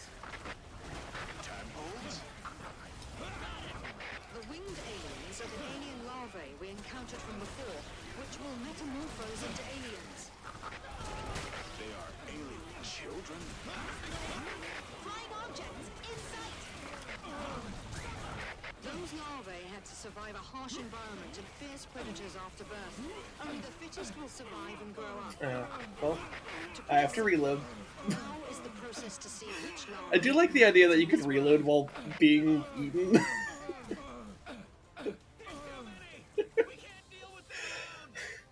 Anyways. Oh, hey, Captain, how's it going? Looks like the aliens are really here to stay. We have to defeat them. If they grow up, they will become a huge threat to humanity.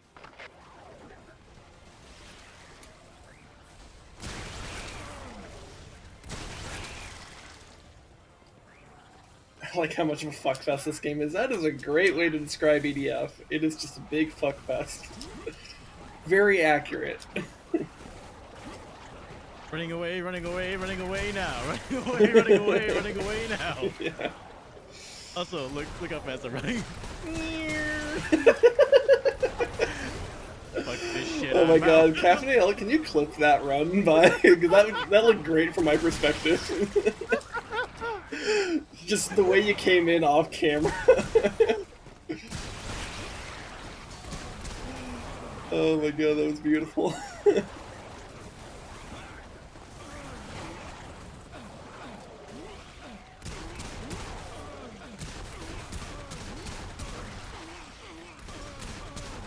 Well, I have one of the tanky ones eating me, so... I'll see what I can do about killing them, but... I might get eaten to death. Especially because it takes a while to reload this weapon. Oh hey, I managed to save myself.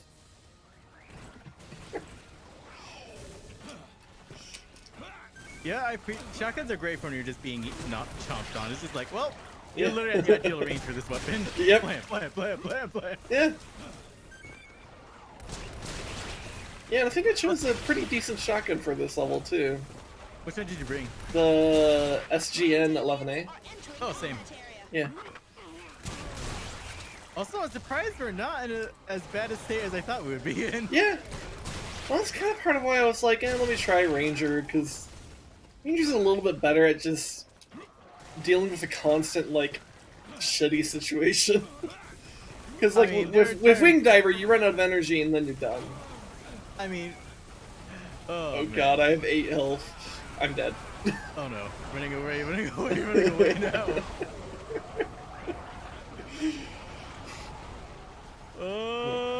Of course, the problem is I have so much less This experience one in looks so- Damn, Ranger. if only I was streaming because my perspective is just stupid. I love it.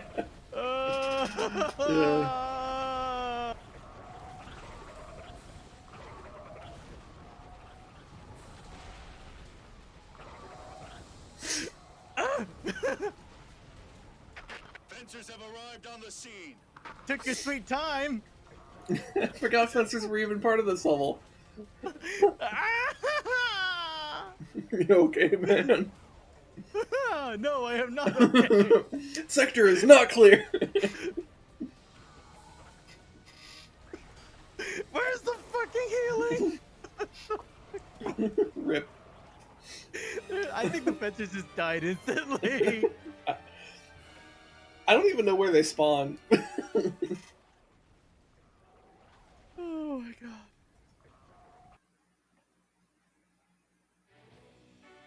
Oh look, I upgraded the Raven. Oh, cool. It's a pretty good detector unit from StarCraft 2. So I feel like the Hornet was okay in the beginning, but then there was never a situation where I wanted to pull out the rocket launcher after that. So I'm like, oh hey, looks like caffeinated. That's a great name. Meow. I want to see this. Here, let's show it on stream. Let me change the capture. All right, let's look at this together. Fuck this shit up. That's pretty good. Good job. Thank you, Caffeinated Elk. That was fantastic.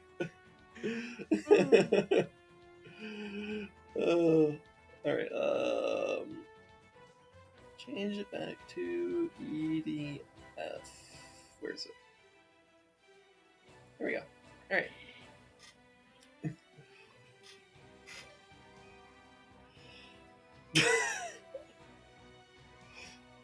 I saw a weapon here and I had a really stupid idea.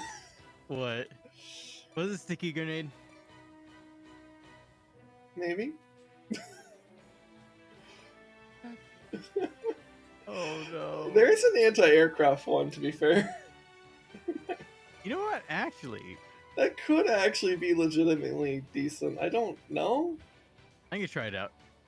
Fuck it, let's meme.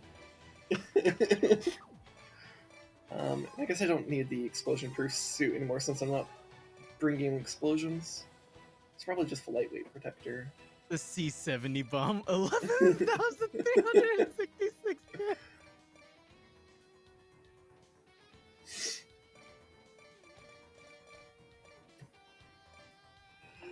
Alright.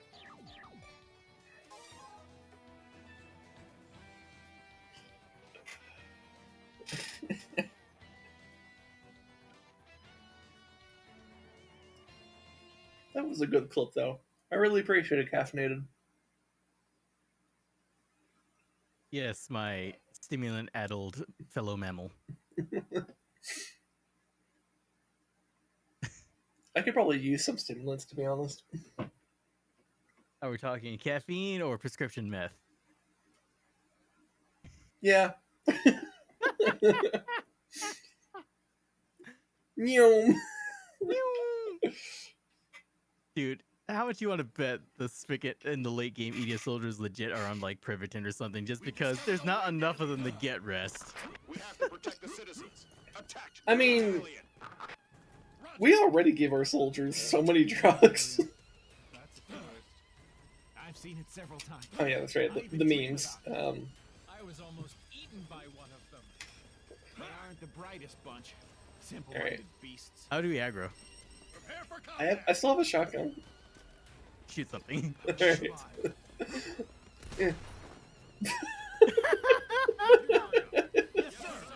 I may need to get a bit closer. Ow. Something died. Okay. Well, that works. From now on, the winged aliens will be called tadpoles. Tadpoles? The winged aliens are the alien larvae we encountered from before, which will metamorphose into aliens. They are alien Oh no. children. Those larvae had to survive a harsh environment and fierce predators after birth. Only the fittest will survive and grow up. To test it, now is the process to see which larvae can I have a feeling this meme didn't work out so well. Flying objects No, in sight. I don't think it did. Honestly, I feel like the C-70s would have worked out better. Are really here to stay. We have to defeat You want to be stupid and try them. that? Become a huge threat to humanity. Or is that too stupid? Fuck this, getting my mallet.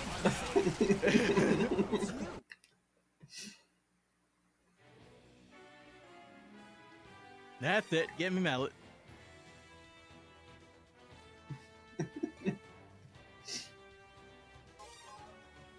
Alright.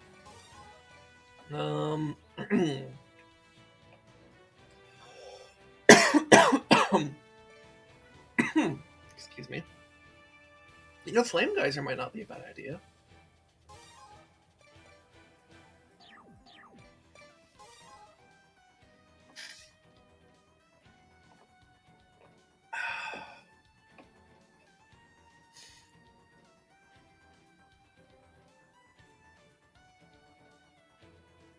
Fuck this, getting them out.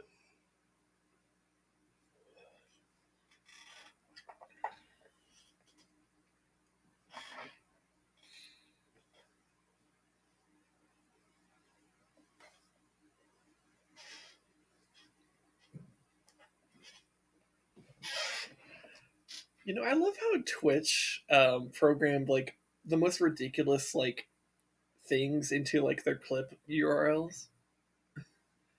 Because this link is like Spunky Incredulous Apple the Ringer. Like, what the fuck? We've discovered a winged alien.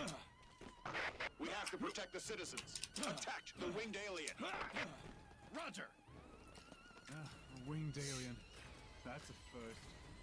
I've seen it several times. Just I even dream about it. snipe it. Alright. I was almost eaten by one of them. Alright, I'm gonna... We aren't the brightest bunch.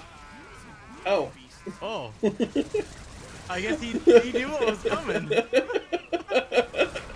Damn. Fucking big brain move. Yeah. Yeah, yeah, that was a big blame you put on me. I didn't even put it on you. I just put it on the enemy, and they're like, "Well, bonsai, bonsai." I guess. They are alien children. Also, I realized this Flame Geyser only has 2 shots in it, so it might not be that as good as I thought it was. I probably should have actually looked at some of the stats on it first, but oh well. To put it simply, now is the process to see which larvae can make it in this world. Looks like the aliens are really here to stay. We have to defeat them. If they grow up, they will become a huge threat to humanity. This game does feel like it takes place in Courage the Cowardly Dog. Maybe. I mean, like, by the end of the game, everywhere is the town of nowhere. Because There is no town. Exactly. It may not be nowhere, but it is elsewhere.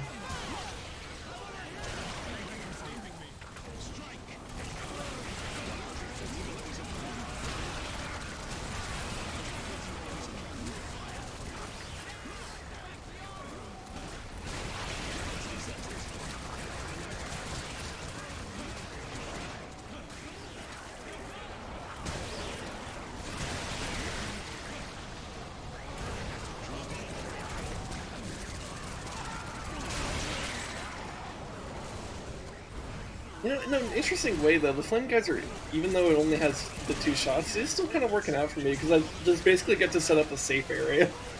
A very small one, but it is one. That's it. Got me mallet. Ooh, time for a game theory. Courage the Cowardly Dog is a sequel series to Earth Defense Force, LMAO. But that's just a theory. A game theory. Thanks for watching. Ooh. Get a new job.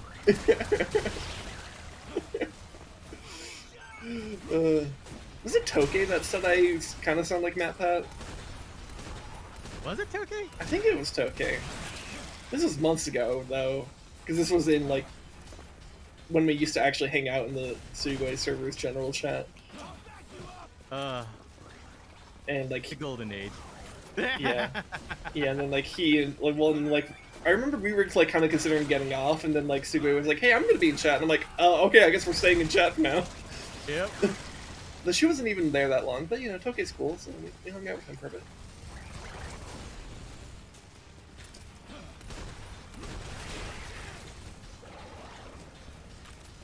Wow, an actual calm moment. What is this? Yeah. Don't get your britches in a bunch there, soldier. We haven't won yet. Like Matt Pat, but not an obnoxious twit. That might have more to do with the attitude, but you know, I guess I appreciate it. Request accepted.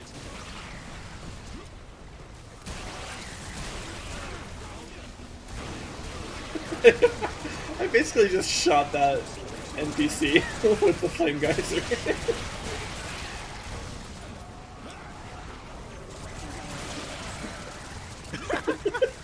Now I am the NPC. Oh my god, I was just like, shoot, blam.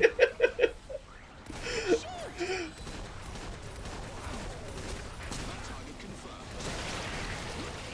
Winged aliens are entering combat area. Volker.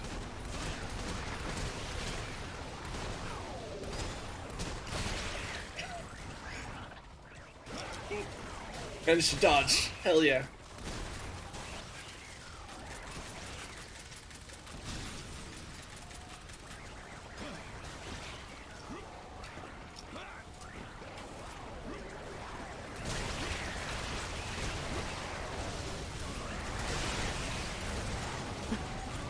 I got it on that tadpole's wing, okay.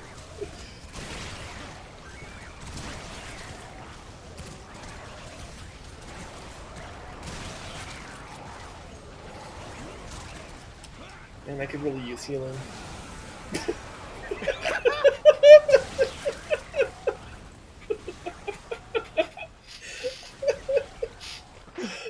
I just got bathed in fire as soon as I said that.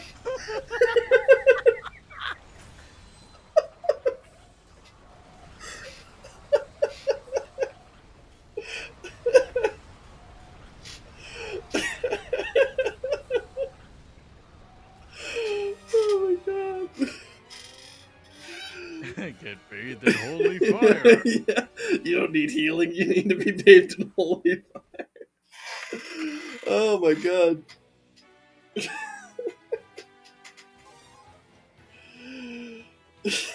Alright, let me look at the You know, it's a variant of the giant robot that I missed from EDF 4. what? The one that had lasers. Yeah, the laser bomb was pretty cool. Wasn't it also like near its dick? Yeah. So it was like dick lasers. Oh my god. Oh, I love. The thing is, that the lasers are so underpowered on that thing, but just the fact that it had them. Well, you know, I remember it actually being a pretty good answer to like a swarm of wasps that were just like there. You just piss on the wasps. That's how you deal with them. You see, a couple of weeks ago when there was a wasp nest on someone's roof, the reason why I couldn't deal with it is because I can't piss that high. But the other technician... Welcome to Arizona, home of challenge pissing. You can destroy that wasp nest and you're pissing at no down payment. I mean, I guess to be fair, Postal does take place in Arizona. It does take place in Arizona. It's the piss game. I forget that Postal takes place in Arizona. Yeah. Honestly, Postal is just... You see, I think Arizona is full of Florida men equivalents. It's just that we don't have the sunshine laws like Florida does. Maybe. Well, you know, I bet so many states, if they had the same Sunshine laws or lack thereof, with Florida, in terms of like reporting, Winged alien. I bet so many states would have the same reputation as Florida. I was almost eaten by one. Like there would be like Arizona man and California man and New York man and Illinois man. Well, then again, Wisconsin's already #1 in cheese and serial killers. Yeah. Well, you know, I mean, we got Wisconsin Death Trap. It's fine. Called Um, Alaska's cold Wisconsin Florida. Death Trap. Yeah. By the way, speaking of the fact that we live in Arizona, so Arizona does this thing that I actually consider to be very smart, which is something I don't normally say about Arizona. Or any state for that matter. And it's called not doing daylight savings time. Dude, right? However, that does create an issue with the fact that I set stream schedules and I usually say, hey, Pacific Standard Time, because right now Arizona time is in sync with the West Coast of the United States. In a few weeks, that's not going to be the case. Oh no. And I'm wondering whether or not I should shift when I stream, or do I just shift when I say I'm streaming? Like, do I like change the announcement to say like 2 a.m. Pacific Standard, or do I actually shift myself to be streaming at 4 a.m. Arizona time? And therefore keeping the 3 a.m. start time. Where I are have you? no idea. Oh, you're right there. Okay. And so, given that we have caffeinated elk here, I wonder if there's a preference, or maybe not, because maybe it doesn't matter. Alaska is cold Florida. You know, the wild. I think a lot of wild shit happens in Florida. Not Florida, Alaska. Because how isolated they are. Like, what else are you gonna do? Just get weird with it. And then you consider the fact that Wyoming has less population per capita. Right? So imagine all the type of shit they get away with in Wyoming. Wyoming doesn't exist. What are you talking about? Wyoming's a myth. Wyoming is a myth. Yeah. I mean, Wyoming legit has less population than some, like, U.S. territories. And I'm not just... And it's not just Puerto Rico. I think also Guam has more population. I think American Samoa has more population. Wyoming is a mysterious and... I don't know about magical, but definitely mysterious. Yeah. place. But yeah, Wyoming... Yeah. Wyoming's odd. Well, actually, having been through Wyoming, like, the national parks there are amazing. Yeah, but those are closer to, like, not Wyoming. True. I know it's literally inside Wyoming, but, like, Yellowstone is, like, more accessible, from the not Wyoming side of it.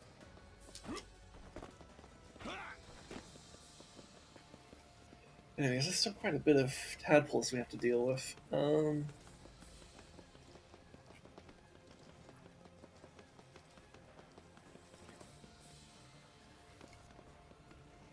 Also, Alaska has pockets of capitalist hellscape protecting you from literal frozen Fey wild hell that is the Northern wildlands.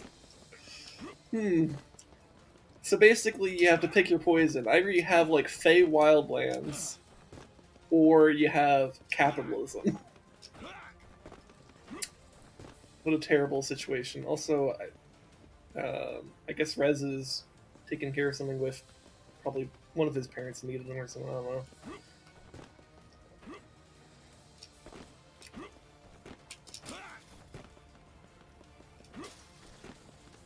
It's fine. We can chill for a bit.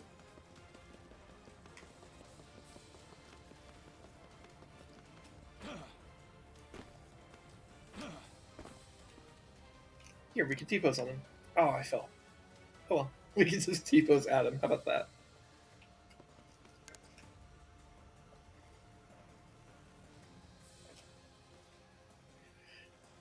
God, the fucking male dance in this game is fucking nuts.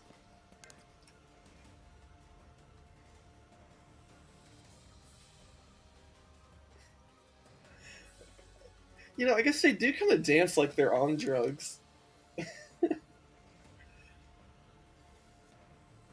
And, given that we definitely give our soldiers, like, crazy stimulants, yeah, this makes sense. Alaska pockets of capitalist hellscape literal frozen Feywild hell. Yeah. Yeah, that sounds like Alaska. Yeah. Let's see. So, Also, the fact that you're not dead. Well, they just didn't aggro. So yeah, this dance... Do you think it would be accurate to say that this dance is definitely a result of, like, how many drugs the soldiers are on? Because this is one wild dance. What's the thing of all the decks we're working on? Oh, it's just the wolves scavenge at night. It's like, hey, yo, why is the police carrying a big bore large game rifle? Oh, the polar bears like to stalk people. Yeah. It's like, wait, why is the ranger station have a 50 caliber rifle? Polar bears. Tundra's haunted. What? Tundra's haunted. What is it haunted by? Capitalism.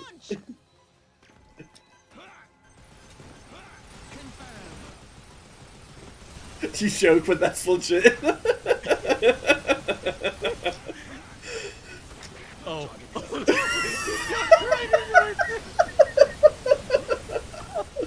Well. Winged aliens are entering combat.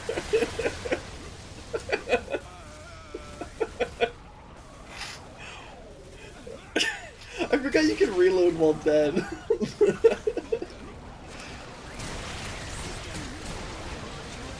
Ah, shit, one of the big ones got me.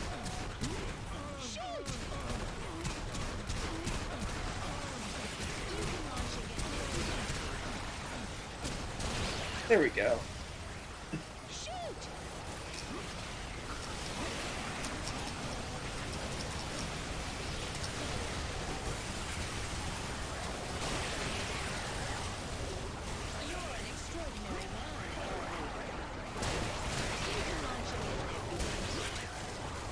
My stuff is up if you can somehow get to me. Okay. Oh no. Oh god. Fencers have arrived on the scene. I had enough health to heal you, but yeah, not. Hey, at least I found my way to you. What's up, buddy? A Feywild hellscape. The tundra's haunted by capitalism. We've discovered a winged alien. We have to protect the citizens. Attack the winged Oh alien. man. Roger. Wait. This stuff about Alaska. If I remember correctly, didn't elk like live in Alaska for a while? Dream about Yeah, I think so, right? I was almost eaten by one of them. So they would know firsthand. bunch. Yeah, I think that's why they're saying that.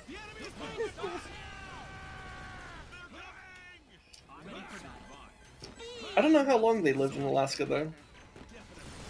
You lived there for 10 years. Winged aliens will be All right. tadpoles. Tadpoles? The winged aliens are the alien larvae we encountered from before, which I am will disappointed in my day is metamorphose ruined. again. Every first strike is nothing. No, it's not for nothing. You killed this guy.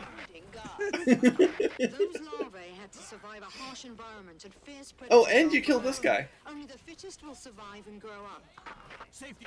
To put it simply, now is the process to see which larvae can make it in this world. Looks like the aliens are really here to stay. We have to defeat them. If they grow up, they will become a huge threat to humanity. Take this.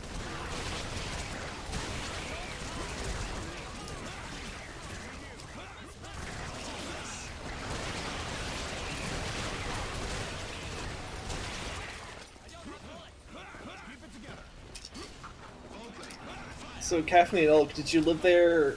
Those 10 years, were they like childhood years or adult years? Or maybe a bit of both?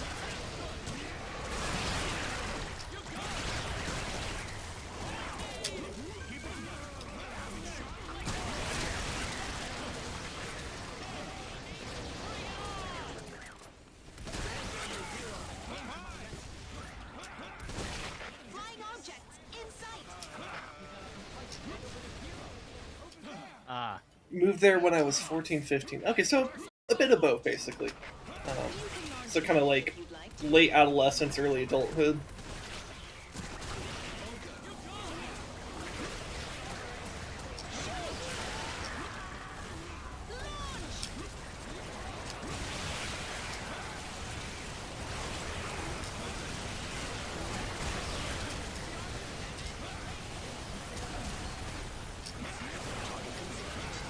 Oh, you got a big one. Okay, that's why you were stuck for so long.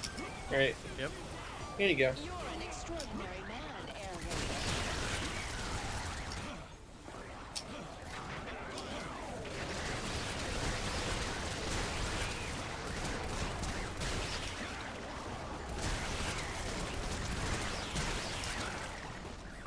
Container, disconnect.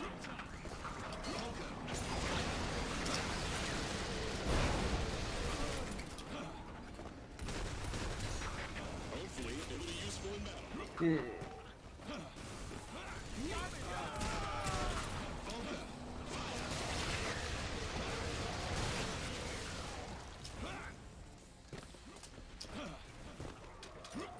Vulcan, fire!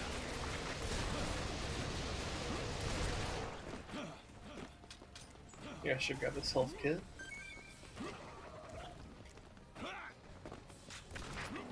Alright.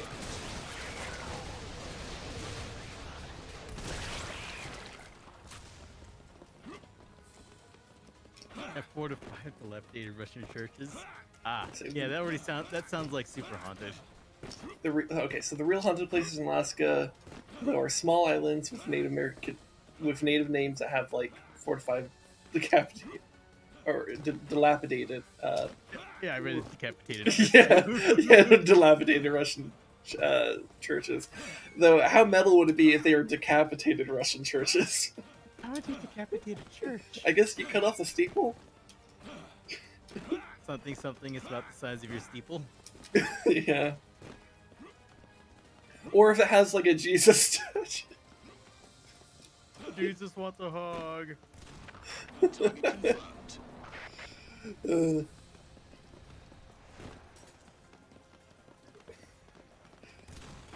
Request accepted. Target locked on. Beam! Are entering combat. I love how enthusiastic she is. Yep. There's a fish cannery place, or there's a fish cannery in a place like that. A friend of mine worked at. Okay. Wait, so like the dilapidated church island place? I assume. I assume that's what you mean. I almost said decapitated again. I hope. I felt it on my tongue, and I'm like, don't do it, don't do it, don't do it.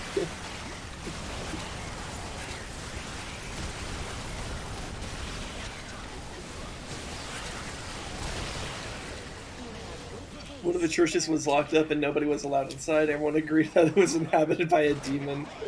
Damn. Hey, Pastor, why do you have a gun? Church is haunted. What? Church is haunted. Church haunted. You see, it's not the demons you gotta worry about, it's the polar bears, they're the real demons. You see, it wasn't a demon, it's just a polar bear. A very ugly polar bear. Demons, polar bears, what's the difference?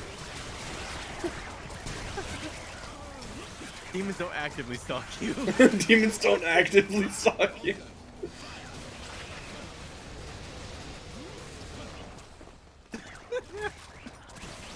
Possessed polar bears.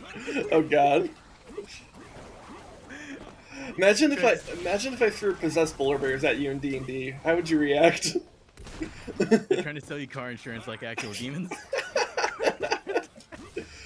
Oh my god, does that mean the Geico polar bear, gecko look. is a possessed gecko? No, listen. What was it? You hear in the distance, in like a growling, unnatural voice, like an animal speaking, which has vocals are not meant to make these noises. We're trying to contact you about your car's extended warranty. Oh, by the way, I had an incident with that. So, because one of those calls actually got through to me, and I was like, God damn it. Because what happened was, so this was like a week ago, and I was on the job, and I had like just called one of the clients to say, hey, I'm probably going to be like 10-15 minutes late to the appointment. Just want to let you know I'm on my way right now. All right, so I left a message for them and stuff, and so like, and then I got a call, and I was like, oh, that must be them, and my dumbass didn't bother like really like processing the number and realizing that it was a different number than the one I had just dialed.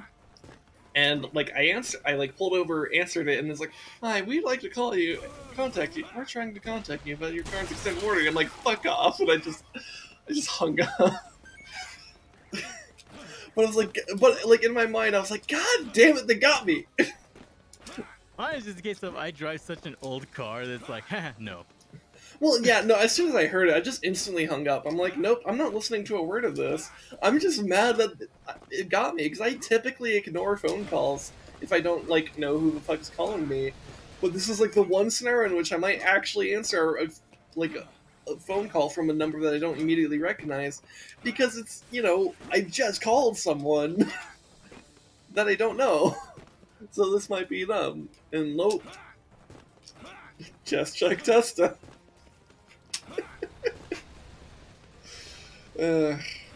Shout out to you if you understand that meme. Take this. I've been trying to contact you about your snowmobile's extended warranty. Yeah, that's not a thing here in southern Arizona. Boats, yes. Snowmobiles, no. Yeah, actually, boats are legitimately a thing here. Snowmobiles, fuck no. Arizona has one of the highest like rates of boat ownership per capita. It's really weird.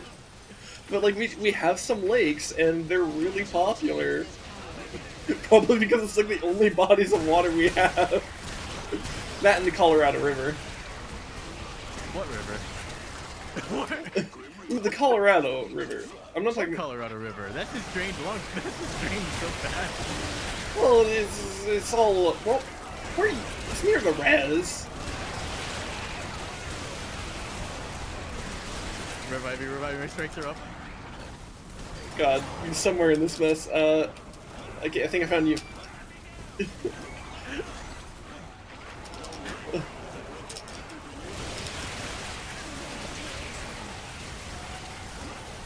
Okay. How am I not dead? Never mind. Good timing. Oh god, there's some healing kits, but they're in the oh, hey, I turn around and I find some ones. Okay, cool. Alright.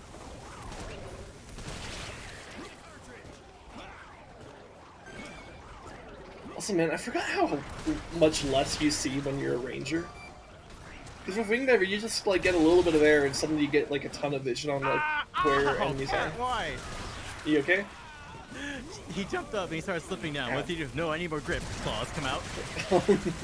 Yeah. Friggin' cats. Apparently the oil rigs get to see cute Arctic foxes while the canneries get wolves. No, it's just your boss. Your boss is just Smithers. Your boss is just Mr. Burns. Smithers, release the hounds. We'll send over another one later.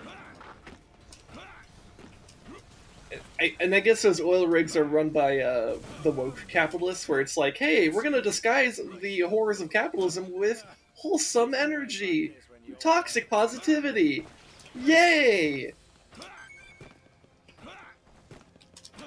Try to not think about the fact that this job is here to exploit you for your labor and give you no control over the means of production. Look, foxes. Look, a cute. Yeah, look, cute animal.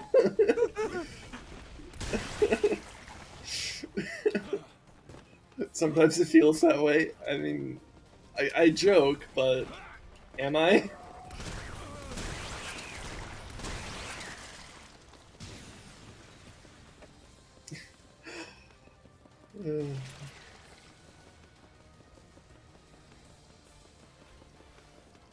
Man, I almost want to see if I can land the volcanic napalm on this while it's midair, but there's no way that's gonna happen.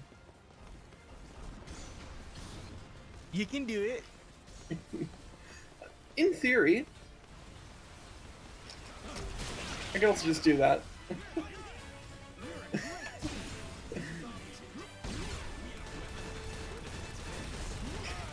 Okay. Canneries pay you like shit, and then take half your money for using their stuff. Yeah. It's pretty not great.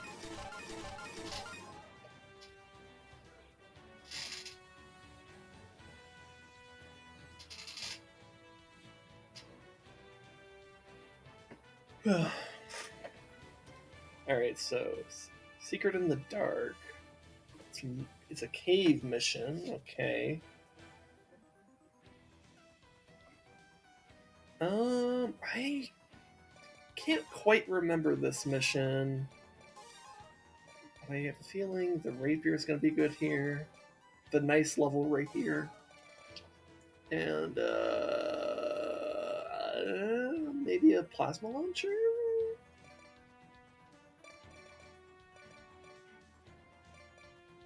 Maybe grit shot.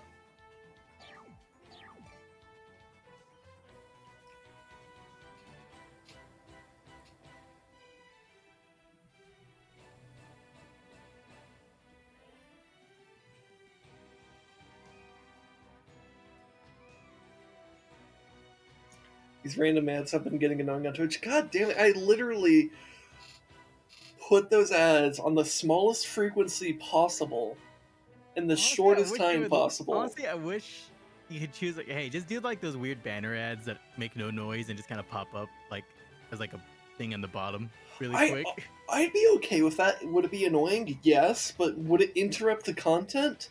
Not really, unless it happened to cover up the portion of the screen that was actually important. But Which like, is unlikely. which is unlikely, possible, and knowing with my luck, it would definitely happen anyways. But like, it at least means that you could, like, if I'm in the middle of a rant about something, you can still hear it, you know? Thankfully, I wasn't really in the middle of a rant, so, like, the whatever ad just appeared for you were fine. But, like, Let's go. that's so annoying. I literally Also, went... look at my. Can you see my range of like collection? My collection range. Not really, no. Oh, it's literally from like. Oh, I'm using shotguns. I get too precise anyway. Yeah, I have a massive collection range. I'm sure you do. But yeah, like, anyways, I, like, went out of my way to make sure the ads were, like, the least amount of intrusive as possible, so that, like, people could just enjoy the content more. And it still manages to, like, interrupt shit. That's fucking annoying.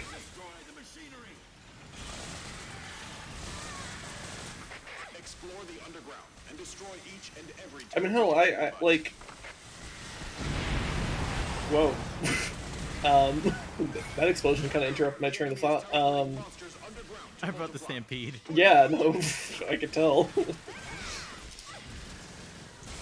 Fuck, what was I saying? Something about how ads are fucking annoying. You set them to the least frequency, so you hopefully will not have your content interrupted. Yeah, if it was an option to have 0 ads, I would have clicked it. Because, like, I'm not missing out on money by, like... I mean, technically I am, but, like... Thousands of viewers, you're getting jack shit. When my That's why. viewer is, like... When the people watching my content are, like, you and Caffeinated Elk, and, like, maybe, like, a lurker or two... Yeah, it's not that.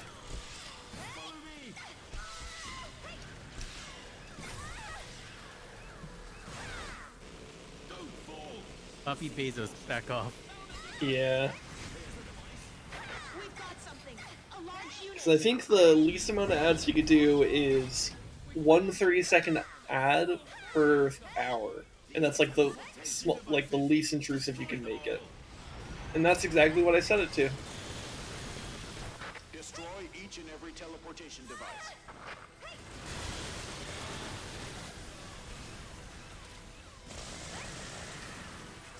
Oh well. I mean... It is what it is at some point, so...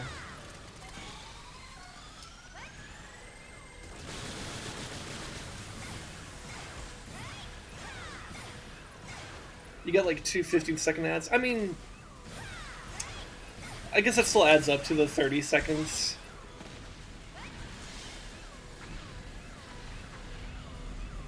I'm not upset at anyone who just Twitch. Oh yeah, no, I'm with you there. What the fuck killed me? Every device we see.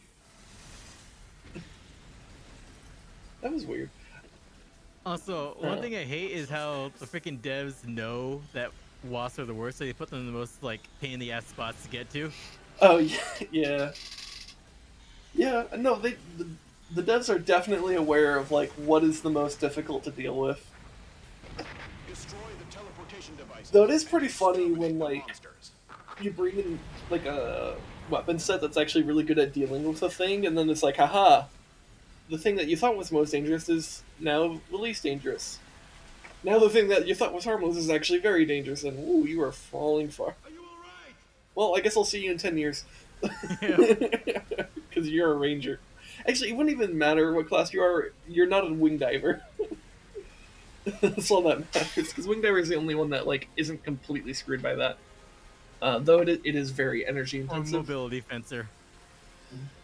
Yeah, you have to go pretty hard on the mobility, though. Because most of this is like vertical movement. Stampede is fun, but not ideal. Yeah. Yeah, but no, I'm with you on being annoyed at Twitch. I'm serious when I say if I could set the amount of ads I have to 0, I would.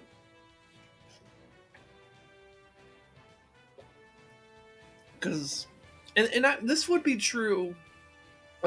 That's a sentiment I still would hold, even if my audience were larger. If I had 1,000 viewers, I would try to rely more on getting subs and donations from those 1,000 viewers, not 1,000 people watching an annoying ad and interrupting my content. Because I want people to be here for my content, not for fucking bullshit ads that nobody actually wants. You know?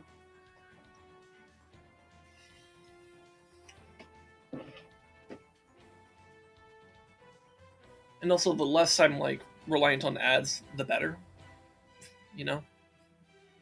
Yeah, the one thing that really sucks though is that Twitch really doesn't really have that much competition. Yeah. Well, Like, and YouTube is YouTube, yeah. and well, Facebook is. There's only 3, and Twitch is the most developed of them, really. Well, Because yeah, it's streaming. Yeah, because it's designed for streaming. Because people don't go, yeah, you could go to YouTube to watch some live streams, and it's not bad, honestly. It's actually honestly, I think the main thing that caused a lot of YouTube's streaming infrastructure to get developed, I think, was seriously actually HoloLive, the VTubers.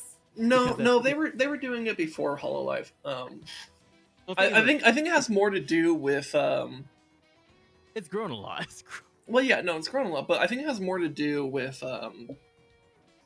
the recognition that a lot of YouTubers 5 years ago recognized that it's easier to make money on Twitch. It just is. How to be successful on YouTube? Start 10 years ago. Well, yeah, for sure. Actually, wait, no. I think that was said 6 years ago. Yeah, well, because the thing is with YouTube, and this isn't to say that live streaming is inherently easier than video content creation. They're different beasts. Live streaming has its own issues, and you have to manage interacting with people in real time, and for some people that can get very stressful. So, and I can definitely say I've had very, very, very, very, very, very positive experiences with people on Twitch. I've managed to however small the audience is, I've managed to cultivate one that I can vibe with.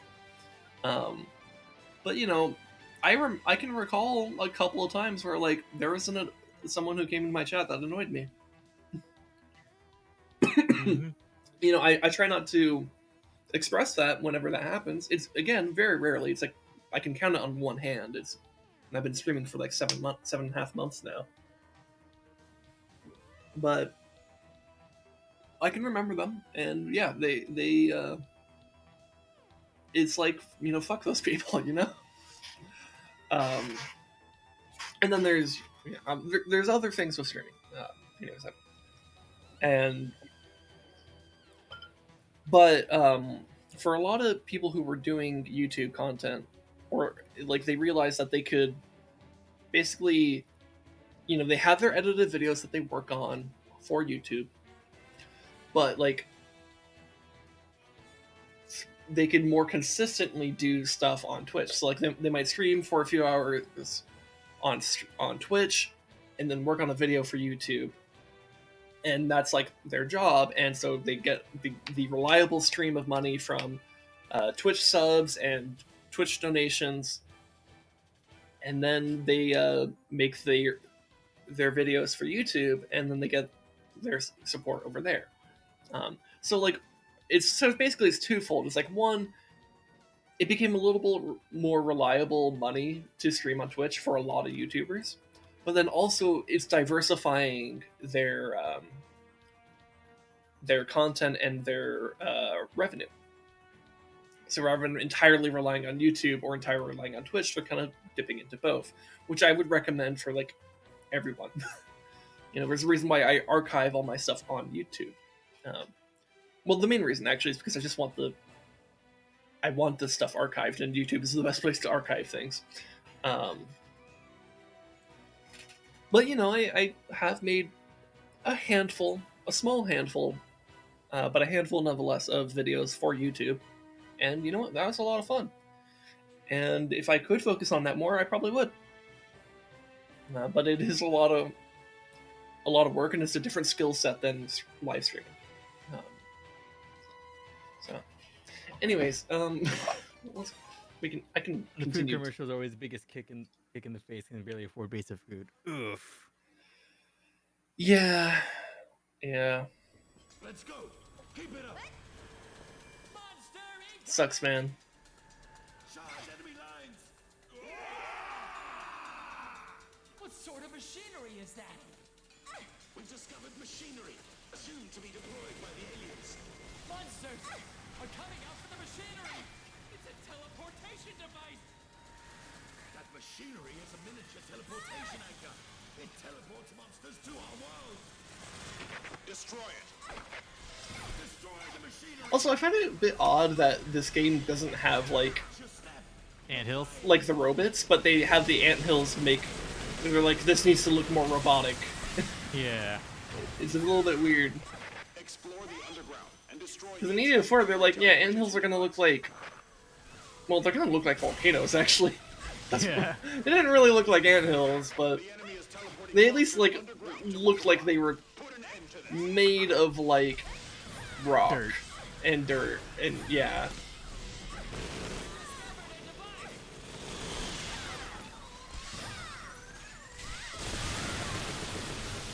Here's the device.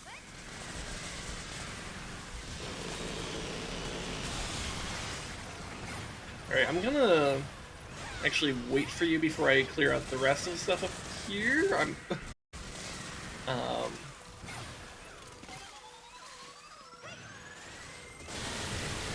Because it may be useful to have just like our forces consolidated up here. Yeah. Because after I destroy the last anthill up there, like it spawns like a dozen. Also, now I could use healing, so I'm like, eh. And I bet some of those health kits are down below, and I can see one falling down right now. Are you all right?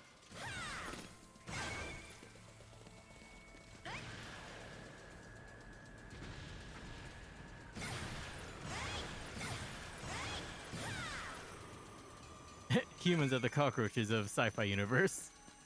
Sci-fi universe. What? Is it okay? Care to elaborate?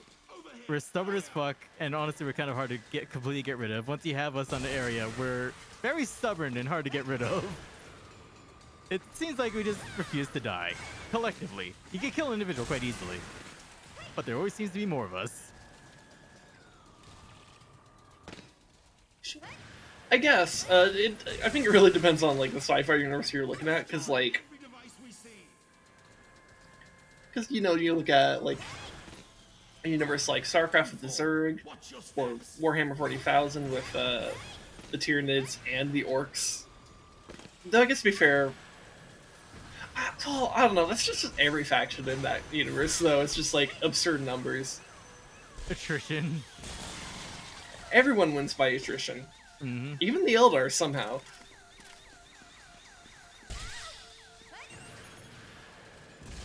And they're literally elves that are like having trouble like reproducing. And not because they're not horny, they're actually very horny. They're not allowed to be horny. Yeah. It's just that if they get too horny, literal demon god comes down and wrecks everything. These are teleportation devices. Destroy them all. Everything tank. Destroy each and every teleportation device. Okay. No! This is the most painful part of this mission. Fucking if you fall down. And Yeah, yeah. No, this map sucks. Honestly. Like, and I see that as the wing diver who, like, honestly, I think is just most well equipped to deal with this, with the problem of this map. But it's like, it's still just a pain.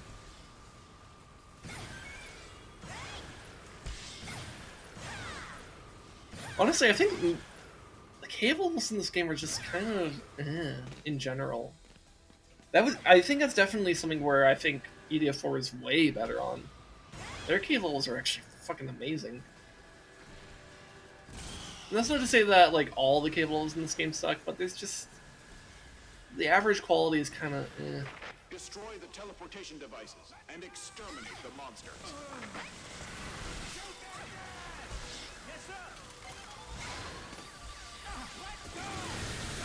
And I run so far away, and I run. ran, but yeah. Because remember, Iran is not a country, but Iran is. And Iran so far away.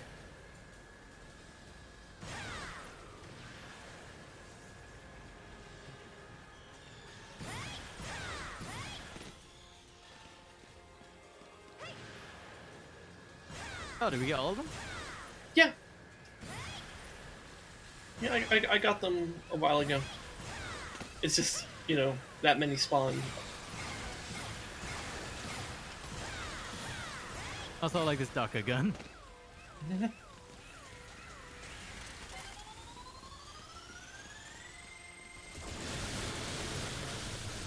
God, I love the grid gun, the grid shots. It's my favorite new weapon from this game. They didn't have anything like that in EDF 4, and it's fucking dope. And it's definitely something that like really leans into the whole charging your shot thing, where it's like you could choose to release a weaker variant or a stronger variant. It just kind of depends on how much you want to do.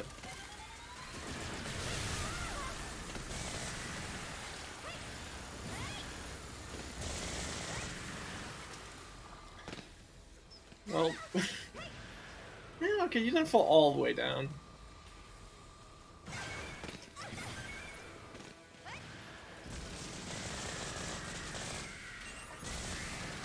Man, what's the fact they control like ass? I could totally see justify using the fucking motorcycle down here just so you can get back up faster. The one time we agree with JoJo. I still can't believe there was that one cave mission in EDF 4 where we actually decided to use the motorcycle and it was actually like the It's for strap. some action movie purposes because we were just trying to outrun my bombs. Basically, yeah, actually. Yeah. It was literally just like, okay, we have the bomb set. We're gonna set them off and let the freaking explosives chase us as we run away. Yeah. Man, those missions are real butt fuckers because of the gold. Yeah.